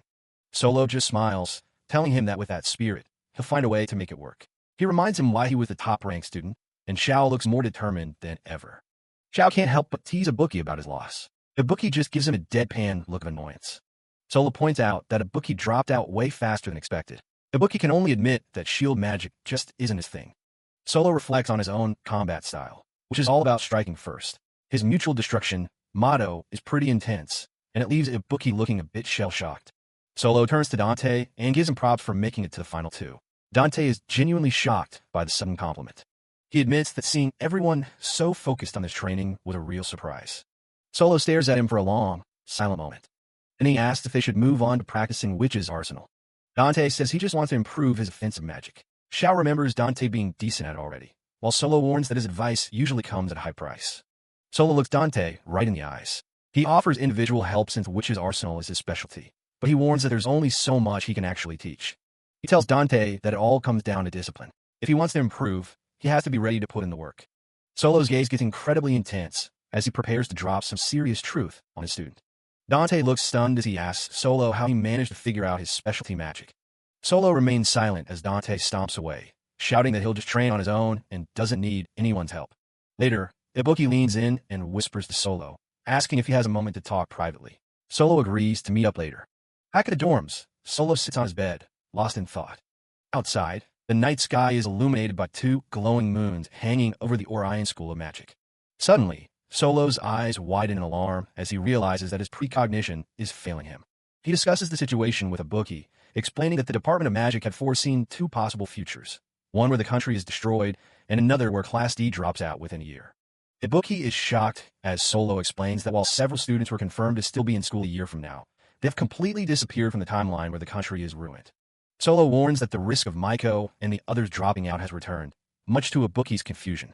He points out that while they successfully navigated the midterms, the upcoming Fairy Cup introduces a new threat, the certain expulsion of whoever finishes in last place. Solo concludes that regardless of the circumstances, the path always leads back to the same disastrous end where Class D brings about the nation's downfall. He solemnly notes that as long as the members of Class D are still around, steering history away from that dark path is an almost impossible task. Solo recalls his instructions from Ms. Rose to do whatever it takes to prevent any expulsions from happening. He looks at a symbolic frame of his 12 students, realizing he must remain completely focused on guiding every single one of them. As chibis, Solo and Ibuki acknowledge that they can't afford to take their eyes off the students they've already managed to save once. Solo rubs his temples, frustrated by the feeling that they've been pushed back to the very beginning of their mission. His hand trembles as he admits he thought he wouldn't have to worry about these students being seen as failures anymore. Ibuki tries to calm him down, offering some tea as Solo vents about the constant stress of every test potentially leading to a dropout. Ibuki wonders aloud if there are other reasons students might leave, like bad behavior or simply choosing to quit on their own. He mentions how Ms. Rose told him that back in her day, it was quite common for students to leave for personal reasons rather than failing grades. Ibuki suggests that Solo should try being a bit nicer to anyone who seems particularly worried, but Solo just sips his tea and wonders how he'd even notice. A sudden thought strikes Solo, and he pauses mid-sip, wondering if there's more to Dante's behavior than he initially thought. He recalls how unusually aggressive Dante was being and realizes that asking about specialty magic was very out of character for him. Solo explains the nature of specialty magic, noting that while some are born with a natural talent, others only discover what feels right through years of dedicated training. They discuss how external factors like upbringing can influence magic, like how Todori's love for nature makes her a perfect fit for plant magic. He compares finding one specialty to discovering a talent for art or music. It's a complex process of self-discovery that isn't always obvious. Solo thinks back to Dante claiming that Witch's Arsenal was his forte, though he still has his doubts about whether that's actually the case. Turning the conversation back to Ibuki, Solo asks if his own specialty is clearly electricity.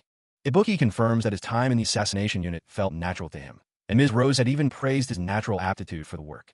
Ibuki looks Solo in the eye and asks when exactly Number Zero figured out his own magical specialty. He admits he's curious about the legendary assassin's past and how he came to settle on Witch's Arsenal as his primary tool. Ibuki suddenly bursts into a flurry of questions, wanting to know everything from Solo's hobbies and favorite books to what kind of laundry detergent he uses. Solo dismisses the questions, telling Ibuki that his past isn't nearly as special as he thinks it is. As he stares into the distance, Solo's thoughts drift back to the core of his power, the Witch's Arsenal. A young, battered Solo reflects on the first time he ever used magic, and the first time he used it to take a life. From the peaceful city above, you'd never know the darkness hidden below. Down in the guts of the lower districts, life is a lot grimmer. This was home, a maze of crumbling stone and damp laundry hanging between sagging buildings. Young Solo spent most of his time alone in a room that looked more like a landfill. The table was a mess of empty bottles and spilled booze. It wasn't exactly a great environment for a kid. He looks rough, his face covered in bruises and fresh cuts.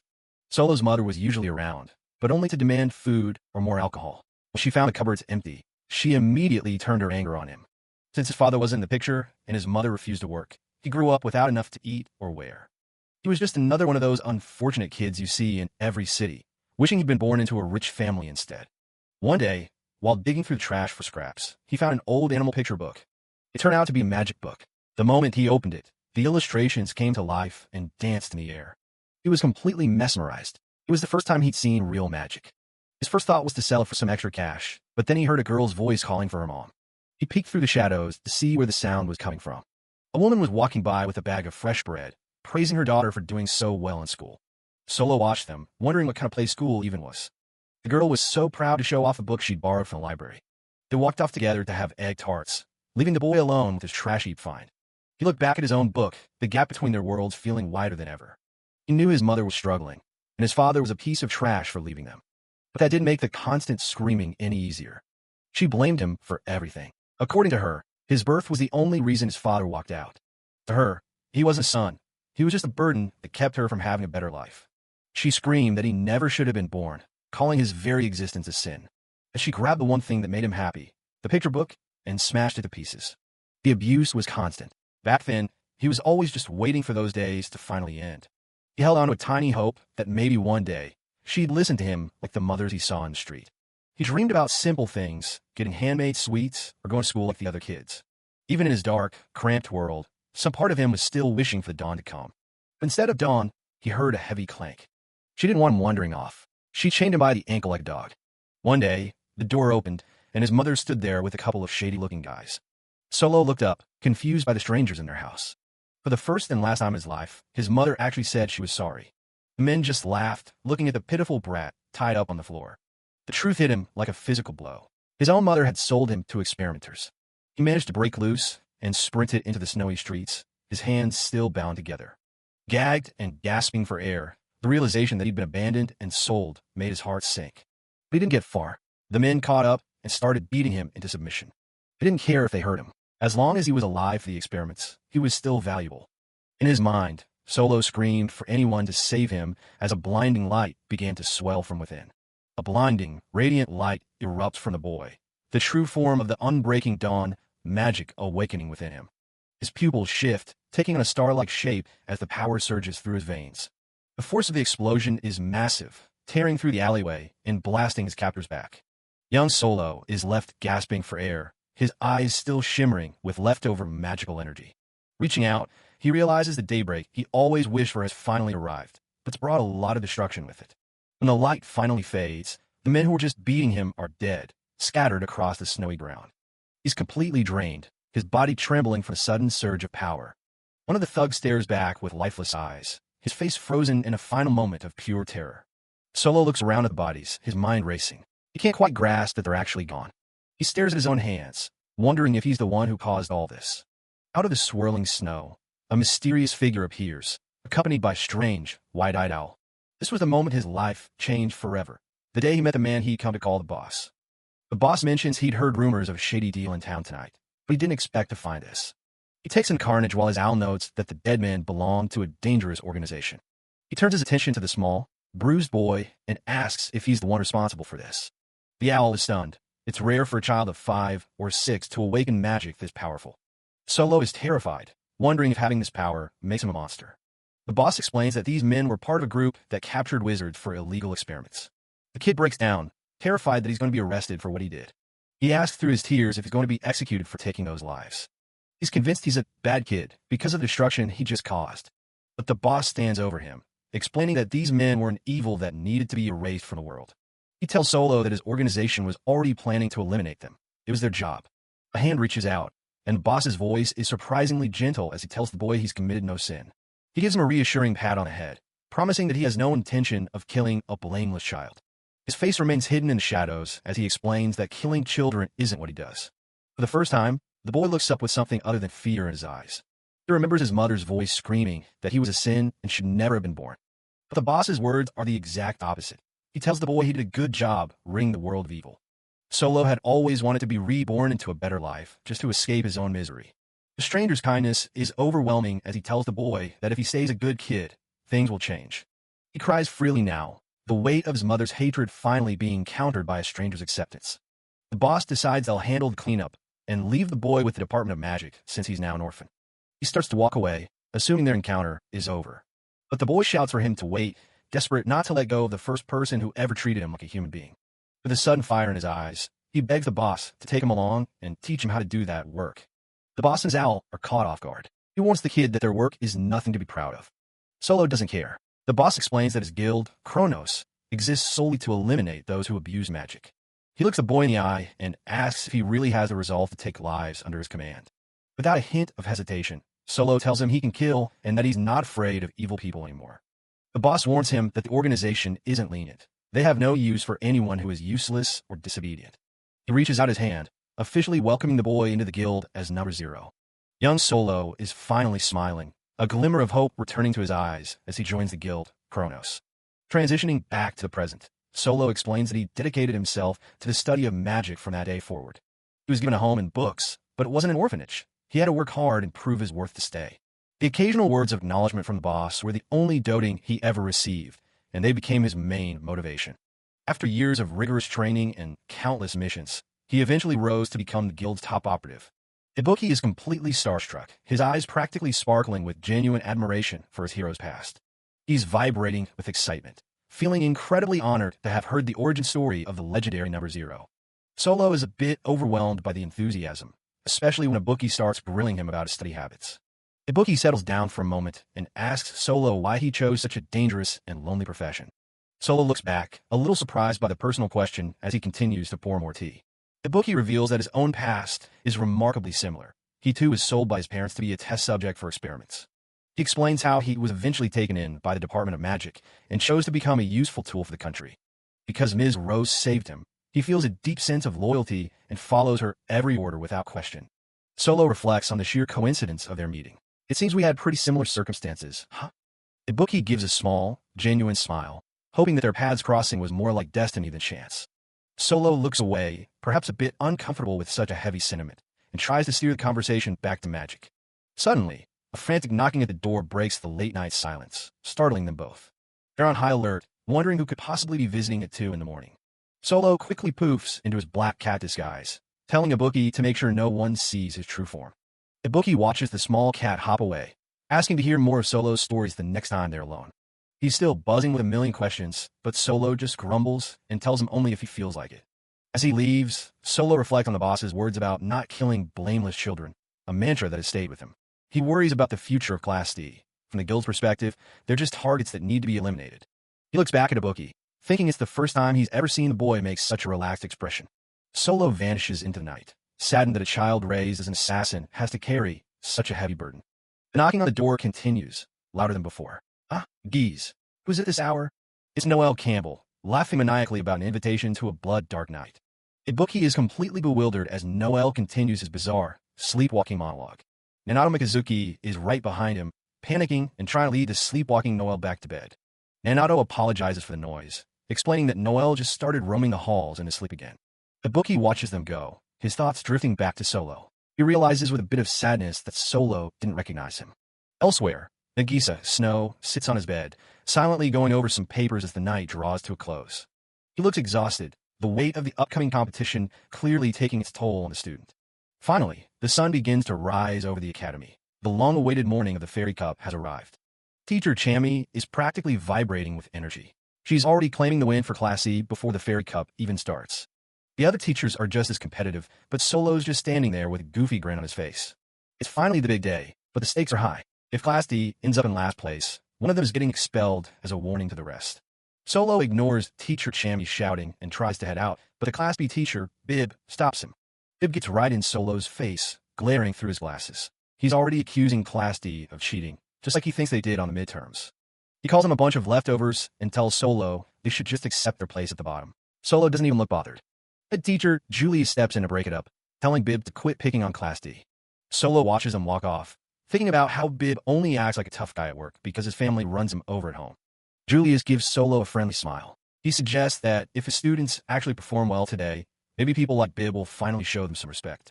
With that, Julius calls all the second-year teachers to order. It's time to head out and give the fairy guests a show. Solo locks in, determined to make sure all his hard work with the class finally pays off. The students are all geared up, trading their usual clothes for official ceremonial capes and Class D armbands. Maiko is the first to show off her new look. She's loving the formal Orion gear and strikes a pose to prove it. Ibuki checks out his own uniform. These outfits are usually saved for big ceremonies, so wearing them for a competition feels a bit different. Rex and Panny are less enthusiastic. Looking sharp is one thing, but relaxing and formal wears a whole other story. Solo watches his students get ready, though his awkward attempts at a supportive smile are starting to weird them out. Panny is already complaining that he can't focus without his usual hoodie and darkness. Rex isn't a fan of the tight fit either. Solo tells them they can loosen up a bit. As long as they have the cape and armband on, they're good to go. The class starts joking around, and Solo notices they aren't nearly as stressed as they were during their midterms. He looks over at Dante, who's quietly fixing his collar and keeping to himself like usual. Solo slides over with a huge grin, asking Dante why he looks so down in the dumps. Dante just gives him a look of pure disgust, clearly not in the mood for his teacher's antics. Solo keeps pushing it, trying to be the cool mentor, but it's just making Dante physically uncomfortable. He tells the boy to let him know if anything is bothering him, which only makes Dante want to get away faster. Solo keeps a close eye on his students as they prepare for the trek. Maiko is already miserable, complaining about having to wear heavy winter uniforms in the middle of July. Solo explains it's because of where they're going. They arrive at the floating fairy plaza, a massive complex of ancient ruins drifting high above the clouds. The whole class stops in their tracks, staring up at the floating islands and massive waterfalls in total awe. It's a huge area, way bigger than anything they've seen on the academy ground so far. The temperature drops fast at this altitude. Maiko starts shivering, and Rex has to tell her to back off the edge before she falls. Solo plays tour guide, explaining that this place used to be home to fairies and witches before it fell into ruin. The students are actually impressed that Solo knows something useful for once. Maiko gets stars in her eyes, dreaming about owning a massive estate like this one day. Ibuki just looks at her like she's crazy. A cold voice cuts through her daydreaming, calling her ambition unintelligent. It's Maroon Medium from the elite Class S. The Class D boys watch from the sidelines. They know Maroon is a jerk, but they can't deny she's a beauty. Maiko snaps back, but Maroon just dismisses her, claiming they only ran into each other because Maiko was being too loud. Spyro from Class S joins in with a condescending smirk, catching Dante's eye. Dante doesn't back down, meeting the elite student's gaze with a cold stare of his own. Another Class S student, Genji, steps up to back his classmate, glaring at Dante like he's dirt. Solo jumps in to play peacemaker before things get physical, telling both girls to knock it off. A stern voice suddenly commands them to stop. Teacher Saidi appears, looking down at his students. He reminds them that as the pride of Orion, they need to start acting like it. Teacher Saidi offers a quick apology to Maroon, promising to be more careful in the future. Maroon just stares back with her usual cold indifference. Solo laughs nervously, scratching the back of his head as Class S walks away. He tells Maiko he's never actually talked to Saidi before, noting the guy isn't exactly a chatterbox. Saidi closes his eyes and keeps moving without another word. He seems completely unbothered by the awkward tension Solo's leaving in his wake. Solo can tell the guy is actively avoiding eye contact, which is just his luck. His thoughts are cut short by a booming voice over the intercom. The fairies are about to arrive. Everyone turns toward the massive, floating archway known as the Fairy Gate. The announcer warns the students that only fairies can pass through, so they better stay back and not touch it. Maiko and her classmates are practically bouncing with excitement. It's her first time ever seeing real fairies, and she's expecting something straight out of Dream. The announcer builds the hype, describing fairies as powerful spirits with mysterious magic. A silhouette of graceful, winged being flashes across everyone's minds. The Class D students are already making wish lists. One wants to cook with their legendary flower honey, while another is hoping to score some rare medicinal herbs. Ibuki and Panny keep it realistic, mentioning that fairy numbers have dropped so much they're basically legends. To top it off, taking photos is strictly against the rules. Maiko and the other girls are still stuck on the picture book version. Small, cute, and mystical. They're convinced they're about to see something beautiful. Suddenly, the fairy gate starts to glow with an intense, shimmering light. Maiko points it out, screaming for everyone to look as the portal finally opens. A giant swarm of small, glowing shapes bursts out of the gate, flooding the plaza in an instant. The students' jaws drop as the fairies reveal themselves. They aren't elegant at all. They're just round, marshmallow-looking blobs shouting "foo" and promising to have some fun. Solo and the kids can only stare in stunned silence. This definitely wasn't the mystical encounter they were promised. A text box clarifies that these are frolicker fairies, simple spirits who live for nothing but playing and making merry. They have a long history of showing up at rural festivals, where they'd sing and dance for days on end to cheer up the local humans.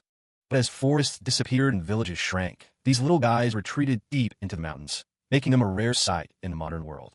One frolicker, wearing a tiny hat and leaning on a staff, steps forward. He introduces himself as Joy, the chief of the frolickers. Joy explains that their kind used to live alongside witches, but a massive war forced them to flee this plaza. Now, they don't take sides in human conflicts. He looks a bit downcast, as he admits they're currently short on something called love magic. But he quickly snaps back into high spirits, calling for the students to entertain him. With a loud shout, he declares the Fairy Cup officially open. The plaza turns into a chaotic party as the frolickers start playing tiny instruments. Ibuki can only blink, admitting they're nothing like the legends he heard. Vice Principal Nico Robert takes the mic back, thanking the chief before moving straight into the nitty-gritty of the competition rules. The Fairy Cup is a team-based point system. Students will face off in various magic challenges, and class with the highest total score at the end takes the trophy. Solo looks like he's having a minor crisis at the mention of points. Rex whispers that with the fairies watching, cheating is going to be a lot harder than usual. The vice principal explains the schedule. Individual duels take over the morning, followed by a full team-on-team battle in the afternoon. A tiny frolicker named Glib hops onto the commentary desk with a microphone, announcing he'll be providing the live play-by-play for the matches. He's joined by head teacher Julius, who gives a friendly wave to the crowd. It's an unlikely duo for the commentary booth. Glib announces that there will be exactly 13 individual matches over the course of the morning. The news hit Class D hard. Since they only have 13 students total, it means every single one of them has to step up and fight. Chief Joy adds one more twist. Each student can only compete once, and a specific magic theme for the match won't be revealed until right before it starts.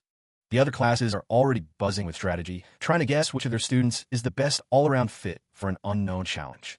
Dante is already treating it like a high-stakes battle of wits, while Maiko tries to tell him he's overthinking it. Penny just thinks the secret themes are a total pain. Glib wastes no time and kicks things off by announcing the first theme, Transformation Magic. Maiko's eyes go wide. This is her area of expertise. The pressure of being the first one up is clearly starting to sink in.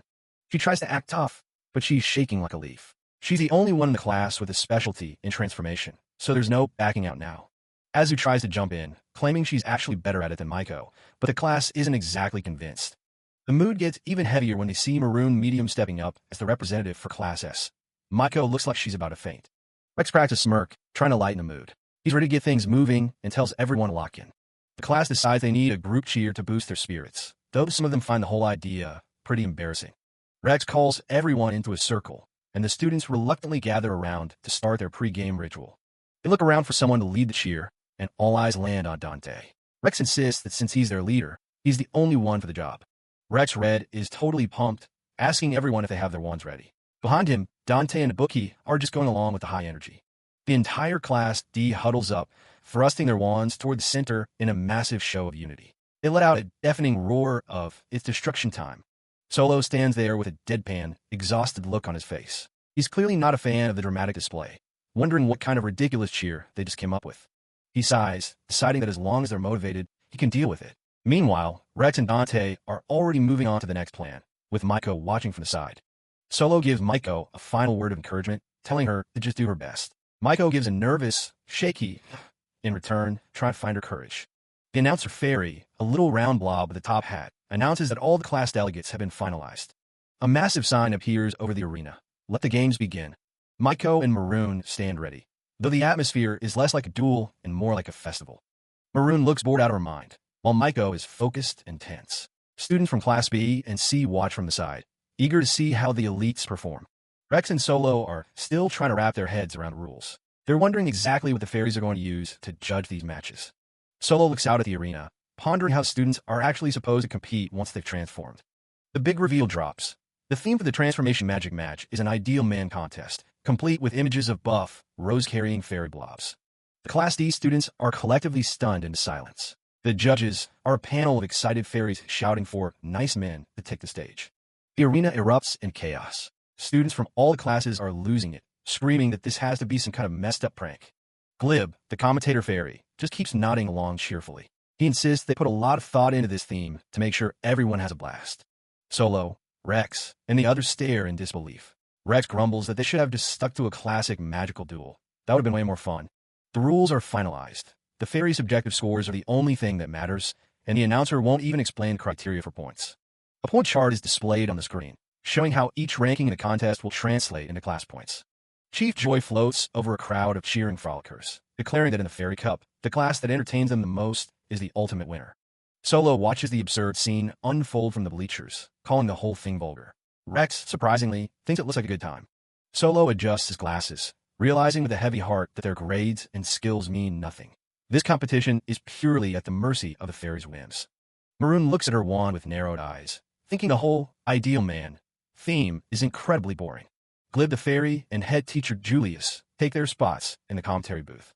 Julius gives a friendly peace sign to the crowd. A graphics card displays the point system, showing how the individual ranks are converted into a total score for the class. The current rankings flash on the board after the second round. Class S is in a comfortable lead with 10 points, while Class D is dead last with 0. The camera pans over the floating islands of the plaza as the announcer moves on to the third magic battle. The theme is flame magic. Solo immediately looks at Kai, noting that the boy's raw power is actually quite impressive. Kai, student number 06, is caught off guard. He starts blushing and acting all modest when the girls in class tell him his crimson flames are cool. He quickly gets over his shyness, laughing loudly as he promises to do his best and show everyone what he's truly capable of. Solo watches with a faint smile, thinking to himself that the Fairy Cup is just getting started and it's way too early for them to give up hope. The battle turns out to be Kai jumping through a giant ring of fire he created himself. He looks absolutely terrified as he flies through the air. The judges hold up 0-point signs. You're supposed to be competing for style points, the announcer shouts as Kai crashes. Solo and Rex watch with blank expressions, wondering what on earth jumping through hoops has to do with actual flame magic. Next up is Nagisa Snow for an ice magic battle. Instead of a grand sculpture, he just sits there next to a tiny, simple snowman. In a fifth match, Panny represents Class D in a water magic duel. He's literally surfing on a giant wave, trying to make the heart dance. Even the fairies are getting in on the action, surfing alongside Panny and complimenting his nice waves. The scoreboard updates. Class S has jumped to 21 points, while Class D remains stuck at 0. They're officially blazing the path to last place. Solo looks completely drained. They've been sending out students based on their magical specialties, but nothing they do seems to satisfy the fairies. The sixth round is announced, a broom battle. The announcer Fairy shouts brooms as a group of students prepare to take flight. Rex stands up and crosses his arms, decisively telling the group that he'll be the one to take this match. The class tries to strategize, looking at Dante and Ibuki as potential fast flyers, but Rex is already locked in. Michael looks at him with concern, reminding him that he isn't exactly a pro at broom riding, and even mention it makes him feel sick. Rex doesn't back down. He explains that since his specialty is support magic, it's better for him to handle a match like this, so their heavier hitters can save their strength. The classmates are genuinely touched by Rex Red's dedication, with Maiko and the others impressed that he would consider the class's success so deeply. Rex just looks slightly embarrassed by all the praise. Solo Pastry watches the scene with a thoughtful expression, surprised that Rex would say something so selfless. Behind him, Panny and Rex keep bickering over silly nicknames, keeping the mood light. The broom race begins, and as predicted, Rex Red struggles immensely. He screams in terror as he trails far behind the other students, eventually coming in dead last. The fairies and other students watching the race are unimpressed by the poor performance, comparing the lagging racers to old men at a racetrack. The scoreboard updates yet again, showing Class S firmly in the lead with 26 points, while Class D remains pathetically stuck at 0 points. Maiko and her classmates can only stare in shock. Laughter and whispers ripple through the crowd of elite students as they mock Class D for failing to earn a single point even after 7 rounds of competition. At the commentary booth, head teacher Julius and fairies try to maintain a solemn and professional atmosphere, though the chaos of the event makes it difficult. Solo Pastry watches his dejected students, knowing they haven't given up yet. He realizes that if they don't do something to change the flow of the game soon, they'll lose everything. The announcer fairy declares that the theme for the 7th match will be a complete surprise. It's a battle of chance where anything could happen. As the class discusses who is left to compete, Noel Campbell suddenly steps forward with a determined pose, shouting that he'll be the one to go next. Noel Campbell is having a bit of a meltdown, sobbing about how he's got no special magic to be proud of. He offers himself up as a pawn just to be useful. Dante steps up with a confident smirk, deciding it's his turn to handle things. The rest of the group can only watch as he takes the lead. Miko and the others are panicking, shouting that they should save their secret weapon for when they're guaranteed to win. Dante doesn't care about the plan. He's just tired of sitting on the sidelines and waiting for his moment. He looks out over the floating ruins, asking if all he has to do is snag first place.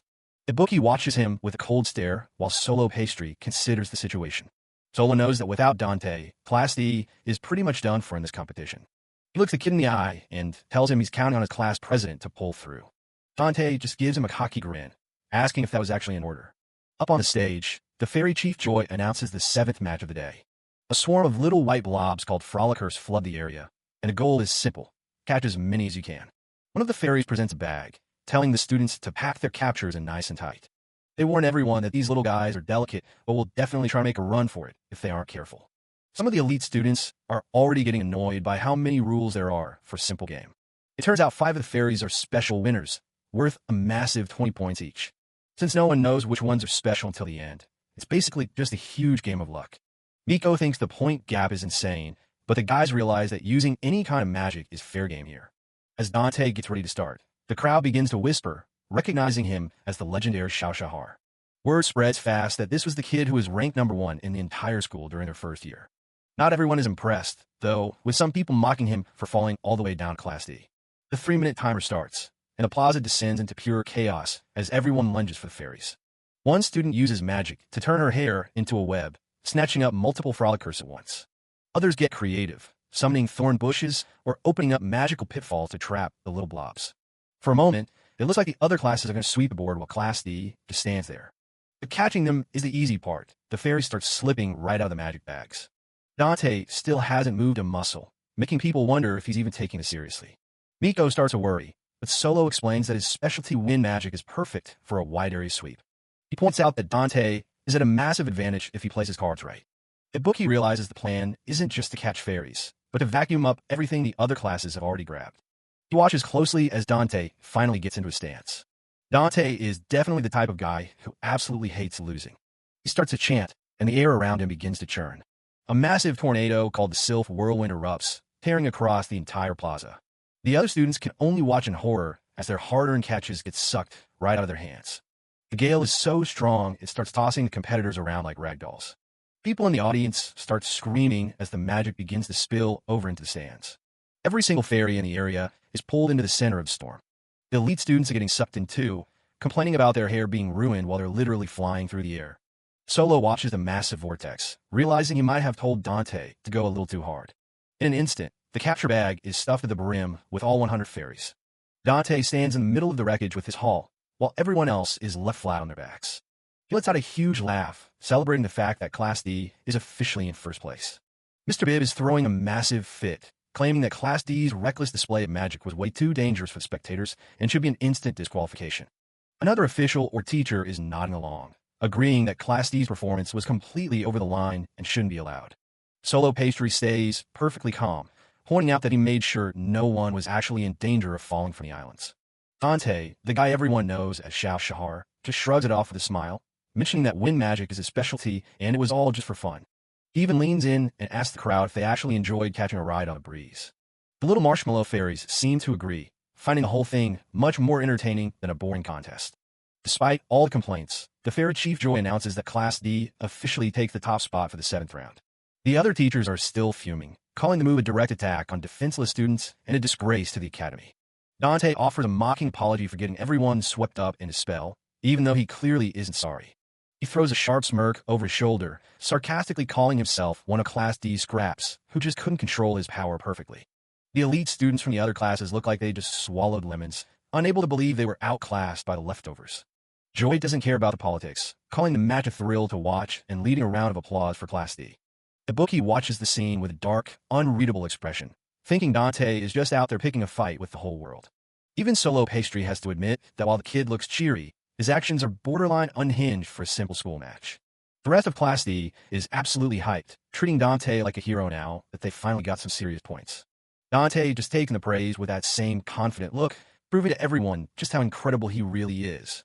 Ibuki stares at his own hands, the weight of his own mediocrity starting to sink in as he compares himself to the genius. Deep down, he's always just wanted to be someone special, someone who actually matters. He looks back at his younger self, a kid who just wanted to be acknowledged and noticed by the people around him. He wanted to be different from the rest, to be someone like Dante. Dante makes his way back to the group, waving like he didn't just break the entire competition. He laughs as Miko and the other girls swarm him, celebrating their massive comeback in the rankings. Miko is practically glowing, telling everyone to keep this momentum going for the rest of the day. Solo Pastry gives Dante a rare bit of praise, calling him a reliable representative for the class. But then the teacher leans in with a serious look, telling him not to overdo it next time if he doesn't want to get expelled. Ibuki feels a jolt of envy as he watches the two of them interact, feeling more like an outsider than ever. Dante catches him staring and asks if he's still upset about being dragged into the spotlight.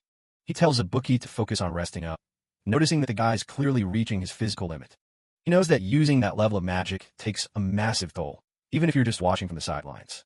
Ibuki is taken aback, not expecting someone like Dante to actually be looking out for him. Dante asks if he's satisfied with a win, but Ibuki just avoids eye contact. He mumbles that he's fine and just needs to focus on the individual matches that are coming up. Dante doesn't push it, simply telling Ibuki that he's counting on him to pull through for the class. Ibuki can only think to himself that he's nothing like the genius standing in front of him. He thinks about how Dante only ended up in Class D because of bad luck, while Ibuki is there because that's just how good he is. It's a crushing realization, making him wonder if he even knows what kind of magic he's actually good at. He looks at Dante's carefree smile and feels a surge of frustration boiling over. He thinks it's pathetic to be so caught up in his own head like this, but he can't help it. This complex he has over Dante has been eating at him for a long time, and it's only getting worse. It all started a few weeks back when he got a letter from his old hometown that stirred up old memories. His home was just a boring, ordinary town. Nothing special about it all, just like him. Back when he was 10, he was already bored out of his mind, looking for something that would make him feel special. Back then, Dante was already a natural leader. While he was eating, his friend noted that he'd been saying the same things quite a bit lately. Suddenly, someone shouted for Dante to come quickly because some kids from the west side had arrived for a showdown. Even at a young age, he was the one everyone relied on. Growing up faster than those around him, Dante was the biggest and strongest among his peers. That strength was his value, the thing that made him stand out. The other kids cheered, calling him their Northside leader. They knew they could always count on him whenever they were in trouble. In that ordinary town, Dante felt like he was something special. He wasn't just another face in the crowd. He was someone with a purpose. His friends were in awe, asking if he really had the talent to be a wizard. Dante just gave a confident, soaking in the admiration. He explained that his parents had confirmed it, and people even said he probably inherited his magic from his grandfather, who was a wizard. Dante spoke about the magic crystallite, a stone that reacts to magical power. It was the simplest way to see if someone had the spark or not. He talked about the witch's revelation, the moment an access incantation from magic just pops into your head. Without that, you can't truly use magic. Most people get their revelation between the ages of 12 and 15, though the truly talented ones might experience it even earlier. Dante figured he still had about 2 years to go, and his friends were already excited for his eventual awakening. With his goal set, Dante planned to enroll in a magic school, train hard, and become an amazing wizard that everyone would look up to. His friends were already jealous, wondering just what kind of incredible magic he would end up specializing in. They discussed the different paths a wizard could take, from tool craftsmen to those who put on shows in magic theaters. But Dante's eyes were on a higher prize, becoming a wizard knight, one of the heroes who protects citizens from monsters and evil wizards. Only the strongest wizards could hope to reach that rank, but his friends were certain that Dante could do it. After all, he was already the strongest one to fight. Dante pumped his fist, declaring that he would join the wizard knights for sure. His ambition was as clear as the day. The other kids joked about how they'd be able to say they were friends with a hero. They told him not to get ahead of himself, but the pride in him was obvious. One girl mentioned she was only good at drawing pictures, while another friend admitted he just liked eating. They all had their own small talents. The girl dreamed of having a magic theater company one day, imagining her friends as backup dancers for her concerts. Everyone was starting to dream big. A boy was shocked to hear Dante wanted to be a wizard knight, thinking of them as combat specialists who were awfully frightening. As they all ate together, they encouraged each other to hold on to their big dreams, no matter how daunting they might seem. A girl asked what kind of job Dante's grandfather actually had. It turned out he was in charge of maintaining magic charms on the town walls, which Dante found a bit boring. Dante thought a wizard knight's work would be much safer and more exciting than just doing inspections all day. His grandfather, however, had liked his quiet work. His mother smiled, telling him that it's best for children to do what they like and are good at. She promised they would all be cheering him on. Dante started to wonder about his own identity, what he was truly good at, what he liked, and what he really wanted to do with his life. He looked out at the scenery, pondering how everyone else seemed to figure those things out so easily. It was a question that had stuck with him since he was little. He'd always wanted to be someone special, to be noticed and acknowledged by those around him. He wanted to be different from everyone else. Looking back now, he realized that those feelings came from a place of having nothing of his own. He was searching for something to define him. Finally, at 15, the moment he'd been waiting for arrived. He received his witch's revelation. His journey was finally beginning. Dante didn't hate his hometown or his friends, but he felt a desperate need to get away and find his own path. He chose to attend a boarding school far from home. At the train station, everyone came to see him off, shouting their support and telling him to do his best and stay healthy. They expected him to become a leader at the academy too. As the train pulled away, Dante looked out the window with determination. It didn't matter what kind of place the magic school was. He was going to become someone special there. He arrived at the Grand Academy, where the orientation for new students was already underway. It was a place where geniuses from all over gathered to prove themselves. That's when he first saw him. A boy with an eye patch stood at the front, introducing himself as Xiao Shahar and declaring his dream to become a wizard knight. Seeing Xiao Shahar's effortless confidence was a shock. In that moment, Dante realized the difference between a true genius and a boring, ordinary person like himself. Match 8 kicks off, and it's all about illusion magic. The challenge is to create the perfect room for a bunch of spirits called frolickers. Spyro from Class S takes the stage. She thinks interior design sounds fun and starts weaving her magic to impress the crowd. Dante is stuck watching from the sidelines, feeling completely out of place. Noel tries to give him some encouragement, but it's not helping. He starts thinking back to his first year. Even then, the entire school was obsessed with the same two geniuses, Xiao and Luca. They were a legendary duo who had been together since they were kids in the orphanage. Xiao would tell these insane stories about his village getting wiped out by monsters and losing his eye, all while laughing like it was a joke. Even Luca had to tell him to tone it down. It's pretty heavy stuff to dump on classmates you just met. But Xiao didn't care. He'd just point out that Luca's story was just as bad since he never even knew his parents. The girls in class thought their bond was amazing. They saw two best friends working toward the same dream. To everyone else, they were the perfect pair, always smiling and always at the top. Watching them made Dante feel small. He couldn't even bring himself to say he wanted to be a wizard knight too. Then came the practical exams. Xiao didn't just pass the witch's slaw spell, he mastered it on his first try. The teacher couldn't believe it. Usually it takes weeks to get that kind of control, but Xiao made it look effortless. And if Xiao could do it, Luca could too. Dante could only watch from the back, realizing how far behind he was. They were basically celebrities. They were already out there taking down monsters on the mountainside, while everyone else was still studying theory. The faculty was already calling them once-in-a-century talents. To the rest of the class, they were just on a different level. Dante didn't want to be left behind. He spent every spare moment out in the woods, practicing that same bell spell until he was exhausted. Finally, he gets it. The bell actually lifts into the air, and he's so proud he shouts at the teacher to look. But then he sees what the geniuses are doing. They've summoned massive stone statues while he's struggling with a tiny bell. Just like that, all his hard work feels like a waste of time. Even the regular school moments felt like a loss. Dante drops a letter, and a cute girl brings it back to him. For a split second, his heart skips a beat, but she walks right past him to confess her feelings to Xiao. Xiao turns her down in the most polite, cool way possible, which only makes Dante more frustrated. He was starting to eat at him.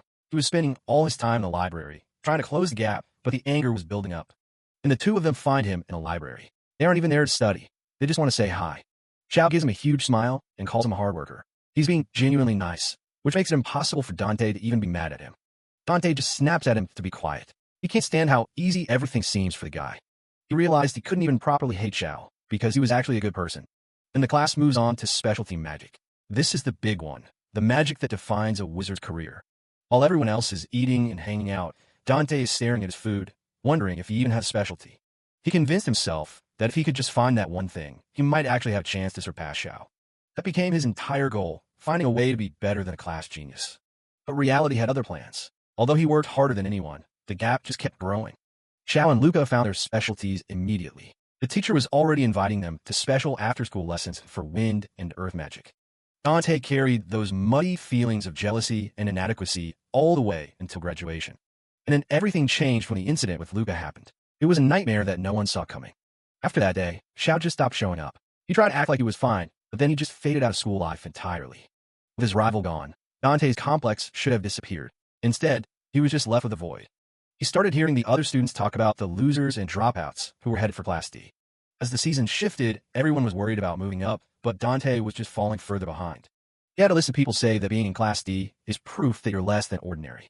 His motivation was gone, his skills were failing, and he finally started to believe that he really was just scrap. Even back then, when I tried my hardest, it felt like nobody even looked my way. I ended up in Class D, the absolute bottom of the barrel. I told myself it didn't matter. This was just a place for the scraps anyway. I decided I'd just do the bare minimum. Why put in effort for a world that expects nothing from me? I kept my head down, tried to convince myself I was fine with it. I started lying to myself, saying I never even wanted to be a wizard knight that badly in the first place. Class D was comfortable because everyone else was ordinary, just like me. But the thought of going home empty-handed kept me awake at night. And everything shifted. Xiao joined our class, and suddenly the quiet corner we lived in was gone. We actually passed the midterm exams, and seeing Xiao so fired up was almost contagious. Seeing him happy made me happy for a moment, but that old, bitter feeling started bubbling up again. Xiao was still a genius. Even in Class D, his specialty wind magic was sharp, and he naturally became the leader we all followed. I looked around and realized everyone else had found their thing, something they were good at, or something they loved. I was still the only one with nothing. I was stuck in the same place, while everyone else was moving forward. And then a letter arrived from home, and that complex I thought I'd buried came rushing back. It was just a regular letter from my mom, asking how I was eating and telling me about a friend who'd won our competition. She sounded so proud of everyone else. And she asked the one question I couldn't answer. What was my specialty magic? She told me only truly outstanding people can become wizard knights. She was subtly telling me that maybe this wasn't for me. Don't push yourself, she wrote. You can always come back home. She meant to be kind, but those words felt like a death sentence to my dreams. She even asked to see my specialty magic during the summer visit. To me, those kind words were just her way of saying she knew I wasn't special. I couldn't accept that. I didn't want to go home and be a nobody. I was desperate. I wanted a specialty magic so badly. Something, anything that could give me a win against Xiao. Back in the present, Miko Cecilia snaps me out of it. It's time for my individual battle. The rest of the class had actually been doing pretty well, picking up points in the middle matches. But even with their effort, Class D is still sitting dead last. The next match is the Witch's Arsenal Showdown. The pressure is on. Miko and Xiao are already looking ahead to the final rounds, counting on us to close the gap. Everyone thinks this is my specialty. They're all cheering for me to finally show what I can do. I just force a smile and play along. I can't let them know I'm still just guessing. Match 12. This is it. It's a simple ring-out battle. The last one standing in the plaza wins it for their class. Solo watches from a booth, probably wondering what my plan is. He's noticed I've been acting strangely lately, and he looks genuinely concerned. He knows something is off. He can see right through my nerves. I step out into the arena. In a situation like this, with everyone's eyes on me, I can't say no. I grip my weapon tight. I'm the one who told everyone this was my specialty magic, so now I have to prove it. The match starts, and I unleash a massive drill spell, pouring everything I have into one big move. It's a total disaster. Class D is knocked out immediately. Another 0 points on the board. I stand there in the silence, listening to the crowd talk about how Class D just can't handle real combat. I can barely look at my teammates. All I can do is mutter a pathetic apology. Xiao just gives me a big smile, trying to keep the mood up for the second half of the cup. But Solo isn't smiling. He's watching me with a look that says he knows exactly why I failed. The final round of the individual matches is announced, and a mystery theme is about to be revealed. The bookie steps up, looking focused and determined as he prepares for whatever secret challenge lies ahead. His classmates cheer him on, putting all their hopes on him to secure a high rank for Class D. The bookie feels the weight of Solo's expectations and vows to himself that he won't let his teacher down. The representatives take their positions in the arena, and the tension is palpable as they wait for the announcement. The crowd erupts as the final theme is declared, a pure, magic-free performance. It's a dance-off. The fairies demand a display of rhythm and joy to crown the winner of the individual battles. Ibuki is paralyzed with shock. Of all the things he trained for, a dance-off was definitely not on the list. His mind goes completely blank. He has zero rhythm and absolutely no idea how to even start. The music begins, and while the other students jump into the groove, Ibuki stands there, frozen and humiliated. The results are a disaster. Ibuki's total lack of movement earns him the lowest possible score from the amused fairies. Solo watches the aftermath, sensing the deep resentment simmering within Dante after his own earlier failure. Dante approaches Solo during the break, his expression guarded and uncharacteristically serious. Solo cuts straight to the chase, asking Dante if he's actually struggling to find his true specialty magic. Dante is caught off guard. He wonders how Solo could have possibly seen through his desperate facade. Solo explains that Dante's performance earlier was too forced, a clear sign that he doesn't have a natural affinity for Witch's arsenal. Solo offers some gentle advice, reminding him that specialty magic isn't something you can just choose, it's something you discover through practice and patience. He explains that every wizard has a unique magical signature, and finding it is a journey every student must take. Solo admits that the process is difficult and often takes years of trial and error before it finally clicks. He suggests that Dante might be so focused on catching up to others that he's blinded to his own actual strengths. Solo tries to lighten the mood, telling Dante it's okay to be behind as long as he keeps moving forward. But for Dante, being compared to geniuses like Xiao is a constant source of pain he can't just ignore. Solo suggests he put aside his current magic for a while and try experimenting with different disciplines after the tournament. Dante snaps. The patronizing advice is the final straw, and he demands to know why Solo can't just give him the answer if he's such a great teacher. Their heated confrontation is interrupted by the booming announcement that the individual matches are officially over. The final rankings for the dance-off are read out, and once again, Class D is at the very bottom. The total points for the first half of the Fairy Cup are tallied, leaving Class D in a distant 5th place. Class S celebrates their dominant lead, while the other classes prepare to fight for whatever scrap of points remain. The fairies thank the participants for the joy they provided and announce a short break for lunch. Elaborate lunchboxes are distributed to all the students, a small comfort after a morning of grueling competition. Dante immediately walks away from Solo, his jaw set in a hard line of refusal. Solo can only watch him go, stunned by the sudden outburst. Solo is left standing alone, questioning if he handled the situation all wrong. Was he being too blunt? Across the plaza, the atmosphere is festive as everyone digs into their food and discusses the morning's events. The student body is abuzz with excitement, mostly mocking the terrible performances from Class D. High up in the VIP booth, the school officials discuss the second half of the tournament and the clear superiority of Class S. One official notes that while Class S is the favorite, it would be boring if everything went exactly as predicted. Ibuki sits by himself, fuming over the ridiculous dance-off and fairies who forced him through it. His teammates try to cheer him up, laughing off the embarrassment as just another one of the Fairy Cup's quirks. Xiao notices Dante sitting apart from the group and tries to offer him some of his favorite food. Dante bluntly refuses, stating he has no appetite and needs to be left alone. Solo watches the exchange from a distance, seeing the cracks in the class's unity and the deep pain he accidentally triggered in his student. Noel Campbell and Dante wait as the lunch break slowly wraps up. Solo Pastry looks serious, telling his class that the second half group battle is where an upset victory is still possible. The announcer points toward a massive fortress in the distance, their next battlefield. It's the ancient witch and fairy castle, a place where history and high-level magic meet. Miko, Cecilia, and Noel can't believe the scale of the place as they get their first real look. The ruins of the castle look ancient and worn, but a massive surge of magic power radiates from within. Ibuki is sweating bullets, determined to win this time to regain the trust he lost in the individual matches. Solo adjusts his glasses, knowing that if Class D finishes last, someone's getting expelled. No pressure. The mascot hops up to explain the rules for this year's group event. It's officially called the Frolicker Fruit Scramble. Legend says the witches who live here bred these specific fruits just for the fairies. Now, those same fruits are scattered all throughout the castle, waiting to be gathered. The scoring is simple. 1 fruit equals 1 point for the class. Solo and Ibuki realize this means the points are unlimited. They actually have a shot at catching up. Naturally, combat is totally fine, meaning teams can steal fruits from each other until the very end. But there are a few more rules to keep things interesting. Everyone will operate in groups of 3, starting from random locations inside the ruins. Each trio will have a designated leader who has to wear a specific headband as a marker. Here's the catch. You can steal those headbands, and losing one means the whole team is out of the game. When a team gets knocked out, all the gathered fruit goes straight to the one who stole the headband. The students are in shock. One mistake by a leader, and everything they worked for is gone. To make it even tougher, only a leader can steal a headband from another leader. The kids start debating strategy. Stronger leaders should hunt, while the weaker ones focus on gathering. Nanato Mikazuki points out that Class D needs way more fruit than everyone else just to survive. Miko's brain is basically fried, trying to keep track of all the different rules.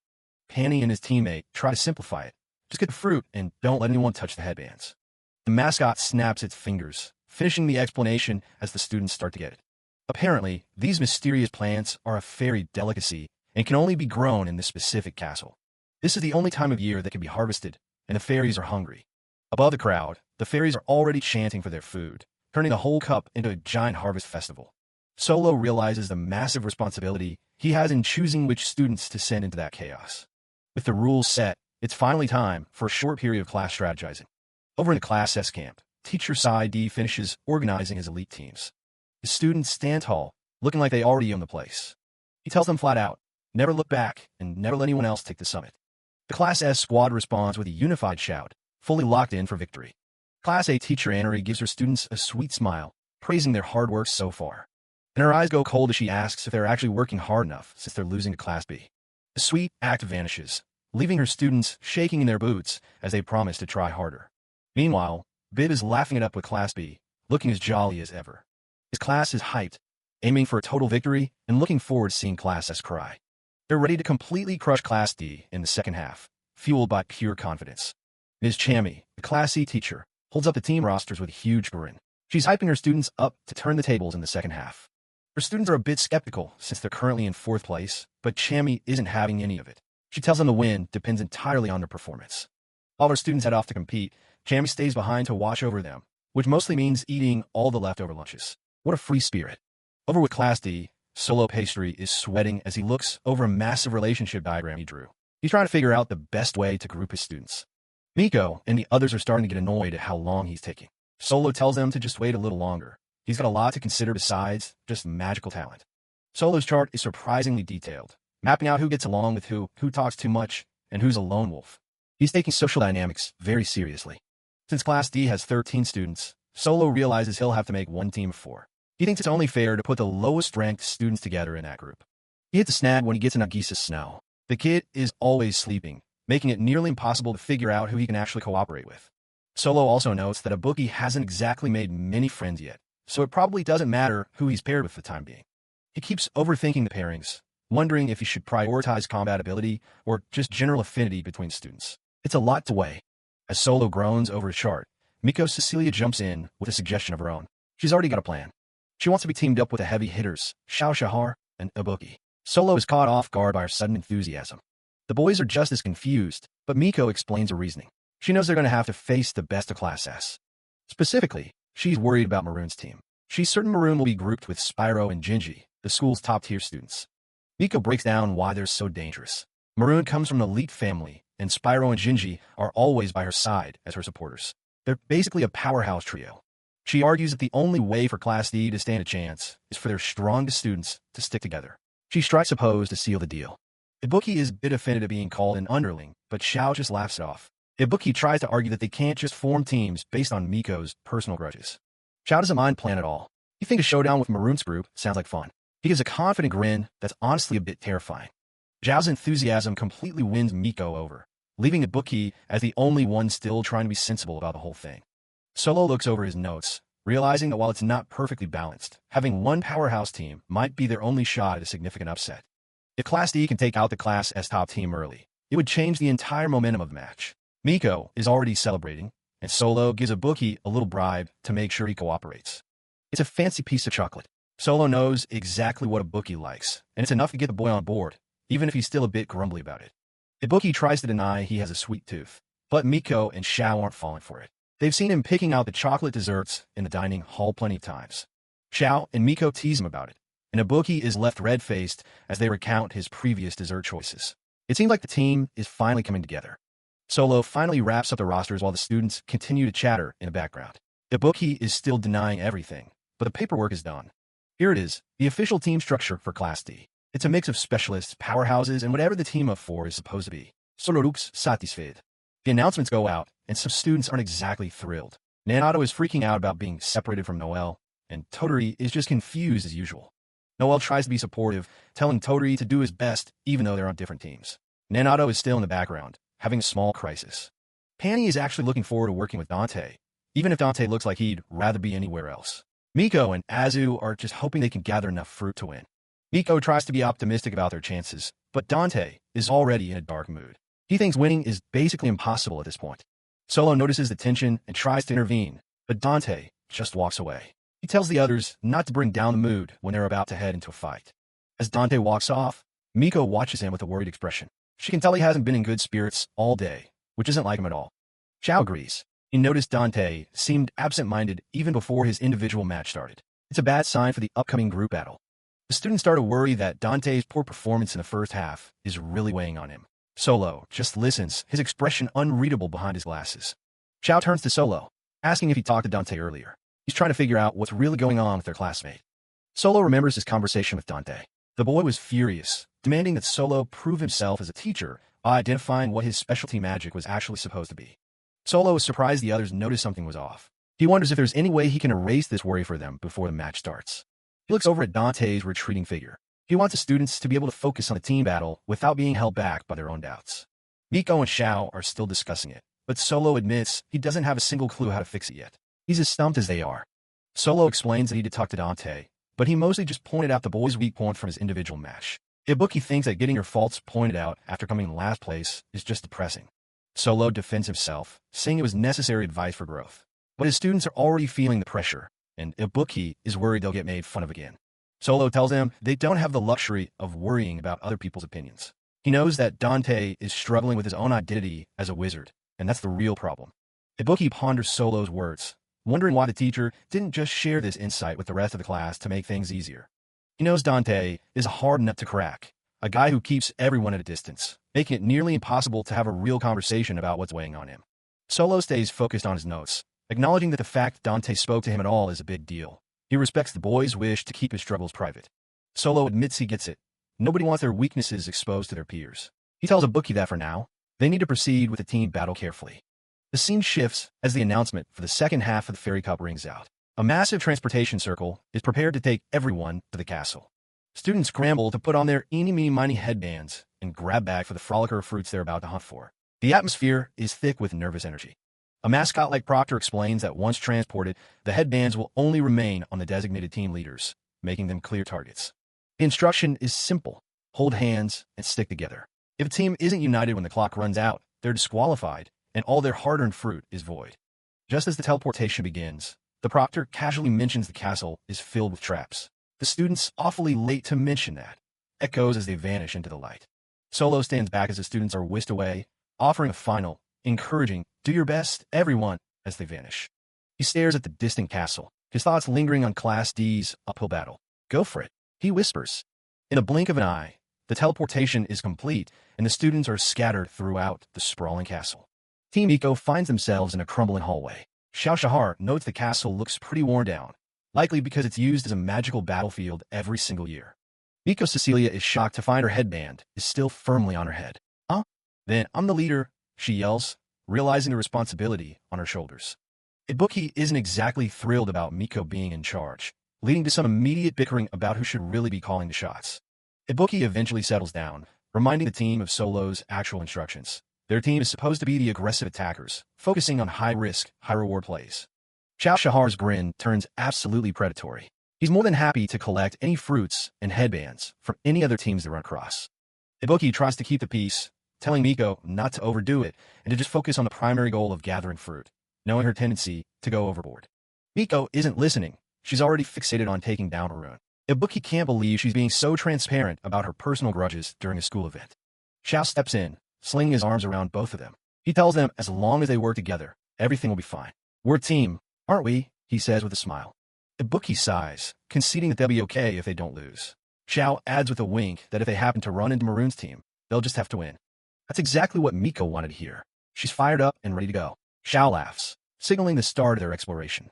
Miko is back in her element, striking a leader pose and demanding her two underlings back her up as they set off deeper into the castle.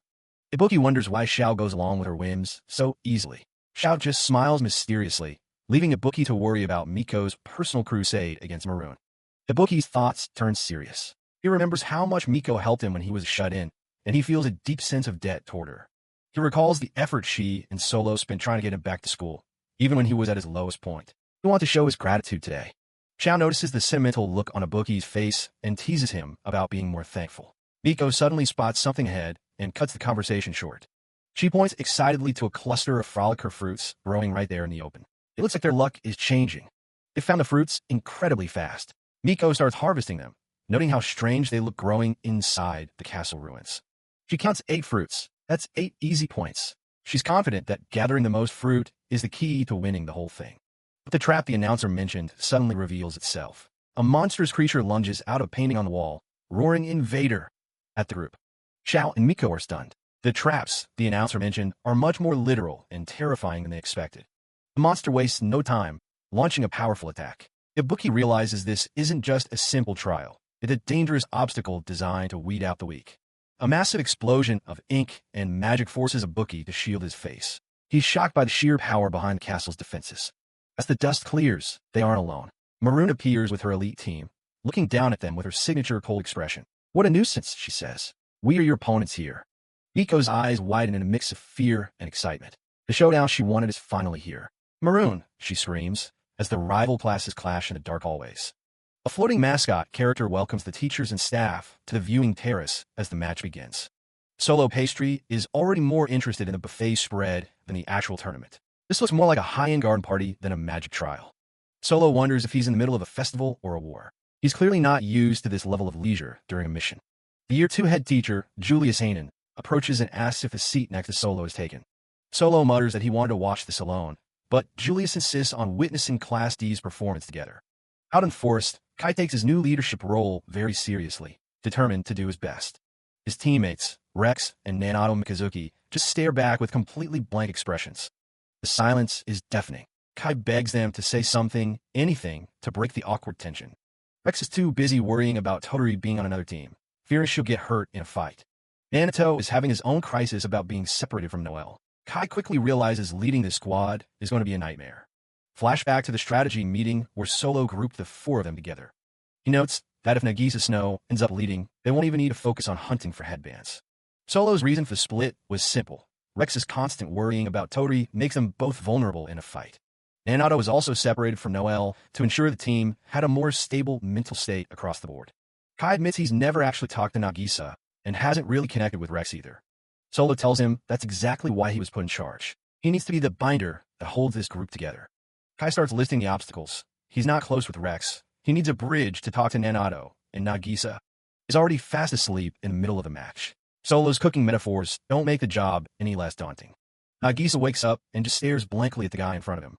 He asks who Kai even is, which sends the leader into a panicked rage. They're classmates, after all. The group bickers so loudly that they're practically begging to be found by another class. Meanwhile, Toturi is having a minor break. Katlia tells her not to get too worked up. Noelle strikes a dramatic pose, declaring herself Toturi's loyal retainer for the match. Solo's instructions were very specific for them. Avoid combat and focus solely on gathering the forbidden fruit. Katlia scoops up Toturi and takes off at a sprint, promising she's determined to make a comeback after a disappointing showing in the individual battles. Katlia tells the others to rely on her, though Toturi is just embarrassed at being carried. Deep in the underground ruins, Azu is having the time of her life. She's found a stash of ancient magic tools and is geeking out over every piece of junk in the pile. Dante and Penny watch her from the shadows, realizing Azu is on cloud 9. Dante stays focused, reminding them that they need to keep moving toward their goal. Penny suggests they stay as sneaky as possible so they don't get booted from the tournament early. The Flex team reaches a massive clearing and immediately goes on high alert. Xiao Shahar, Miko Cecilia, and Ibuki can feel a hostile presence nearby. Class S's elite trio, Maroon, Spyro Sinistra, and Gingy Dextra, step out from the ruins. Maroon smiles, calling it perfect that they've run into another squad's leader so quickly. She suggests they fight with all their strength and put their headbands on the line. A massive, terrifying beast man named Marone lunges forward with a roar. Miko is paralyzed with fear as the monster's overwhelming aura dwarfs her own. The impact shatters the ground into a massive crater. Up in the stands, Solo is genuinely impressed by the level of transformation magic Class S is showing. Xiao leaps into action, telling Miko there's no time to be scared. Ibuki prepares to launch a counterattack, refusing to let the monster walk away with an easy victory. The beast Mamarone lets out a deafening roar, his sharp fangs bared as he prepares to tear through his opponents. A massive explosion rocks the battlefield as his strike connects, sending debris flying in every direction. Xiao Shahar and Miko Cecilia stare in disbelief. The destructive force was somehow cancelled out just as it hit. Out of the smoke, Jinji Dextra and Spyro Sinistra emerge. They announce that they'll be the ones taking on the Flex team. Xiao and Ibuki tighten their grip on their weapons, knowing they're facing the best Class S has to offer. Jinji raises his hand, the mark on his palm glowing with intense light as he invokes his specialty. Power is truth. The ground shatters as their spells collide, sending shock waves through the clearing. Jinji fixes his gaze on Xiao, admitting he's been itching for a real fight against him since the first year. Xiao leaps back to avoid follow-up, wondering if he somehow offended Jinji in the past. Jinji doesn't care about the past. He's only focused on the fact that Xiao was once the top student in their year. His goal is simple. He wants to climb even higher by crushing those who are supposedly the strongest. Xiao gives a half smile. He's always been one to enjoy a good challenge, and Jinji is definitely giving him one. On the other side of the clash, Spyro Sinistra watches with a mocking grin, her eyes sharp behind her glasses. She casts Holy Moon Rain, summoning a barrage of lethal, star-like projectiles that rain down on Ibuki. Ibuki recognizes her immediately. She's Maroon's loyal attendant and the actual number 2 in terms of raw skill. Spyro tries to pin him down with Witch's Stronghold, but Ibuki is already a step ahead, countering with a high-voltage electric drop. The attack is blocked, but Spyro is genuinely surprised by how quickly Ibuki reacted with his shield magic. She notes that for a kid from the scrap class, he fights with a surprisingly calm and indifferent expression. Ibuki doesn't miss a beat, asking her if his style is really that interesting to her. Spyro admits she's been keeping a close eye on Class D, doing some reconnaissance on behalf of her lady Maroon. It turns out Maroon has some very personal business to settle with Miko Cecilia. Flashback to a quiet afternoon where Spyro and Jinji secretly watched Ibuki and Xiao sparring during their special training. Spyro scoffs at the idea of being a musclehead like Jinji, who only cares about who's stronger. She has a much more twisted motive. She wants to watch her enemies fall apart and make complete fools of themselves. Ibuki looks at her with a deadpan stare, not really following her villainous monologue. Spyro's grin widens. She spent that time watching him for a reason, and she claims she's already found his fatal weakness. At the main fight, Zhao's eyes narrow as he prepares his next move, his magical aura flaring up. He swings his blade in a night wind sickle, but Jinji meets the strike head-on with his golden gauntlet. The gauntlet glows as Jinji puts his full weight behind a punch that could level a building. He manages to grab hold of Zhao's weapon, shocking the boy with his raw physical power. Xiao doesn't panic. He shifts his stance and unleashes Sylph's Whirlwind at point-blank range. A massive vortex of wind and stone erupts, swallowing both of them in a chaotic storm. Through the dust, the two rivals lock eyes, neither one willing to give an inch of ground. Xiao grunts as the pressure from Jinji's magic starts to take its toll. He manages to pull away, but he's clutching his arm in pain, his clothes tattered from the exchange. Jinji tells him to stop acting like it's a big deal. If Xiao hadn't put up a barrier in time, that last hit would have ended his match right there. Xiao realizes he's in real trouble. Jinji isn't just strong. His golden gauntlet is designed to shatter magic itself. He looks for an opening, knowing he can't just keep attacking blindly against a specialist like this. His concern shifts to Miko, who is barely managing to stay alive by dodging Maroon's relentless beastly strikes. Seeing Ibuki distracted, Spyro decides it's time to end her part of the duel and casts a mysterious new spell. Ibuki tenses up, his senses screaming at him that something dangerous is coming. A thick, shimmering mist begins to fill the area. Ibuki recognizes it as a paralyzing agent, one he's immune to, but his friends aren't so lucky. Ibuki collapses to his knees, his breath coming in ragged gasps as the mist takes hold. Xiao watches in confusion as Ibuki's movements become sluggish. The air around them feels thick and heavy. Ibuki's eyes glaze over and begin to swirl, leaving him completely disoriented and unable to stand. From the sidelines, Spyro Sinistra hides a smirk behind her hand, revealing the nature of her Treasure spell. It's a specialized magic designed to induce a state of extreme intoxication, effectively rendering the target drunk. Up in the stands, Solo is outraged, shouting that underage drinking is strictly forbidden, while Annery tries to remind him it's just a magical effect. Spyro notes with a mocking tone that she's still perfecting the spell, so the result could be a bit unpredictable. She points out that Ibuki is particularly susceptible, as he seems to have an incredibly low tolerance for alcohol. Solo can only stare in disbelief, never imagining this top student would have such a ridiculous, non-magical weakness.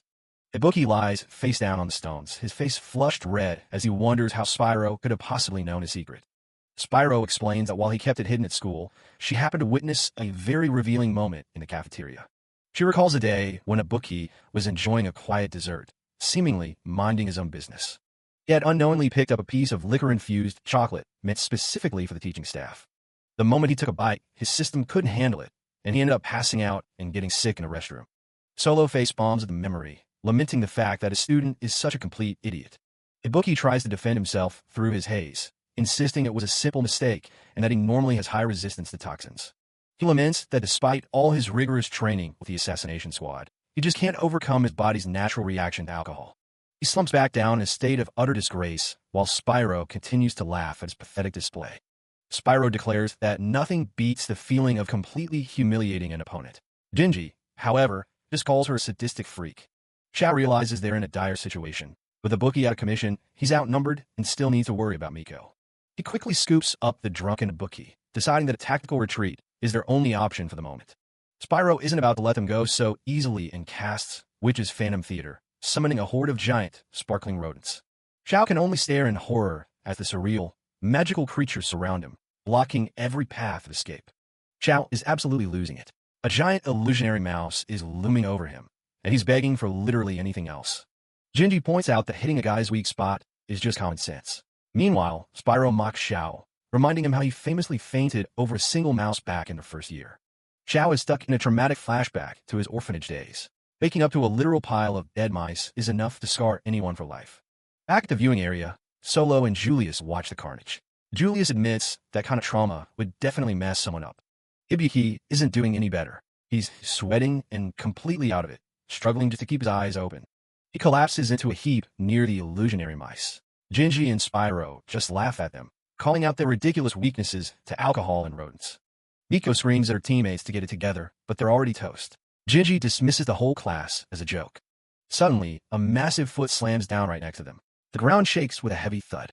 Marone, a massive beast man, launches a devastating punch. Miko barely manages to scramble out of the way. She looks up, completely shocked by the sheer scale of the attack.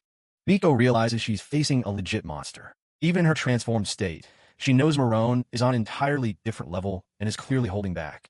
She decides she has to hit back before she's crushed. She charges in, hoping to catch the beast man off guard. Her kick connects, but it doesn't even make him flinch. Marone just stares her down and asks if that's all she's got. He mocks her feline transformation, calling it a half-baked imitation. He offers to show her what real transformation magic looks like. Marone shifts his form into a sleek, powerful predator. He moves with a level of control Miko can't even dream of. He starts a relentless barrage of attacks. Miko is forced into a desperate defensive struggle as he mocks her with every strike. Marone is switching forms so fast Miko can barely track him. She's completely overwhelmed by his speed and versatility. He stops and looks down at her. He asks if this is really the best she can do. Marone reveals he knows exactly who she is. Miko Cecilia, the youngest daughter of a famous magic troop leader. Miko is stunned. She has no idea how this monster knows anything about her family or her past. Marone looks a bit disappointed, realizing she doesn't remember him at all. A blinding light erupts from the castle above. Miko looks up to see Gingy and Spyro preparing a massive spell. Maroon, the Class S leader, watches from the balcony. She decides they've had enough fun and tells her team to wrap it up. Gingy and Spyro acknowledge the order immediately. They're ready to finish the job. They cross their wands with a sharp click. Instantly, the swarm of illusionary mice vanishes into thin air. Miko feels the massive mana buildup and screams for her teammates to put up their barriers, but they're still out of commission. Gingy and Spyro lock eyes as they synchronize their power. This is Unison Magic, a high-level technique for two mages. They unleash March of the Falling Stars. A massive beam of energy obliterates the bridge, sending Miko and her team flying into the air.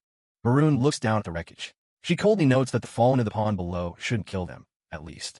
A giant summon swan sweeps through the smoke, its massive wings beating the air. Miko is falling through the air, panicking as she tries to grip her headband. Before she hits the water, the swan dives down and snatches her out of the air like a piece of prey. Class S mocks the rules, reminding everyone that a team is disqualified if they aren't all together at the end.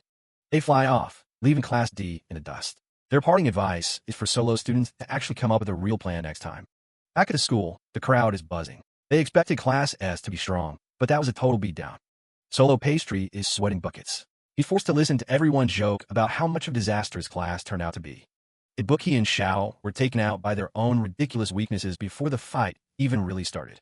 Solo can only stare at the screen in disbelief. Julius Hanan watches with a calm expression. He explains that Unison Magic is a grand spell where multiple mages combine their power for maximum destruction. Solo looks serious, noting that he hasn't even taught his students about Unison Magic yet. Julius explains that the Sinistra and Dextra pair are exceptions. They've been trained since they were kids to serve the elite medium family.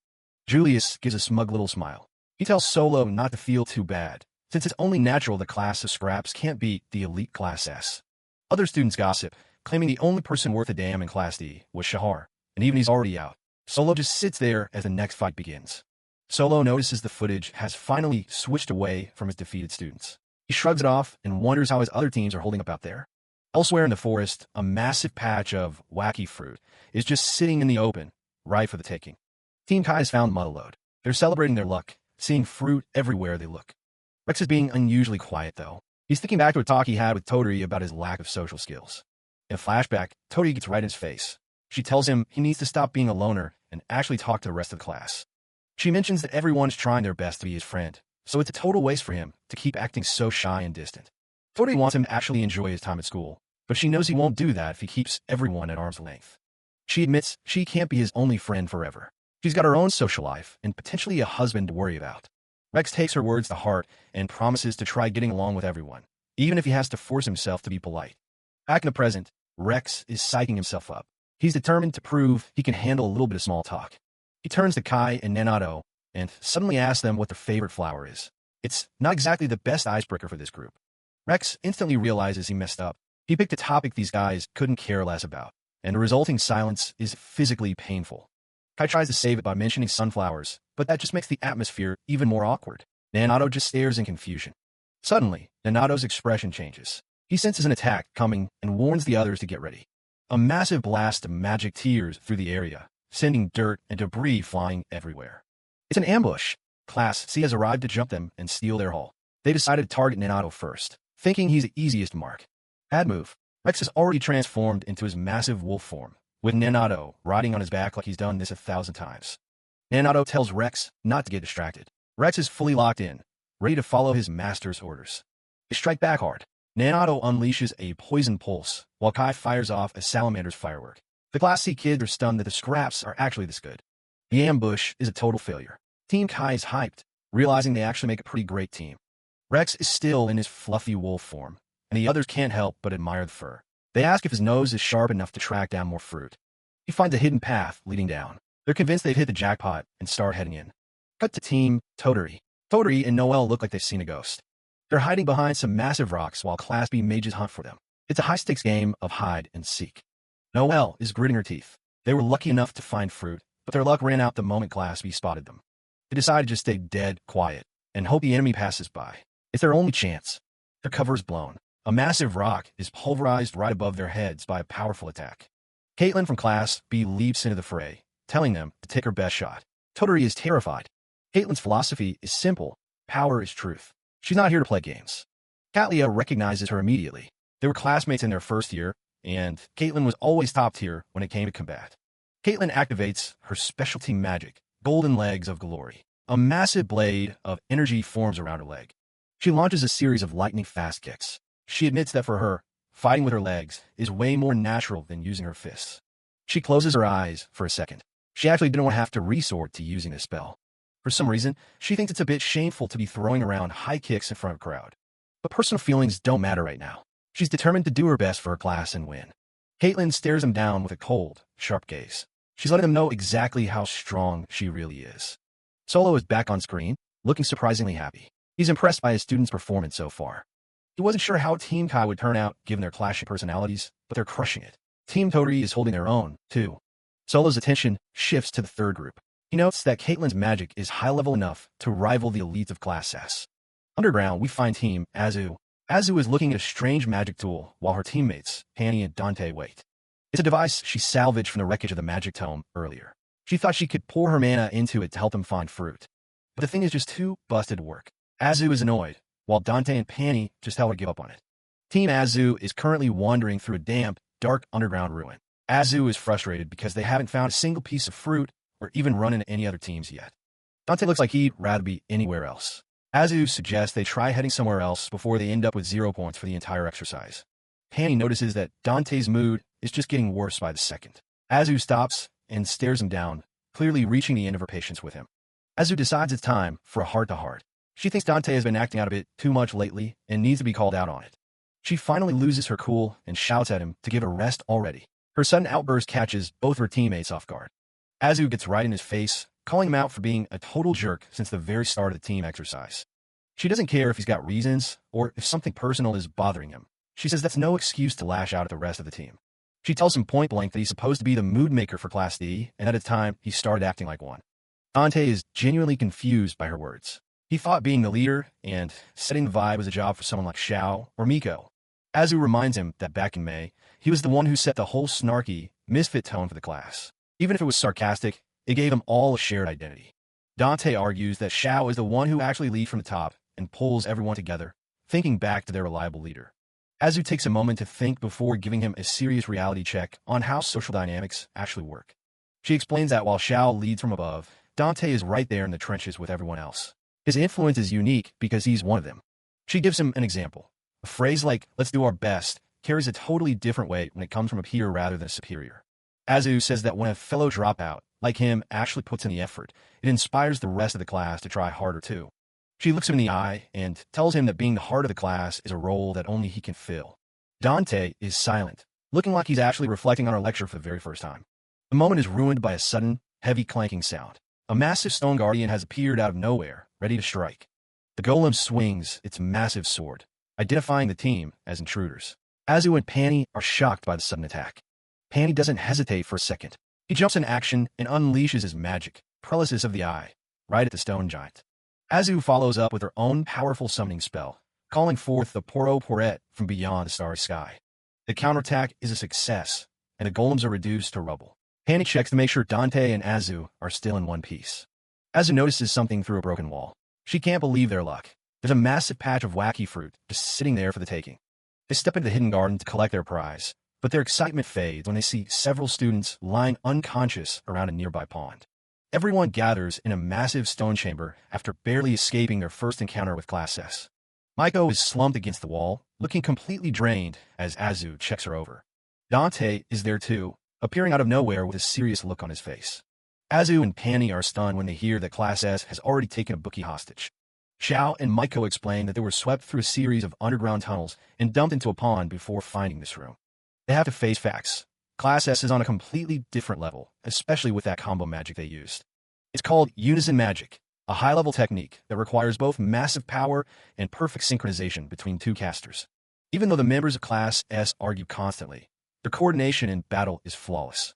Xiao is still fuming about being taken down by a bunch of mice illusions, despite his reputation. Azu cuts to the chase and asks what the actual plan is now that they're a man down. Miko isn't about to give up. She's ready to storm Class S's position and get a bookie back. Xiao agrees. There's no way he's letting those elite snobs walk away with an easy victory.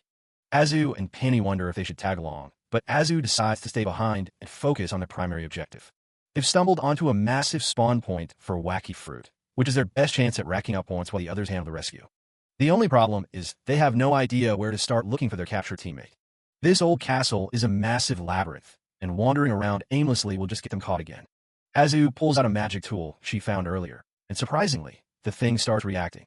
Xiao and Panny watch as the device begins to glow and spin. It's a tracking tool that can locate the owner of any object, provided they have something with the target's essence on it. Luckily, Dante managed to snag a bookie's wand when they were all falling through the ruins earlier. They feed the wand's magic signature into the tracker, and it locks onto a bookie's location immediately. Xiao decides they'll focus on a rescue mission first, knowing they're running out of time. He looks at Dante and tells him he's counting on the rest of the team to handle things in this room. There's no telling what kind of shape a bookie is in, so they need to move fast. Dante is hit with a wave of self-doubt, wondering why his friends would trust someone like him with such a big responsibility. But Xiao and Miko don't hesitate. They're fully confident in their teammates. Xiao hands over the tracker, reminding them that the device won't last forever and they need to make every second count. With the plan set, the two groups split up, hoping to cover more ground before the match ends. Just as Xiao and Miko are about to head out through a side door, they hear a noise coming from the main hall. They stop dead in their tracks as a group of students from Class B suddenly appears at the entrance. Everyone is caught off guard by the sudden intrusion. The Class B students spot the massive pile of wacky fruit and realize they've just hit the jackpot. One of them wastes no time launching a fire spell, shouting for Class D to get out of the way. Maiko reacts instantly, using her shape-shifting magic to leap over the flames. She closes the distance in a flash and delivers a sharp kick that sends one of the attackers flying. The Class B group is annoyed to have to deal with Xiao's team, but they aren't backing down easily. Suddenly, a loud mechanical alarm blares through the room as the castle's internal security system activates. Panny watches in horror as heavy stone gates start slamming shut, sealing all the exits. He screams for Xiao and Mako to get out before they're trapped, but it's already too late. To make matters worse, water starts pouring into the room from the pipes above, threatening to drown everyone inside. Panny tries to use his magic to stop the flow, but the situation is spiraling out of control. Maiko tries to dash back to her teammates, only to slam into a shimmering hexagonal wall that's appeared out of nowhere. Panny and Azu realize they're stuck behind one of the castle's high-level security traps designed to keep intruders boxed in. Xiao doesn't waste any time, unleashing his Nightwind sickle in a desperate attempt to shatter the invisible barrier separating the team. But the wall doesn't even budge, and Maiko is horrified to think they might be stuck here until the entire tournament ends. On the other side, the Class B students aren't about to let this opportunity slide while the room continues to flood with water. They focus their fire on the fruit, determined to secure every last point before the situation gets even more dangerous. Panny is caught in the middle of the crossfire, barely able to keep his footing as the attacks keep coming. He tries to counterattack, but the sheer volume of spells from the Class B team is too much for him to handle alone. A massive wave of fire magic erupts from one of the attackers, targeting Panny directly while he's distracted. Dante leaps into action, swinging his arms to manifest a defensive spell that deflects the worst of the blast. He shouts over the roar of the water, checking to see if Panny is still in one piece after that direct hit. Dante's heart sinks when he realizes he's dropped his wand in the chaos. He's completely defenseless against the next wave. Panny tries to keep his spirits up, reminding him that the best mages can cast spells without needing a wand at all. But Dante's luck has run out. He sprained his leg during the fall and can barely stand, let alone move. The Class B group laughs at their struggle, preparing to finish off the remaining members of Class D. Azu is paralyzed with fear, realizing she's even less of a fighter than Dante and that they're truly cornered. The girl from Class B screams at them to hand over the points, refusing to let some bottom-tier class get the better of her. She mocks them, saying that without Xiao to carry the team, Class D is nothing more than a bunch of useless mobs. Dante bites his lip, hatefully acknowledging that he's always been the one lagging behind and relying on others to save him.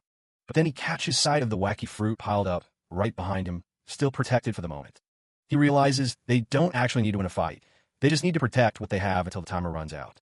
Panny sees the look in his eyes and tells him he just needs to hold the barrier up a little longer. Azu is shocked by the sudden shift in atmosphere, watching as Dante prepares to give it everything he's got. Across the gap, Xiao and Maiko shout for them to hang on, promising to hurry and rescue Ibuki.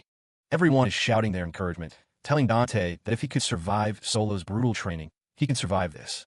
Dante thinks back to those training sessions, realizing that even then, he was the one who managed to stay standing when things got tough. He remembers Xiao's face. The guy didn't just tell him what to do, he actually trusted him to get the job done. Seeing Xiao and Maiko start to pull away, Dante knows he can't let them look back or worry about what's happening here. He roars at them to go, promising with every fiber of his being that he'll protect his friends no matter what. Maiko gives a quick nod, her expression softening for just a second as she realizes Dante isn't the same kid he used to be. Xiao gives a confident grin, making it clear that he's fully counting on Dante to hold the fort. With a final wave, the two of them vanish into the tunnels to complete the rescue mission.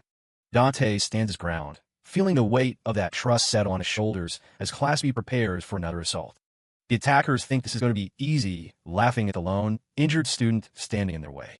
Dante ignores them, raising his hand and focusing every ounce of mana he has into a single point. The original barrier groans and cracks under the weight of the water and the enemy's spells. Dante can hear his friends' voices in his head. Panny, Azu, even Xiao, all telling him that he can do this. A childhood memory flashes through his mind, a gentle voice telling him not to push himself too hard. But that time is over. As the old barrier shatters into a million pieces, Dante doesn't flinch. Class B launches their final, decisive spell, certain that they've finally broken him. Instead, a blinding light erupts from Dante as he manifests his true magic. The Witch's Fortress, a massive castle-shaped barrier. Azu and Panny can only watch in absolute awe as the giant defensive structure solidifies around them. Dante stands tall, his hands still raised, proving once and for all that he's the ultimate shield for his team. The Class B students stand frozen in disbelief, unable to process how an inferior student like Dante could redeploy a high-level spell like the Witch's Fortress so quickly. They scream in frustration, launching another wave of attacks to try and shatter the massive castle-shaped barrier before it fully solidifies. Far away in a labyrinth, Maiko and Xiao continue their run, though Maiko can't help but look back and wonder if their teammates are truly going to be okay on their own. Xiao gives her a confident grin, recalling how Dante has been the most consistent and hard-working student in their class since their very first year together. At the barrier, Dante is barely holding on, the strain of the spell showing in every line of his face as sweat pours down his forehead. He thinks back to his life before this academy, a time when he lacked any real passion or talent and simply drifted through the days.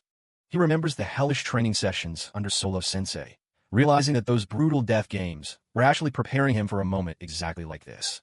Xiao's words of encouragement echo in his mind, the first time anyone ever told him that he wasn't just not bad, but actually capable of being great. It's a strange feeling for someone who always felt like a background character. For the first time, Dante feels a true fire burning in his chest. He realizes he's not just fighting for himself anymore. He's fighting to prove that the trust his friends placed in him wasn't a mistake. With a defiant roar, Dante pushes his mana to the limit, announcing the start of his own Witch's Fortress death game to the stunned Class B team. Azu can only stare in wonder, her mouth hanging open as she witnesses the shy, unassuming boy she knows transform into a legendary guardian.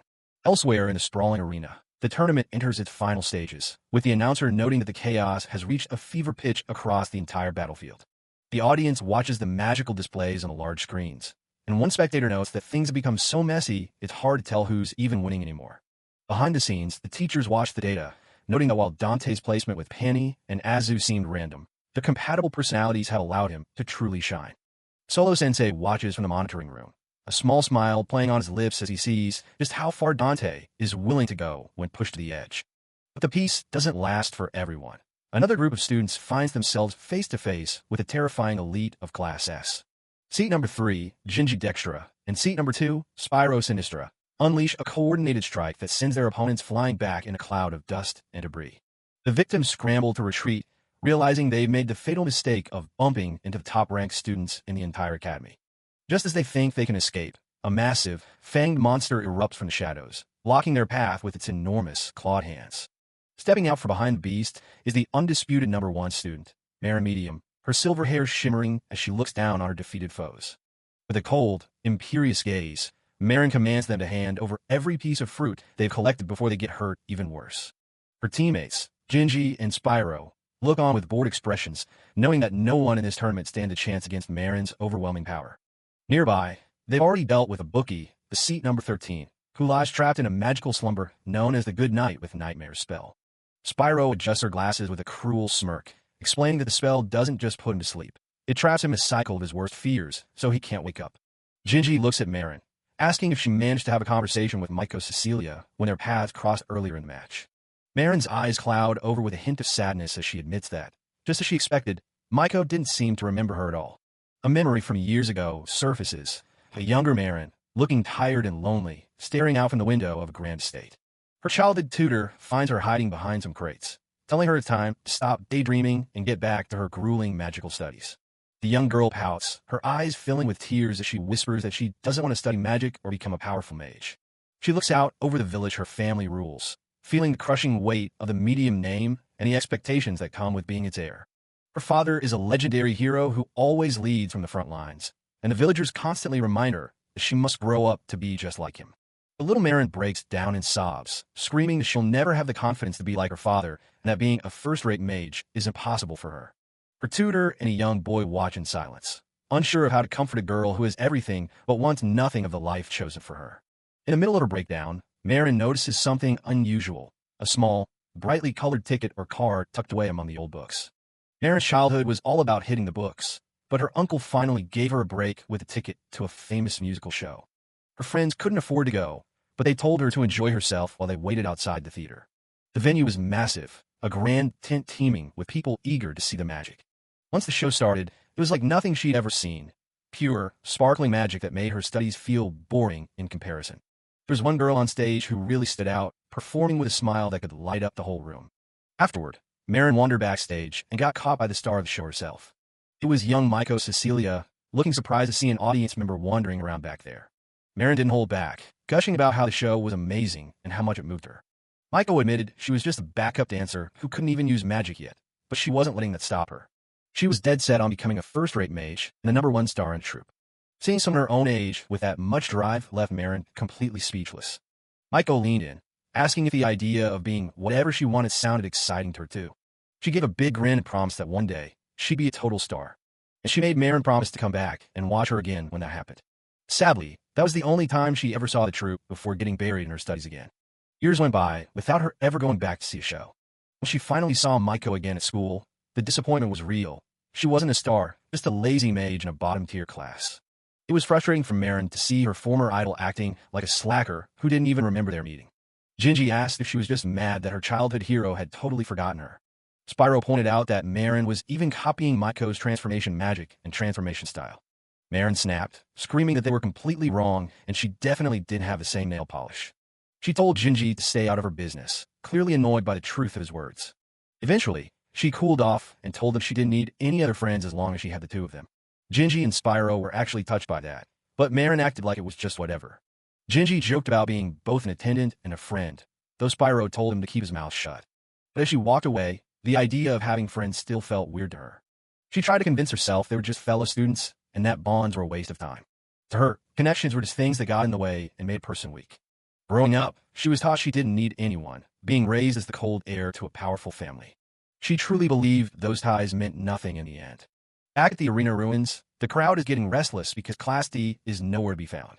The announcer notes that with a place this big, it's not exactly easy to just bump into your opponents. Marin is ready to pack it in, figuring the match won't happen. Then a massive explosion hits the floor. Xiao and Maiko come crashing down through the ceiling, bringing a bookie along for the ride. Xiao lands with a look that says he's done playing around. He immediately fires off Calm Venus, a move so fast it catches the elite mages completely off guard. Spyro can't believe that the spell effects on a bookie have already worn off. Xiao just laughs, telling a very confused Ibuki that they finally made it back for him. With the team reunited, he declares it's time for the rematch they've been waiting for. The announcer goes wild, screaming that the second half of the Fairy Cup is about to reach its peak. The big screen flashes the matchup, Class S against Class D, in a final bid for revenge. While some of the teachers are looking forward to it, others are still betting against the underdogs. Solo and Julius are watching the big screen closely, with Julius noting how things are finally starting to heat up. Down in the arena, the two teams stare each other down, the air thick with tension for their big rematch. Xiao's feeling the pressure, but he's determined, telling his team it's finally time to make Class S pay for earlier. Marin Medium isn't backing down an inch, giving him a cold look and offering to humiliate them all over again. Xiao just smirks, letting her know that her old tricks won't be catching him off guard this time. Maiko leads the charge, activating her Witch's Phantom Theater to turn the arena into her own personal stage. She summons a giant cartoonish cat head that manifests out of thin air, letting out a massive Nyan at the enemies. Spyro is completely paralyzed by the sight of the giant kitty, while Xiao notes that even illusion is effective if there's a phobia. Maiko explains that while transforming into other things is still tricky, a regular cat illusion is well within her wheelhouse. Suddenly, Gingy Dextra drops into the fray, his arrival sending shards of stone flying everywhere. He's impressed they outplayed Spyro's illusions, but he steps up and tells Xiao that he's the next opponent. Xiao tells him to bring it on, while Spyro calls up to Marin for backup as she tries to regain her composure. Marin Medium responds immediately, beginning a shape-shifting ritual to cast off her normal self and unlock her true potential. Gingy transforms as well, his body swelling into a massive, muscular form that looks ready to tear through anything. Xiao's officially done playing nice, admitting he had to restrain his power earlier to avoid making the teacher suspicious. He starts focusing a terrifying amount of mana, aiming to end the whole fight with a single definitive strike. Gingy just scoffs at the display, swinging a giant fist and asking if that puny charge is really his best effort. A blinding pillar of energy erupts as Marin's Sacred Moonfall spell slams into the arena floor. The force of the blast is enormous, throwing up clouds of dust and making it look like Class D was completely wiped out. But Xiao and Maiko manage to slip behind some heavy rubble just in time, leaving Gingy searching for his targets. Poor Ibuki is still in a daze from his earlier chocolate intoxication, and Xiao can't believe how low his tolerance is. Another explosion rocks their hiding spot, sending chunks of stone flying and causing Maiko to scream in shock. Marin Medium keeps up the pressure, shouting that hiding in the ruins is completely useless against her magic. Xiao surveys the area, hoping to use the cover to keep them guessing while they buy more time. He realizes that a simple decoy plan won't work, since they'll see through Maiko's act the second he disappears. Maiko gets a spark of inspiration, telling him she's got a great idea that might actually fool them. Gingy is losing his patience, barking at Xiao to stop running like a coward and actually face him. Xiao stays calm, explaining it would be a waste of energy to strike a gauntlet that would just smash through his spells. Jinji thinks he's just stalling, but Xiao tells him he's just waiting for the one opening he needs. He dares Xiao to try something else, but Xiao's focus is locked, refusing to be baited into making a mistake. Jinji asks if Xiao is restricting himself to just wind magic, and Xiao confirms that's exactly what he's doing. Xiao turns the question back on him, noting that Jinji is only using physical enhancement magic despite his other abilities. Xiao's officially handicapping himself, deciding he won't use anything but wind magic for the rest of this duel. Jinji is absolutely fuming, feeling insulted that Xiao would place such pointless restrictions on himself mid-fight. He lets out a roar and lunges forward, throwing a massive punch with the intent of ending things once and for all. Xiao doesn't move a muscle, watching the golden fist approach with an eerie level of calm. He admits he's been waiting for this exact moment as a confident smirk spreads across his face. He reaches out and catches the giant golden gauntlet with his hand, stopping Jinji's charge in its tracks. Jinji realizes too late that the previous move was just a feint to lure him into a head-on collision. Xiao unleashes his Nightwind Sickle, a dark blade of energy that slices through the air with lethal precision. Jinji stares in total shock as his legendary golden gauntlet is shattered into pieces by the single strike. Xiao just looks back at him with a cocky grin, knowing he's finally turned the tables on the elite student. Jinji is blown away by Xiao's true strength, realizing that his opponent had been conserving mana for this single, massive strike. He notes that Xiao didn't hesitate for a single second, displaying a level of focus that is completely beyond his own. Jinji admits that anyone else would have flinched at the sight of his golden gauntlet, but Xiao's nerves of steel are what truly make him strong. He can only marvel at how composed Xiao remained throughout the entire clash, looking like a different person than the one he fought before. Marin watches the exchange with a strange look in her eyes, her mind starting to wander back to her own past. She looks at the battlefield and her teammates, Jinji and Spyro, feeling like all their training and moves have become pointless in this moment. Her thoughts drift back to when she first saw Maiko, remembering how she felt like just another face in the audience while Maiko was the center of attention. To young Marin, Maiko shone more brightly than anyone she had ever seen, and a part of her desperately wanted to be just like that. She worked tirelessly at her magic lessons, motivated by the hope that she could one day shine as brightly as the girl she admired. Despite having kind parents and good friends like Jinji and Spyro nearby, Marin always harbored a secret wish to be friends with Maiko. When they crossed paths again at Orion, Marin was secretly thrilled, even going as far as copying Maiko's choice of nail polish. However, her anxiety quickly took over, leaving her worried that Maiko would find her creepy or weird for imitating her every detail. As the designated next head of her family, she felt she had to maintain a cold, elite front, which made it impossible for her to act naturally.